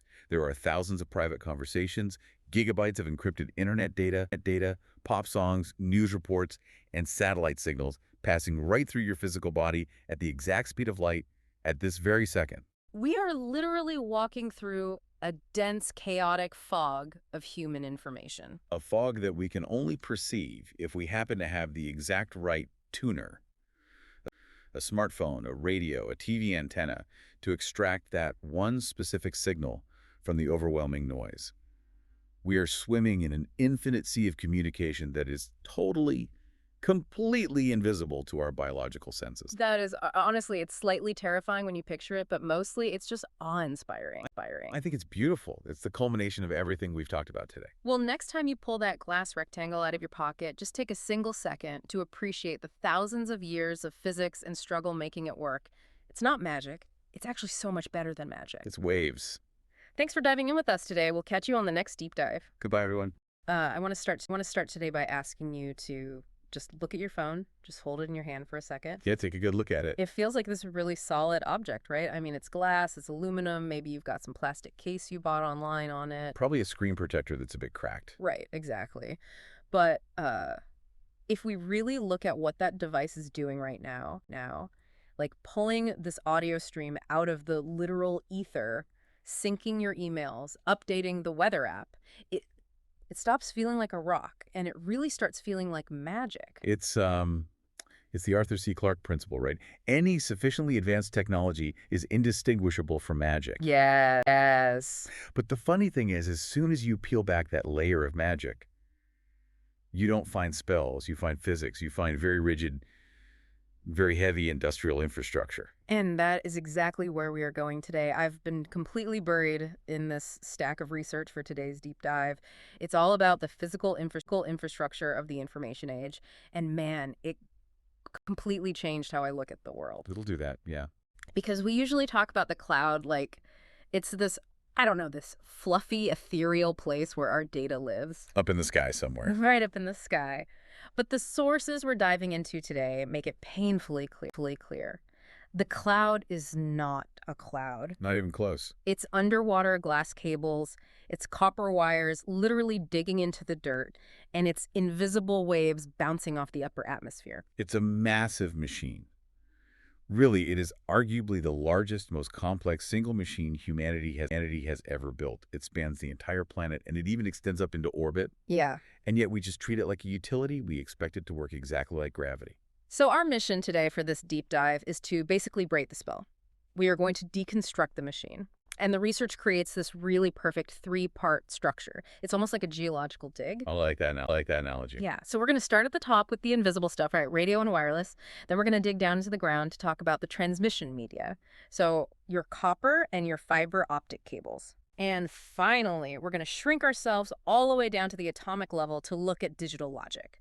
The actual microscopic switches that do the thinking. It's a journey straight through the stack, from the macro waves that literally wrap the Earth all the way down to the nanometer, switches inside a tiny piece of silicon. And the big driving question through all of this thing I want to keep bringing us back to is really the struggle against entropy. The big enemy. Exactly. Like, how do we actually move a complex idea, a Shakespeare sonnet or a cat video, across the entire planet without it just turning into garbage? Well, that right there is the fundamental problem of communication engineering. The universe inherently wants to turn order into chaos. It wants to turn your nice, clean signal into random noise. Right. So every single piece of technology we're going to discuss today is essentially a weapon in that war against noise. So let's start the war. Let's start with the air around us. Section 1 here is radio. The wireless world. Now, the sources define radio much more broadly than just, the thing sitting in your car dashboard. We are talking about a massive chunk of the electromagnetic spectrum here. We are. In strict physics terms, radio is just the transmission of information via modulated electromagnetic waves. It sits at the very lower end of the spectrum compared to, say, visible light. Yeah. We're generally talking about frequencies starting from about 3 hertz, which is incredibly low. Right. That's basically a wave that is thousands of kilometers long up to about 300 gigahertz. And those are tiny millimeter-sized waves. And the real superpower here is speed, right? It's the speed of light. Exactly. 3 times 10 to the power of 8 meters per second. Which is Roughly 300,000 kilometers every single second. So for any communication happening just here on Earth, it is effectively instantaneous. I was looking at the pros and cons list in the research, and the pros of radio seem pretty obvious. Mobility is the massive one. Right. You can't have a smartphone if you have to be physically plugged into a wall socket. Yeah. Exactly. Radio breaks that physical tether. It allows for ubiquitous connectivity. It's also just incredibly efficient for broadcasting. If I want to speak to 1 million people in a city, I don't need to run 1 million individual wires to their house. Right. You just put up one really tall tower. Yeah. Pump a lot of energy into it, and everyone listens. And there is a really massive, but here, the research highlights a concept that I hadn't really connected to radio before, or the tragedy of the commons. Ah, yes. This is the defining constraint of all wireless technology. The spectrum is a finite resource. It's like a shared public park. Right. If you and I are standing in the same room and we try to shout different messages at the exact same pitch, the same frequency at the exact same time, neither of us will be understood. We just create interference. It just becomes noise. It becomes total garbage. Yeah. And because we can't just manufacture more spectrum, I mean, the laws of physics gave us what we have, and that's it. We have to regulate it aggressively. Right. You can't just set up a rogue cell tower. Exactly. That's why you can't just start your own TV station tomorrow from your backyard. You need a government license to occupy that specific lane on the highway. Then there's the security aspect of it. The notes describe radio as a, quote, public shout. I think that's a really good way to put it. A wire is a private whisper. It goes from point A directly to point B, but an antenna radiates energy in all directions. Everywhere. Everywhere. If you're using Wi-Fi, your private emails are literally flying through the walls into your neighbor's apartment, out into the street, maybe even up to a drone flying overhead. That's the only reason my neighbor can't just open his laptop and read my emails is encryption, right? It's not the physics protecting me. Correct. Physically, they have the exact same signal your router does. Mathematically, though, they hopefully can't understand it because it's scrambled. Okay, so the third disadvantage, and this is where we really start getting into some cool physics, is attenuation. The signal just dies off. And it dies off much faster than most people realize. It follows the inverse square law. I really want to unpack that law because the name sounds super intimidating, but the concept is actually pretty intuitive once you visualize it. It really is. Imagine a balloon. When you blow it up, the surface area of the rubber stretches out right. Yeah. Radio waves expand outwards as a sphere just like that balloon. As that sphere gets bigger and bigger, the initial energy is spread out over a much larger area. Right, so the energy gets diluted. Exactly. Right. The math says that if you double your distance from the transmitter, you don't get half the signal strength like you might expect. You get 1/4. Okay, so if I move from, say, 1 meter away to 2 meters away, I only have 25% of the power left. And if I step back to 4 meters away, You are down to 1/16 of the original power. The signal strength just completely falls off a cliff. wow. And this is exactly why 5G cell towers have to be literally everywhere. High-frequency signals attenuate so fast that they can barely make it down the block before they fade into the background noise. But the notes also show that not all radio waves travel the same way. This was actually my favorite part of the wireless research, the propagation modes. It turns out radio waves have totally different personalities depending on what their frequency is. Yeah, we usually categorize them into 3 main behaviors. You have ground waves, sky waves, and line of sight. Let's start with ground waves. These are the low frequencies. The sources say they literally hug the curvature of the Earth. How is that even possible? Because I thought electromagnetic waves like light traveled in straight lines. Light does travel in straight lines, but long radio waves, and we're talking about wavelengths of hundreds of meters, here they interact with the Earth's surface. Okay. Through a physics process called diffraction. The wave effectively grabs onto the conductive surface of the Earth and curves right along with it. So if I'm broadcasting a very low frequency signal, I can reach someone well beyond the physical horizon. Yes, absolutely. Ground waves can travel for hundreds of kilometers. They just crawl right over hills and dip down into valleys. But there's a trade-off. You can't send much actual data on them. Low frequency inherently means low bandwidth. Right. Then we have the sky waves. And this is where that magic feeling really came back for me when I was reading. The research describes this phenomenon where AM radio stations can suddenly be heard thousands of miles away, but only at night. Ah, the famous nighttime skip. This is a beautiful interaction between radio waves and the sun. So help me understand the mechanism here. We're dealing with the ionosphere, right? Right. The ionosphere is a layer of our atmosphere starting about 60 kilometers up where the air is ionized, meaning it's absolutely full of charged particles. And the notes mention very specific layers within that, the D layer, the E layer, and the F layer. Exactly. Now, during the day, the sun is constantly blasting the Earth with ultraviolet and X-ray radiation. This intense radiation hits the upper atmosphere, and it creates a very dense, low layer of plasma called the D layer. And the notes say the D layer is a radio killer. It is a giant sponge. Medium frequency signals like your AM radio, they go up, they hit that dense D layer, and they just get completely absorbed. The radio energy just turns into heat. Right.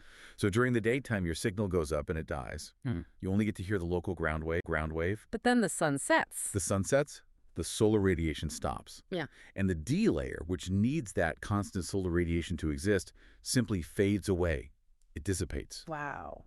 But the layers above it, the E and the F layers, they're much higher up and they stay ionized for a lot longer. So the sponge is essentially gone on exposing a mirror behind it. That is a perfect analogy. Yeah. The signal travels up, passes right through where the D layer used to be, and hits the F layer. And because of the severe difference in the refractive index of that plasma, the radio wave is bent. It's refracted so sharply that it comes right back down to Earth. It literally bounces off the sky. It skips. It can bounce from the ionosphere down to the ocean, bounce back up to the ionosphere, and finally land in a radio receiver in a completely different hemisphere. That is just incredibly cool. But I guess we can't run the modern internet on skipping skywaves, right? We need something a lot more reliable and faster. Which brings us to the third mode, line of sight. This is the modern workhorse, VHF-UHF microwaves. This is your FM radio, TV, Wi-Fi, 5G, and GPS. And as the name implies, it travels in a perfectly straight line. Exactly. No hugging the ground, no bouncing off invisible clouds. It works exactly like a laser pointer. If your receiver can physically see the transmitting tower, you can get the signal. The problem, obviously, being that the Earth is a giant ball. A sphere with a radius of about 6,400 kilometers. If you stand on the beach, looking at the horizon is only about 5 kilometers away from you.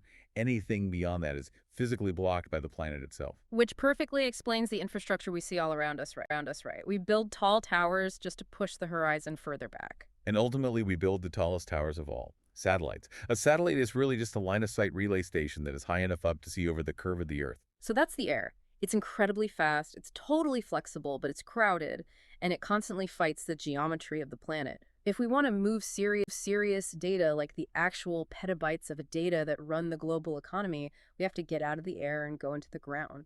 We need transmission media, the physical highway. We really have two main characters in this part of the story.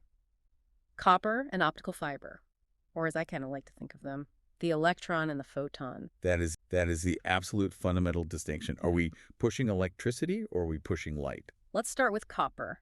It's definitely the old guard. We're talking telephone lines, Ethernet cables, coaxial cables. It's been running the world basically since the telegraph. And copper is a genuinely fantastic material. It's a great conductor. It's highly ductile, which means you can easily stretch it into thin wire. And we know exactly how it works. Right. We send information by varying the voltage of an electrical current that travels through the metal lattice. And it has one massive advantage that fiber optics still can't match, right? Power. Power over Ethernet, or PoE. You can use the exact same copper cable to send the YouTube video data and the actual electricity required to power the screen. That's so convenient. It is. Fiber is just glass. It cannot conduct electricity at all. So with copper, you only need to run one single wire through the ceiling to power your security camera or your Wi-Fi access point. But reading the research, the cons list for copper is getting longer every single year, and the first big one is resistance. Yeah, electrons actually have mass. When you try to push them through a solid wire, they physically bump into the copper atoms. That creates friction, heat, and resistance. It means the electrical signal gets weak very quickly. We're back to attenuation again. Exactly. In high-speed data cables, like a standard Cat6 Ethernet cable, the signal degrades to unusable levels after just 100 meters.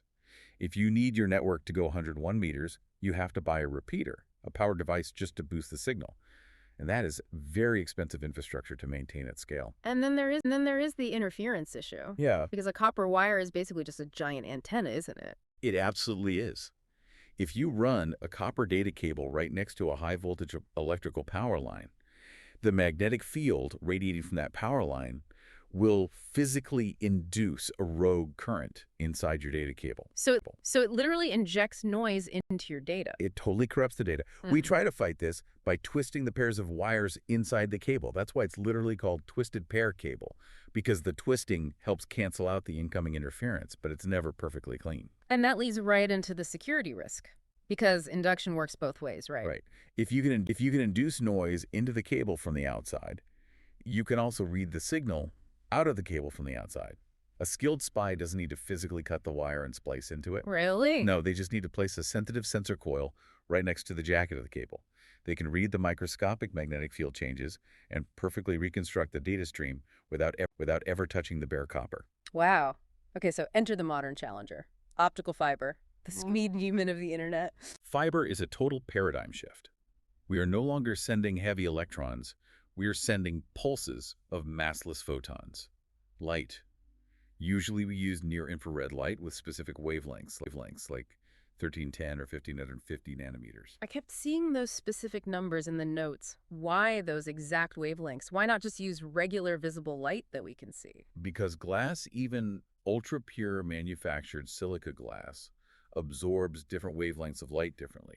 It turns out there are these natural windows of transparency in the glass where attenuation is at its absolute lowest possible point. Oh, okay. So 1550 nanometers happens to be the perfect sweet spot where the light can travel the furthest possible distance without being absorbed by the glass molecules.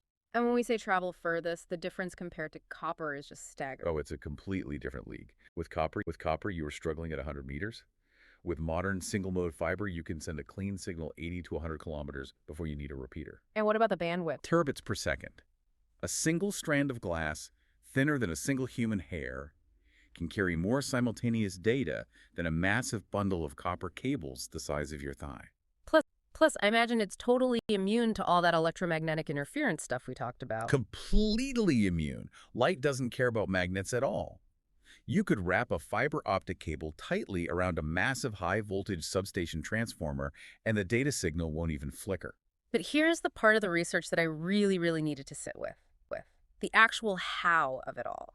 Because my intuition naturally says that if I shine a flashlight into a clear glass tube, the light should just shine right out the sides. Right, because glass is transparent. Exactly, glass is see-through. So how on earth does the light stay trapped inside the cable for 100 kilometers without leaking out? This brings us to the concept of total internal reflection. It is arguably the single most important physical principle in modern optics. So let's visualize this for the listener. We have the fiber cable. It has a tiny center channel called the core and a slightly thicker outer layer wrapping it called the cladding. Correct. And crucially, they're made of two slightly different types of glass with different refractive indices. Refractive index being a measurement of how much the material slows down light passing through it, right? Roughly, yes. It's a measure of optical density. The core has a higher index, so it's optically denser for the light, and the cladding has a slightly lower index. Okay, so I shoot a laser beam straight down the core. It travels along until it eventually hits the wall, the boundary between the core and the cladding. The research outlines 3 specific scenarios for what happens the moment the light hits that wall. Let's start with scenario 1, refraction. Imagine you are standing on the edge of a calm pond and you throw a heavy rock straight down into the water. What happens? It just breaks the surface and sinks straight into the water. Right. If the laser light hits the cladding boundary at a steep angle, it just passes straight through. It escapes the core and is lost in the cladding. We lose the data signal entirely. This is obviously bad. Okay, scenario 2. We start changing the angle of the throw. We throw the rock more sideways across the pond. Eventually, as you change the angle, you hit a very specific mathematical angle called the critical angle. In standard glass and air, it's about 42 degrees, but it varies depending on the exact materials. And what happens at 42 degrees? At exactly the critical angle, the light can't quite escape into the cladding, but it also can't quite reflect back into the core. It travels perfectly along the boundary. It literally skims the surface. Still not very good for transmitting data, though, right? We need the rock to skip, not skim. Exactly. Yeah. Here's scenario 3. Total internal reflection. If the angle of incidence is shallower than that critical angle, so it's a very glancing blow against the wall, the boundary undergoes a sudden phase change in behavior. It stops acting like a transparent window, and it instantly acts like a perfect mirror. And when you say perfect, you mean mathematically perfect. I mean 100% reflection. The absolute best silver mirror sitting in your bathroom right now only reflects about 90 to 95% of the light that hits it. The rest is absorbed as heat. If we built internet cables using bathroom mirrors, the signal would be completely gone in a few kilometers. But total internal reflection is completely lossless. The photon bounces off the boundary with the exact same energy it had the moment before it hit. So the light effectively just zigzags down the tube, bouncing billions of times, and it never loses any energy to the glass walls. Exactly. It Yeah. is completely trapped by the fundamental laws of physics. As long as a construction crew doesn't bend the cable too sharply, which would force the light to hit the wall at a steep angle and let the light escape, that photon will successfully travel to the other side of the ocean. That is exactly the hidden magic I was looking for. We've literally tricked light into staying inside a cage. It's wonderfully elegant. There are zero moving parts. It's purely just geometry doing the heavy lifting. Okay, so we've covered the waves in the air with radio and the pipes in the ground with the cables. Now we really need to talk about the water flowing through those pipes, the information itself. This brings us right into the war between analog and digital. The underlying language of the machine. I feel like analog is a word we toss around a lot without ever really defining it. The research says analog is continuous. What does that mean in physical terms? Analog is a direct physical representation of reality. Think of a classic vinyl record. If you look closely at the groove under a powerful microscope, it is a continuous wavy line cut into the plastic. Right. That physical wave is a perfect analogy of the actual sound wave that hit the recording microphone in the studio. It is a continuous infinite curve. So if I zoom in on a specific part of that wave, it's still just a smooth, continuous curve. Infinite resolution. Between any two physical points on that smooth curve, there is mathematically always another point. It never breaks into discrete steps. Digital, on the other hand, the notes describe as discrete. Digital is a staircase. It's not a smooth, continuous ramp. We artificially chop the flowing information up into highly specific blocks, and in computing, usually just 2 blocks, 0 and 1. Now, looking back at the history of all this, the whole world used to be analog. Early phone systems were analog. All broadcast TV was analog. Why did we go through the massive trouble of switching everything over? The research points to one highly specific enemy here: noise. The noise problem is the ultimate Achilles heel of any analog system. Because in an analog system, absolutely everything on the wire is treated as the signal. Give me a real-world example of that. Imagine you're listening to an old analog cassette tape. You hear the recorded music, but you also hear that constant background hiss. The tape's dead. Right, that static is just random microscopic magnetic variations on the physical tape. The tape player is dumb. It doesn't know the difference between the intended guitar solo and the random static. It happily amplifies both. Right. And if you make a copy of that tape onto a second blank tape, you perfectly copy the original static and you naturally add new static from the second tape. The classic photocopy of a photocopy effect. It just gets blurrier and worse every single time you copy it. Exactly. Noise accumulates instantly. You can never scrub it out. But digital is completely different. Digital possesses a superpower that we call noise immunity. How exactly does that work? Let's say we are sending a digital signal down a long copper wire. We establish a rule beforehand. We decide that 3 volts of electricity means a 1, and 1 volts means a 0. Simple enough rule. Now we send a perfect 3-volt pulse, which is a 1, but there's terrible interference on the line. Some random electrical noise gets injected.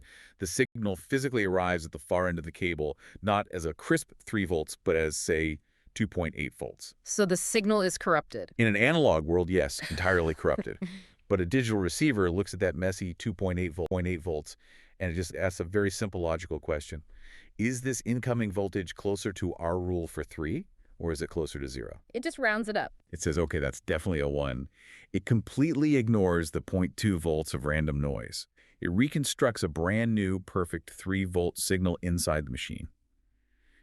You can do this precise process a billion times, routing it through a billion different servers, and the text message at the end will be bit for bit mathematically identical to the message sent at the start. That is quite literally why the internet can exist. You couldn't possibly have a global network bouncing around the Earth if the signal degraded a tiny bit every single time it hopped through a router. Correct. The whole thing would devolve into static.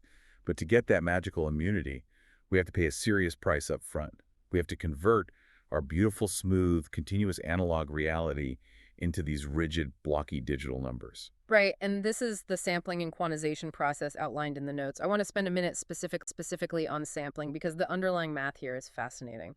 It introduces a guy named Harry Nyquist. The Nyquist-Shannon sampling theorem. It is essentially the mathematical bridge between the real analog world and the digital computer world. The theorem states that to capture any wave perfectly, you have to sample it, meaning you have to measure it at least twice as fast as its highest frequency. Right. Think of a ceiling fan spinning rapidly. If you blink your eyes really slowly while watching it, the fan blades might look like they've stopped completely, or maybe even look like they're spinning backwards. Yeah, I've seen that effect on video. That is called aliasing. To see the actual forward motion correctly, your eyes have to take a sample blink significantly faster than the fan is rotating. So applied to audio recording, humans can physically hear sound frequencies up to roughly 20,000 hertz. So if we want to record an orchestra digitally, Nyquist's math explicitly dictates that we must sample the analog microphone voltage at least twice that rate, so 40,000 times every single second. Which perfectly explains the global standard for CD audio, 44,100 hertz, 44.1 kilohertz. Exactly. The engineers chose 44.1 kilohertz to completely cover the full 20 kilohertz range of perfect human hearing, plus a little bit of extra mathematical wiggle room for the physical electronic filters to operate smoothly.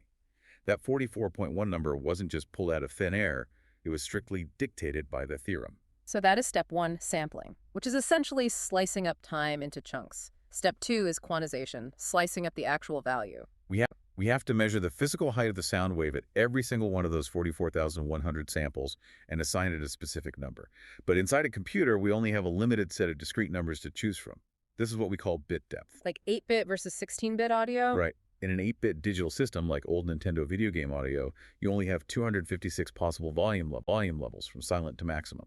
So the computer has to forcibly round the exact height of the wave to the nearest available step. And that rounding error creates a very specific kind of distortion, right? Yes, it sounds very gritty and harsh. It's quantization noise. But if you upgrade to a 16-bit system, like a standard audio CD, you suddenly have 65,536 available levels. The mathematical steps are now so incredibly tiny that the human ear simply cannot distinguish them from a perfectly smooth, continuous line. We've successfully fooled our own biology. So we've taken chaotic reality, we've chopped up into bits, and we've cleaned out all the random noise. Now we have to actually process it. We need a physical machine that natively speaks this blocky language of zeros and ones. This leads us to the final foundational layer of the stack, the hardware. The transistor. I feel like we hear this word constantly in the news, but we rarely actually stop to ask what it physically is. It is objectively the most important technological invention of the 20th century. Without it, we simply do not have the modern world. Physically speaking, in modern computers, it's a MOSFET, a metal oxide semiconductor field effect transistor. Which is an absolute mouthful, but Yeah. functionally speaking, it's just a switch, isn't it? It's a switch with absolutely no moving mechanical parts. It generally has 3 active terminals. The source, where the electrons come in the drain, where the electrons go out, and the gate, which is the controller. The garden hose analogy seems to be the standard go-to here in the notes. It works perfectly. Imagine a standard garden hose. Pressurized water wants to flow from the tap of the source out to the yard of the drain, but you are standing firmly on the middle of the hose. The flow of water is completely blocked. That would be the off state. Yes. In a MOSFET, the gate is your foot. When we apply a tiny electrical voltage to the gate terminal, it creates an invisible electrical field that effectively lifts your foot off the hose. It opens a conductive channel through the silicon. Current instantly flows. That state is on. That state is a 1. And then you take that control voltage away. The physical channel instantly collapses. The electrical current violently stops. That is the off state. That is a 0. Now I have to ask the question that came up during the critique of our preliminary research notes. Why binary? Why are we completely stuck with just 0 and 1? Humans have 10 fingers. Human math is natively decimal. Why don't we build computers that natively use voltages representing 0 through 9? Wouldn't that be drastically more efficient? You could pack way more information into a single wire. You're absolutely right. It would be vastly more information dense. But we don't use binary for storage efficiency. We use binary purely for reliability. It directly goes back to the noise problem we talked about earlier. Oh, so? Imagine we actually tried to build a decimal-based computer chip. We're using a microscopic wire carrying a maximum of 3.3 volts. We would have to divide that tiny 3.3 volts into 10 distinct recognizable levels. Okay. So 0.3 volts perfectly represents 1.6 volts is the 2, 0.9 volts is the 3, and so on up the ladder. The steps between the numbers are tiny. They're completely minuscule. Now imagine a tiny real-world fluctuation in the power supply. The ambient room temperature changes, or maybe a laptop battery gets slightly low. The voltage on the wire randomly dips by just 0.2 volts. Right. Suddenly your crisp 3 physically looks exactly like a 2 to the processor. Oh, wow. Your bank account balance just drastically changed simply because it got hot outside. That is a total nightmare scenario. It's completely unusable at scale. By stubbornly using binary avoiding, we create a massive, practically foolproof safety margin. We confidently declare that 0 volts is a 0 and a full 3 volts is a 1. You could have a massive spike of interference, a whole entire volt of random static, and the computer will look at 2 volts and still confidently say, well, it's definitely not 0, so it absolutely must be a 1. So computers actually are inherently smart.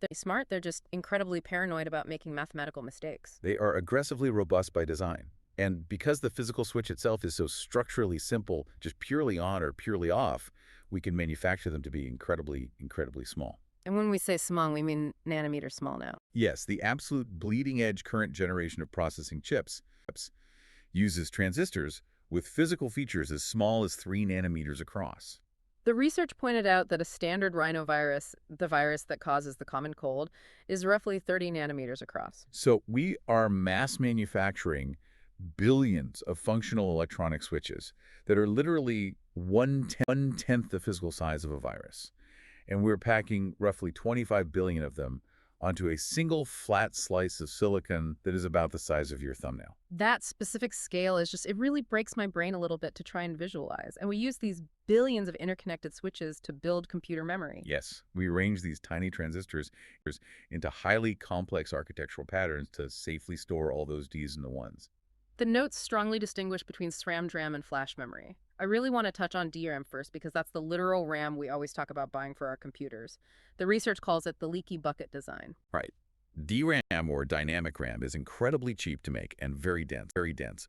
It brilliantly uses just one single transistor and one single microscopic capacitor to store 1 bit of data. The capacitor is essentially a tiny temporary bucket for holding electrons. If the bucket is totally full of electrons, it registers as a 1. If it's completely empty, it's a 0. But those microscopic capacitors aren't perfect, right? No, they leak terribly.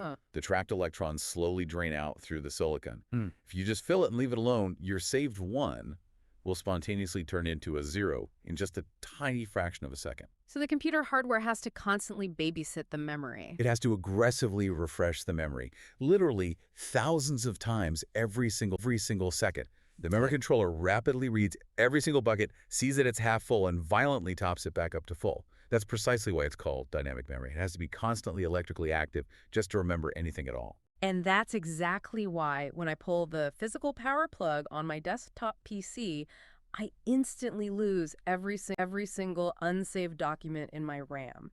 The babysitter turns off, the buckets leak out, and the data is permanently gone. Contrast that fragile system directly with flash memory. Yeah. Like what's inside your USB thumb drive or your laptop's SSD. That uses a totally different design called a floating gate transistor. It effectively has a microscopic trapdoor built in. Okay. Using high voltage, we aggressively push the electrons through the trapdoor into a tiny holding chamber that is heavily surrounded by a thick layer of physical insulation. So they literally can't get out. They're completely trapped in the cage. You can copy a file, unplug the USB drive, toss it in a desk drawer for 10 full years. And those specific trapped electrons will still be sitting right there in that exact cage, patiently representing your family photos. It's honestly amazing. We have completely mastered raw matter to the strict point where we can selectively trap isolated electrons in a microscopic box for a decade just to remember a picture. It really is a triumph of engineering. So we've officially reached the end of the stack. We've got all the way from the plasma in the upper ionosphere way down to the 3 nanometer silicon gate. I want to try to actively synthesize all of this. Let's trace the complete life cycle of a single message. Oh, let's do it. A full trip through the infrastructure. Okay, so I am sending a text message to you, just the word hello. Oh. Okay, step one. You physically tap the glass of your smartphone screen. That is an inherently analog event. Your physical finger hits a specific X and Y coordinate on the glass grid. My phone's main processor, utilizing those 25 billion microscopic transistors, calculates that analog touch and converts it into the strict digital ASCII code for HELLO. It temporarily stores those precise bits in the DRAM inside those tiny leaky buckets we talked about. Then the operating system prepares to send the message. It rapidly routes the binary data straight over to the cellular modem chip. The modem then mathematically converts those digital zeros and ones back into a smooth analog radio wave, a high-frequency line-of-sight microwave signal. The signal aggressively shoots out of your phone's internal antenna, flies directly across the physical street, dealing with attenuation along the way, and hits the local cell tower array. The tower catches that weak wave. It instantly demodulates it back down into clean digital bits. But now it knows it needs to route it long distance to your city. It converts those electrical bits into intensely bright pulses of invisible laser light, exactly 1,550 nanometers. It fires that laser light straight into a massive fiber optic bundle buried deep under the city street. The photon hits the internal glass wall, finds the exact critical angle, undergoes perfect total internal reflection, and flawlessly bounces its way straight to the main backbone hub of the internet. It physically travels hundreds of miles, maybe gets routed through a massive complex switch in a windowless data center, and then gets pushed back out to another local cell tower somewhere near wherever you happen to be. That destination tower converts the incoming laser light back into moving electrons and then back into a radiating radio wave. It blasts it through the air to your specific phone. Your phone antenna catches the wave, mathematically checks for any injected noise, aggressively corrects any transmission errors, and finally lights up the exact specific pixels on your screen. And I simply look down and read the word hello. And that entire globally spanning process happened in what, like 200 milliseconds? Literally faster than you can physically blink your eyes. It is exactly like a global nervous system. We have painstakingly built a planetary scale nervous system. And it is entirely based on the impossibly simple concept of a dumb switch. On or off, yes or no, 1 or 0. So I really want to leave the listener with this final provocative thought I found in our research notes. We mentioned earlier that our current transistors are now roughly 3 nanometers wide. Yes. Incredibly tiny. The actual physical gap between individual atoms in a silicon crystal is about 0.5 nanometers. We are quite literally running out of physical atoms to build these things with. We are hitting the absolute hard wall of reality. When you get down to a scale that unimaginably small, classical Newtonian physics simply stops working, and quantum physics completely takes over.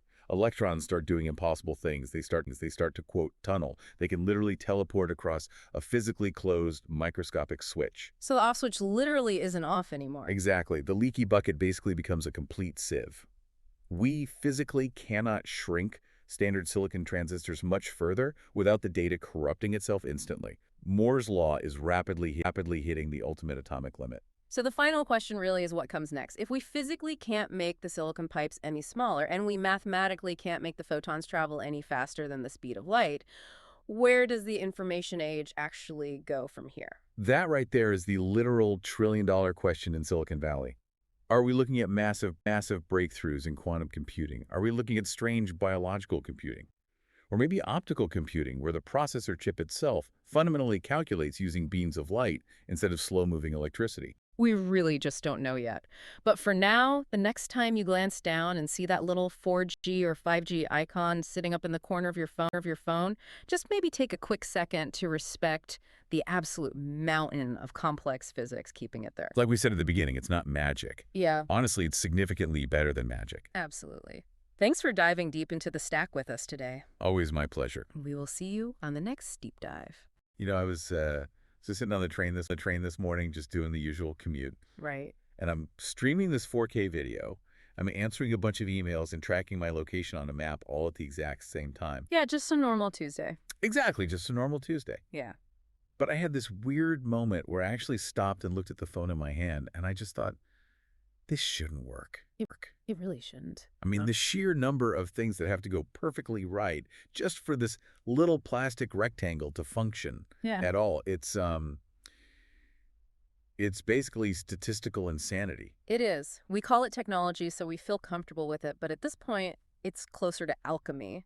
We have quite literally tricked rocks into thinking. Tricked rocks into thinking. I love that. That's the silicon, right? Exactly. I mean, we take sand, we purify it, we blast it with highly focused light, and suddenly it can calculate the trajectory of a rocket or stream a cat video directly to your face. It's wild. But we aren't just going to talk about the silicon today. Right, right. Today we're doing a deep dive into the invisible stack. Yeah. And I have to say, the source material we pulled for this is just fascinating. Because it doesn't just look at the phone as a product. It looks at the actual physics story, the fundamental reality that allows the phone to exist. And the scale is just mind-bending. It is.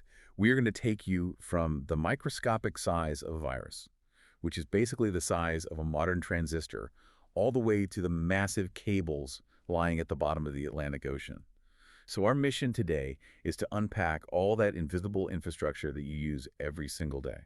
And the thing that really stands out when you look at all these sources together is how incredibly fragile this entire system is. Yes, fragile. We treat the internet like it's this magical cloud floating above us, like it's just in the air. The cloud. Right. Yeah. But it's not a cloud, it's a physical thing. It breaks, it requires massive amounts of power, it generates intense heat, and honestly, most of us have zero idea how the sausage is actually made. And according to the research, it's kind of hitting a wall right now. That's the core tension of this entire deep dive.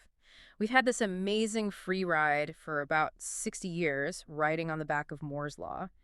And the sources we reviewed are basically screaming that the free ride is over. So we are entering a totally new era. We are. An era where the hardware of the physical world, meaning atoms, electrons, thermodynamics, is really struggling to keep up with the software of our desires. So for everyone listening, we've got a massive stack of notes here, and we're going to organize this into 4 clear pillars. First is the engine of speed, which is Moore's Law. The engine of growth. Right. Second is the capture of reality, which covers sampling rates and bit depth, basically how we turn the real world into code. Yep. Third is the global grid, that's mobile networks and the physics of radio waves. And finally, the map, which is how the internet actually routes your data across the entire planet. LAN versus WAN. It's the invisible infrastructure of modern life. Let's just dive right into the engine. Gordon Moore, 1965. 1965, the year it all really fundamentally changed. Gordon Moore, who would later go on to co-found Intel, made this observation. And it's important to clarify that it wasn't a strict law of physics like gravity or thermodynamics. It was more of an empirical observation, Yeah, right? Exactly. He just looked at the trends and noticed that the number of transistors you could fit on a microchip was doubling roughly every 2 years. And crucially, and this is the part that blows my mind, the cost of manufacturing those chips remained basically the same. That right there is the economic miracle of our lifetime. It is the only industry in human history where the underlying product gets twice as good every 2 years for the exact same price. It's hard to even wrap your head around. Think about it with cars. Imagine if you bought a car and then 2 years later, for the exact same amount of money, you could buy a car that went twice as fast, got twice the gas mileage, and was half the physical size. And then 2 years later, it doubles again? Right. And this compounding doubling happened for 50 straight years. It totally democratized technology. It made it globally accessible instead of just being a luxury for the absolute elite. It drove the explosion of AI video games, modern medicine, telecommunications, all of it. But let's unpack the actual how here. Yeah. Because the research gets into the modern manufacturing process, and honestly, it sounds like pure science fiction. We aren't just sitting there soldering tiny little wires together. No, definitely not. If you want to understand why the phone in your pocket is so incredibly powerful, you have to understand a process called photolithography. Yeah, it's essentially printing with light. You start with a raw silicon wafer, you coat it in a light-sensitive chemical, and then you shine a light through a microscopic stencil, they call it a mask, to literally draw the circuit onto the silicon. But the circuits they're making now are so unbelievably small, we're talking nanometers, that regular visible light is actually too fat to draw them. Too fat. That's a great way to put it. It's like trying to draw a highly detailed miniature portrait using a giant fat permanent marker. You just can't get the fine details. The light waves themselves are too big. So what did the industry do? They had to move to something called extreme ultraviolet light, or EUV. And the machines that do this, they're made by a company called ASML in the Netherlands. They are arguably the most complex machines human beings have ever constructed. And I was reading about these in the sources, and my jaw dropped. Tell them how they generate this EUV light. Okay, so inside a vacuum, they drop a microscopic droplet of molten tin. Just a tiny drop of tin falling through the air. Right. And while it is falling in midair, they blast it with a high-powered laser. Twice. The first blast flattens it like a pancake, and the second blast vaporizes it, turning it into a plasma. And that glowing plasma emits the extreme ultraviolet light. And they do this how many times a second? 50,000 times a second. 50,000 drops of tin blasted by lasers every single second, just to make the light. Yes. And that process creates a light with a wavelength of exactly 13.5 nanometers. That incredibly fine light is the only way we can print modern computer chips with transistors that are just 2 or 3 nanometers wide. Just to contextualize that 3 nanometers for you listening right now, it is smaller than a single strand of human DNA. It is smaller than a virus. We are building billions of tiny logic gates smaller than a virus. We're bordering right on the atomic scale at this point, and this leads to some benchmark numbers in the research that just completely break your brain. If you look at 1971, the Intel 4004 processor contained 2,300 transistors. 2,300. Which was a lot back then. But today, a high-end processor in a modern device contains over 100 billion transistors. From 2,300 to 100 billion. It's unfathomable. But here is the major catch, and this is where our deep dive gets into the current crisis. We still call it Moore's Law, but strictly speaking, the frequency, the actual clock speed of the chips, stopped doubling a long time ago. That's right. Yeah. I remember back in the early 2000s, marketing was all about gigahertz. You had a 1 gigahertz processor, then 2 gigahertz, then 3 gigahertz, and then it just kind of abruptly stopped around 3 or 4. We aren't walking around with 20 gigahertz computers today. We hit what engineers call the thermal wall right around 2005. The research highlights this as a massive pivot point for the whole industry. As you pack these microscopic transistors closer and closer together and force them to run faster and faster, they generate heat. So much heat. If we had kept increasing the clock speed at the historical rate of Moore's Law, the chip would have literally melted through your desk. It would have reached the temperature of the surface of the sun. So physics basically stepped in and said no. Exactly. The laws of thermodynamics called a timeout. So the engineers had to get clever. They realized they couldn't make the single brain any faster, so they just started adding more brains. Right, multi-core processing. Yes. Instead of having one guy working at super speed generating a ton of heat, you hire 4 or 8 or 16 guys working at normal speed. That was the first really big architectural shift. But now we are in the middle of a second massive shift, which is the rise of the GPU. The graphics processing unit. Which is deeply ironic because those were originally just built for playing video games. Totally. They were specifically designed for rendering 3D polygons in games like Quake and Doom. But it turns out the math you need to draw a 3D monster on a screen, which involves doing thousands of relatively simple calculations all at the exact same time, is the exact same math you need for artificial intelligence. And this is why NVIDIA is suddenly one of the most valuable companies on the entire planet. Their chips weren't initially designed to run an operating system like Windows. They were designed for parallel processing, which is perfect for neural networks. Precisely. Moore's law regarding raw transistor density is severely slowing down because of physical limits. We are literally running out of atoms. You can't make a transistor smaller than an atom, so the growth has shifted away from just shrinking things and moved into changing the architecture entirely. Like 3D stacking. Right, 3D chips.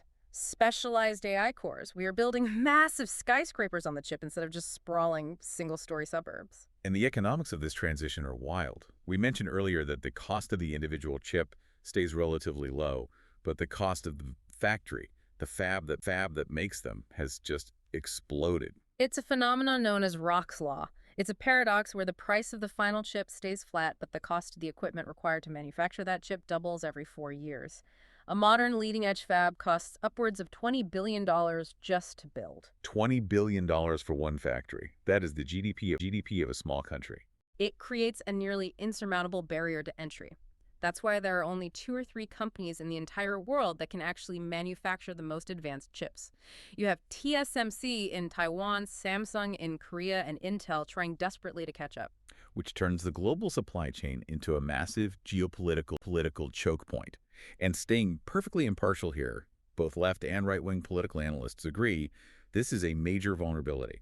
We have all this invisible infrastructure heavily concentrated in just a few locations. If one major factory in Taiwan goes offline for whatever reason, the entire global economy catches a cold. Or have a full-on heart attack. Right. So that is the engine. We have these silicon brains that are incredibly dense, incredibly hot, and pushing the absolute limits of material physics. Yeah. But a brain in a jar is totally useless if it doesn't know what the outside world actually looks like. Right. It needs input. And we live in a real world of smooth, continuous waves. Sound, light, color. But computers only live in a world of jagged, rigid steps, ones and zeros. This is the fundamental problem of capture. How exactly do you digitize reality? And that brings us to our second pillar, sample rate and bit depth. I feel like almost everyone has seen the term sample rate usually is 44.1 kilohertz on their music files, but most people have no idea what it actually means. Think of our reality as a continuous flowing curve. A sound wave traveling through the air is a smooth, unbroken line. But to get that smooth line into a digital computer, we have to slice it up. We have to take quick snapshots. Right. So sample rate represents the x-axis. It's time. It's asking the question, how many times per second are we taking a measurement of this wave? The analogy from the notes that really helped me is the movie camera. That's a great one. If you take one photograph of a running horse every hour, you aren't capturing the motion at all. It's just a bad representation. But if you take 1,000 photographs every second and play them back, your eye is completely tricked into seeing smooth, fluid motion. And audio works the exact same way. If we take enough tiny snapshots of the sound wave, our ear is tricked into hearing a smooth, continuous tone. Exactly. More samples equal higher fidelity to the original analog wave. But the magic number for audio is 44,100 times per second. Why that specific number? I mean, why not an even 40,000 or 50,000? It comes down to the science of human hearing and a guy named Nyquist.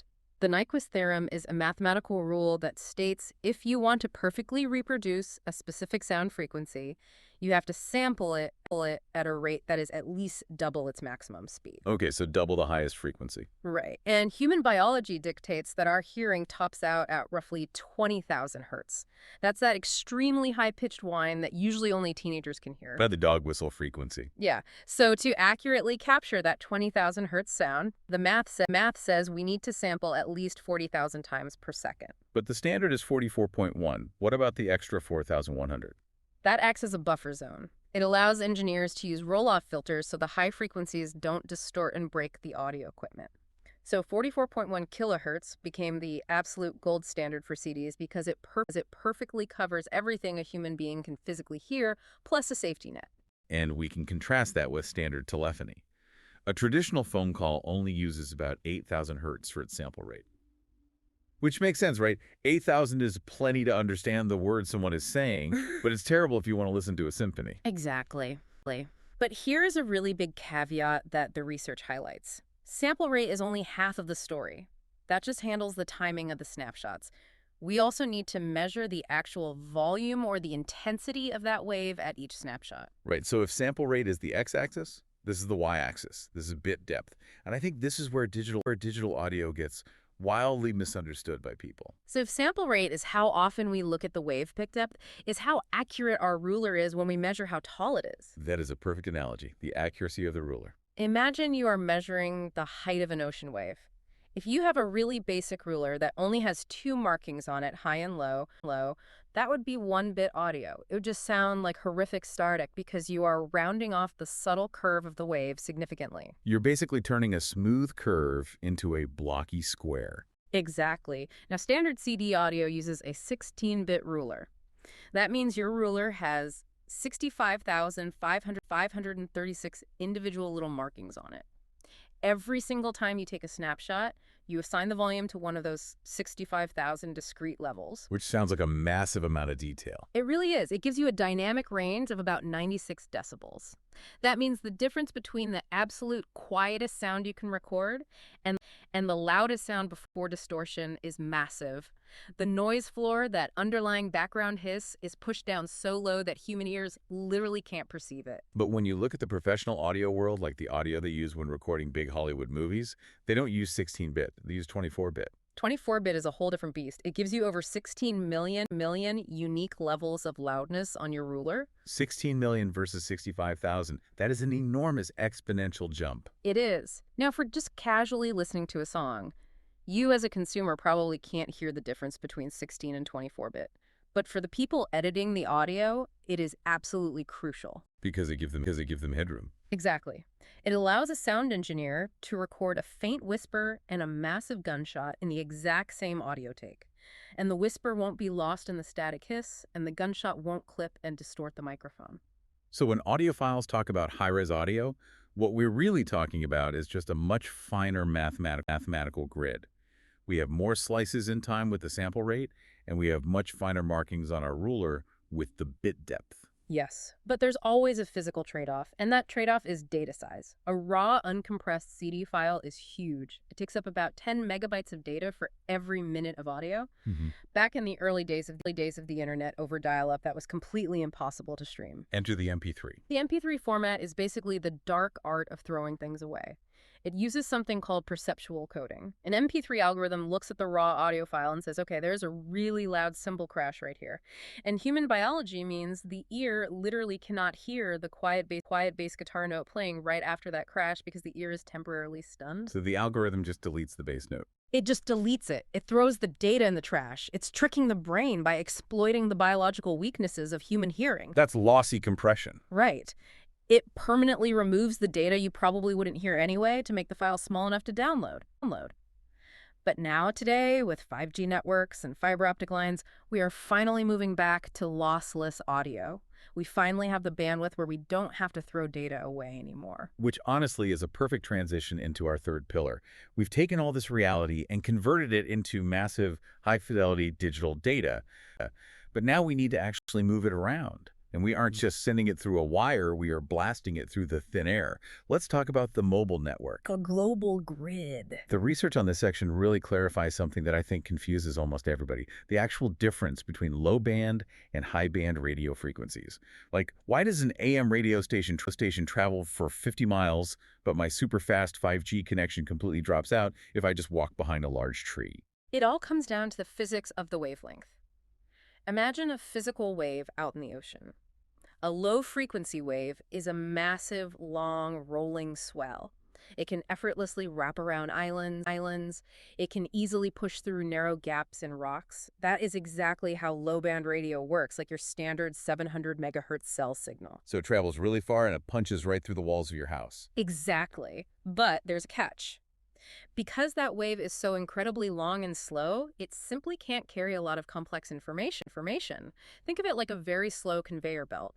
You can put a simple voice call on it, maybe a text message or a basic web page, but you absolutely cannot put a 4K movie on it. Okay, so to get those crazy download speeds, we need high frequency. High frequency, like the new millimeter wave 5G networks, is completely different. It's not a rolling ocean swell. It's like a rapid fire machine gun ripple on a pond. The individual waves are tiny and extremely close together. And because there are so many of them packed together, you can pack a massive amount of data onto them. You can stream multiple gigabits per second. It's insanely fast. But the downside is what? The downside is they are incredibly fragile. A high-frequency radio wave is easily stopped by physical objects. A tree, a brick wall, heavy rain, even the oxygen in the air itself slowly absorbs the energy of the wave. And this explains why the massive 5G rollout has been so complicated and ridiculously expensive. Because back with 3G or 4G, a telecom company could just build one giant tower on top of a hill and provide coverage for an entire town. Right, but with high-band 5G, you can't do that. You need a small cell node basically bolted to a street lamp on every single street corner. You need a direct, uninterrupted line of sight to the phone. We are having to build a significantly denser physical infrastructure just to combat the natural physics of high-frequency waves. And building all this brings up a concept from the notes that I found while the spectrum auction. Government's literally selling off the rights to use these invisible frequencies. It's essentially invisible real estate. It's arguably the most expensive real estate in the world. Telecom operators pay billions, literally tens of billions of dollars just for the exclusive legal right to use a specific tiny slice of the airwaves. It's just air. But it's highly regulated air. If you tune your car radio to 98.5 FM, you hear a specific station purely because that company bought the rights to that exact frequency in your city. If you set up a transmitter in your backyard and try to broadcast on 98.5, you will get a knock on the door and you will go to jail. It is wild to think about the empty air around us being parceled out and sold off like plots of land. But it absolutely has to be. If everyone tried to broadcast their data on the exact same frequency at the same time, it would just cancel out into pure static noise. The electromagnetic spectrum is a finite natural resource. That's why engineers have to get so incredibly efficient with how they pack data into it. Speaking of that organization, let's talk about the cell and cell phone. I think most people just assume a cell tower acts like a giant light bulb, just blasting a signal equally in a big circle. It's much more organized than that. The network divides a geographical territory into zones called cells, and the base transceiver station, the actual antennas on the tower, usually divides its coverage area into sectors. Picture it like 3 separate slices of a pie. And the really clever part is that the network actively uses slightly different frequencies and adjacent cells to prevent them from interfering with each other. It's a massive shifting mathematical puzzle. At the center of it all is the core network, which acts as the brain handling authentication, checking who you are and routing, figuring out who you're trying to call. And the part of this puzzle that always impresses me the most is the handover. I'm driving down the highway at 70 miles per hour. I'm talking on a phone call. I am physically moving rapidly away from one tower and hurtling towards another tower. And your call doesn't drop. This is a highly synchronized dance. Your phone isn't just passively listening, it is constantly actively monitoring the signal strength of the tower you are currently connected to, while also scanning all the other towers around you. It's always looking for a better connection. Right. It reports all this data back to the core network multiple times a second. When the signal from Tower A drops below a specific critical threshold and the network sees that Tower B is now much stronger, it coordinates a seamless handoff. And this all happens in milliseconds, right? Literally milliseconds. The core network essentially shouts down the wire, okay, Tower B, get ready to catch this incoming user.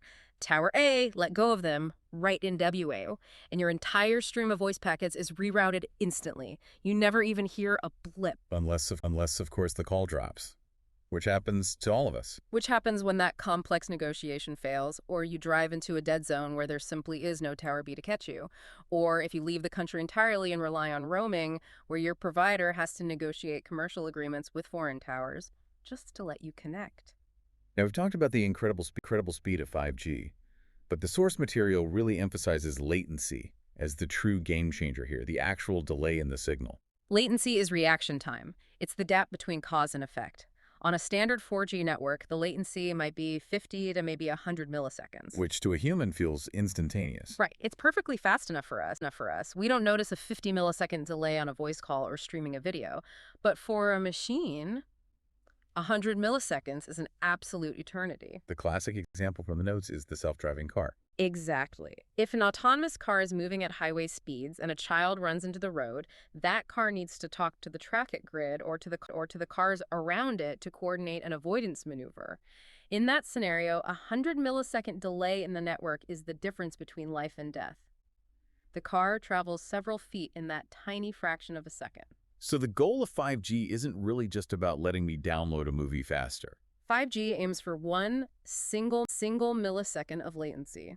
It fundamentally allows machines to react to each other in real time. So 5G isn't really for us, it's for the robots. In many ways, yes. It's the foundational nervous system for the Internet of Things. It's for automated factories, smart grids, and autonomous fleets. Now, we absolutely cannot talk about the global grid without mentioning the massive new player sitting up in the sky, satellites, specifically constellations like Starlink. Right. This changes the network geometry entirely. Traditional communication satellites, the ones we've used for decades for satellite TV or weather data, they sit way out in geostationary orbit. They are 35,000 kilometers above the Earth. Which means the physical radio signal takes a comparatively long time to travel all the way up there and all the way back down.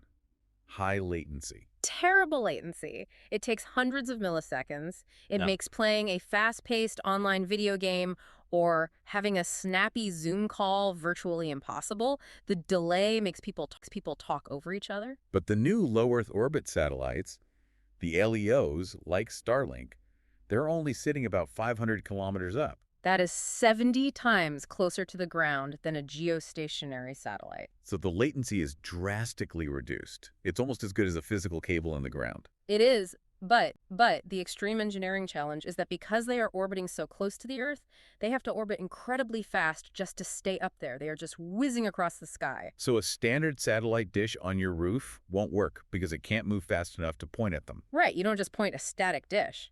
You need a complex phased array antenna that can electronically track multiple satellites as they fly by at 17,000 miles per hour, handing off your connection from one satellite to the next every few minutes. It's the highway handover problem we just talked about, but happening in outer space at hypersonic speeds. Exactly. It's an absolute marvel of modern engineering, and it is completely untethering us, bringing high-speed, low-latency internet to a ship in the middle of the Pacific Ocean or a research base in the middle of the Sahara Desert where you could obviously never run a fiber optic cable.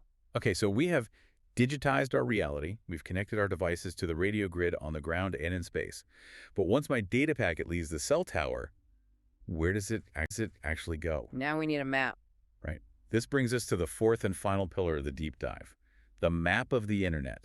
Land versus WAN, and how the internet actually physically finds what you are looking for. The easiest way to think about this is the fundamental difference between your private house and the public international highway. Let's start inside the house. The LAN, the local area network. This is basically just my home Wi-Fi router, right? Yes.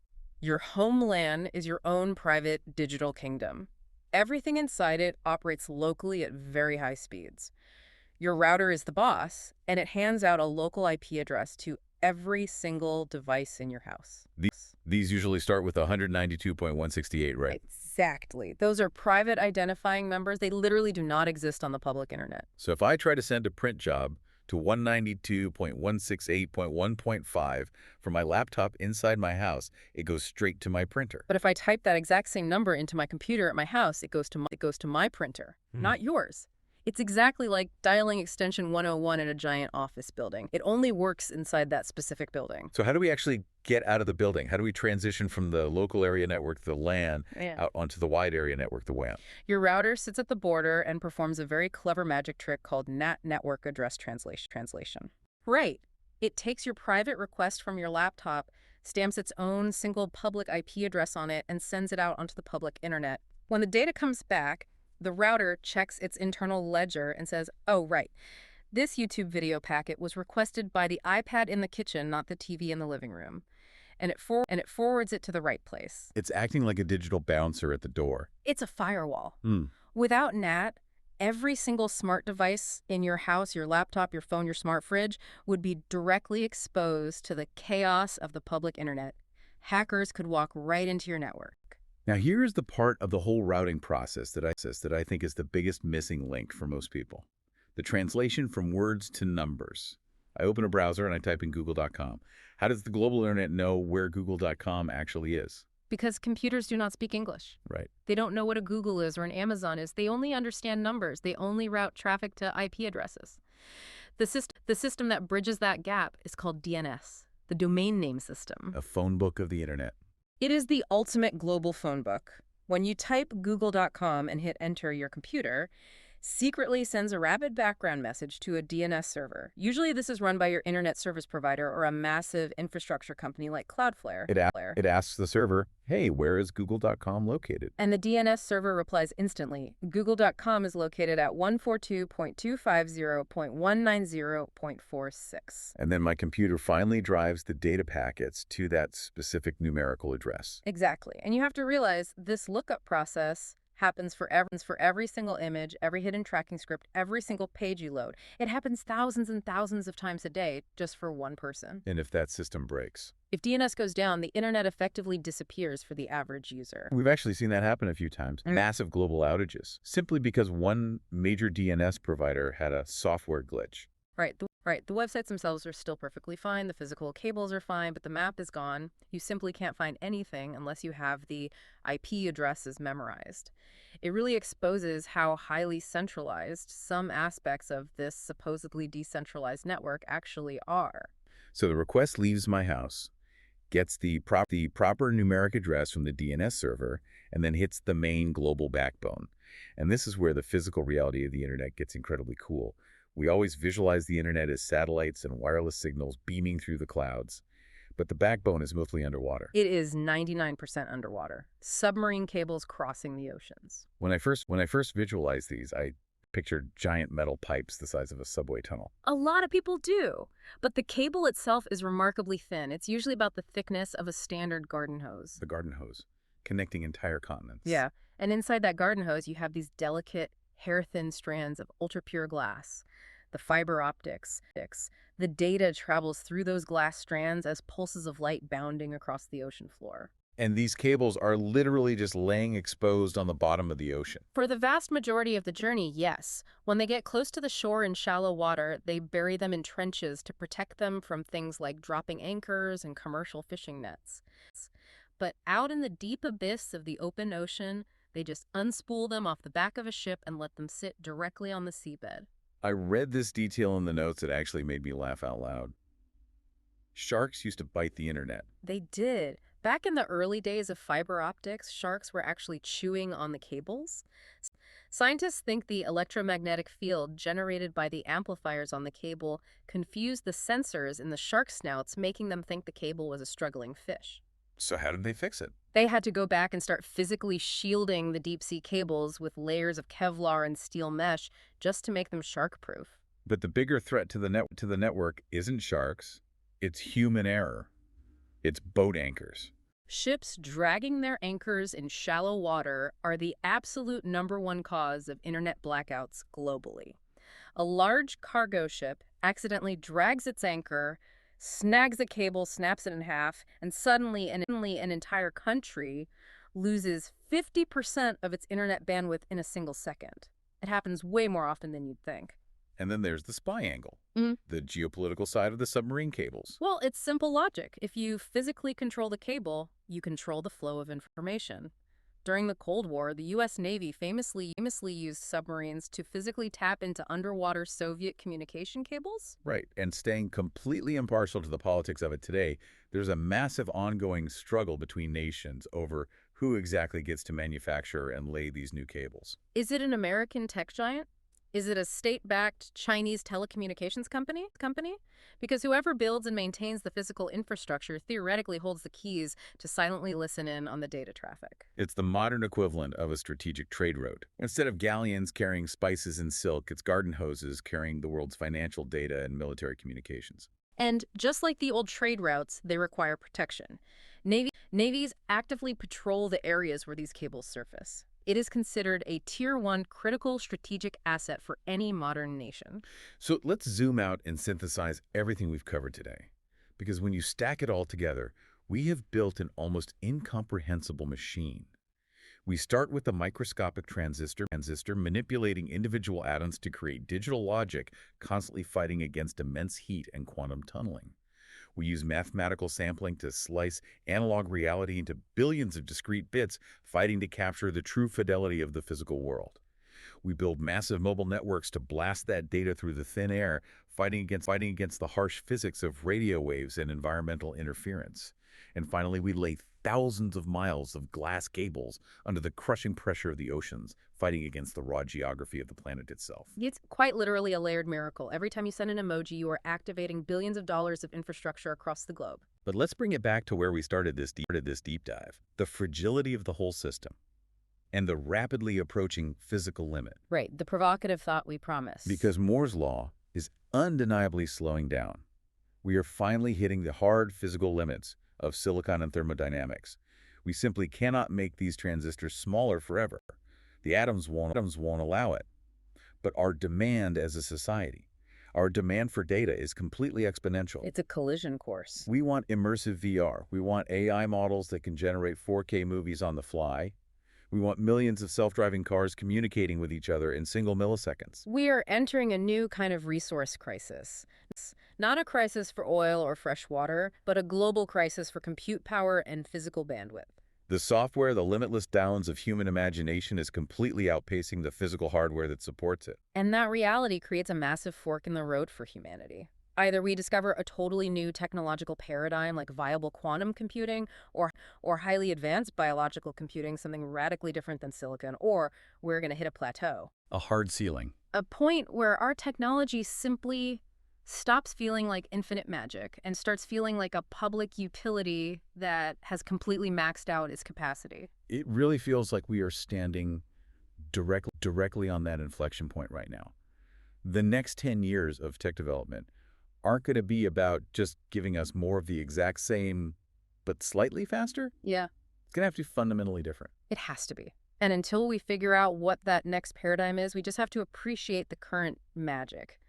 The next time you are sitting on the train, just remember that the video you are passively watching is being mathematically sliced into tiny packets, routed via a global DNS phone book shot at the speed of light through a garden hose under the Atlantic Ocean, beamed to a cellular tower, and instantly reassembled on a glass screen that is refreshing 60 times a second, all powered by a silicon chip containing billions of microscopic switches smaller than a single virus. When you put it like that, I suppose it's perfectly okay if the video buffers for a couple of seconds. Yeah, give it a second. The machine is working incredibly hard for you. Thanks to everyone for listening to this deep dive. Yeah. Hopefully you will never look at your smartphone or a shark the exact same way ever again. Stay curious out there. We'll see you on the next deep dive.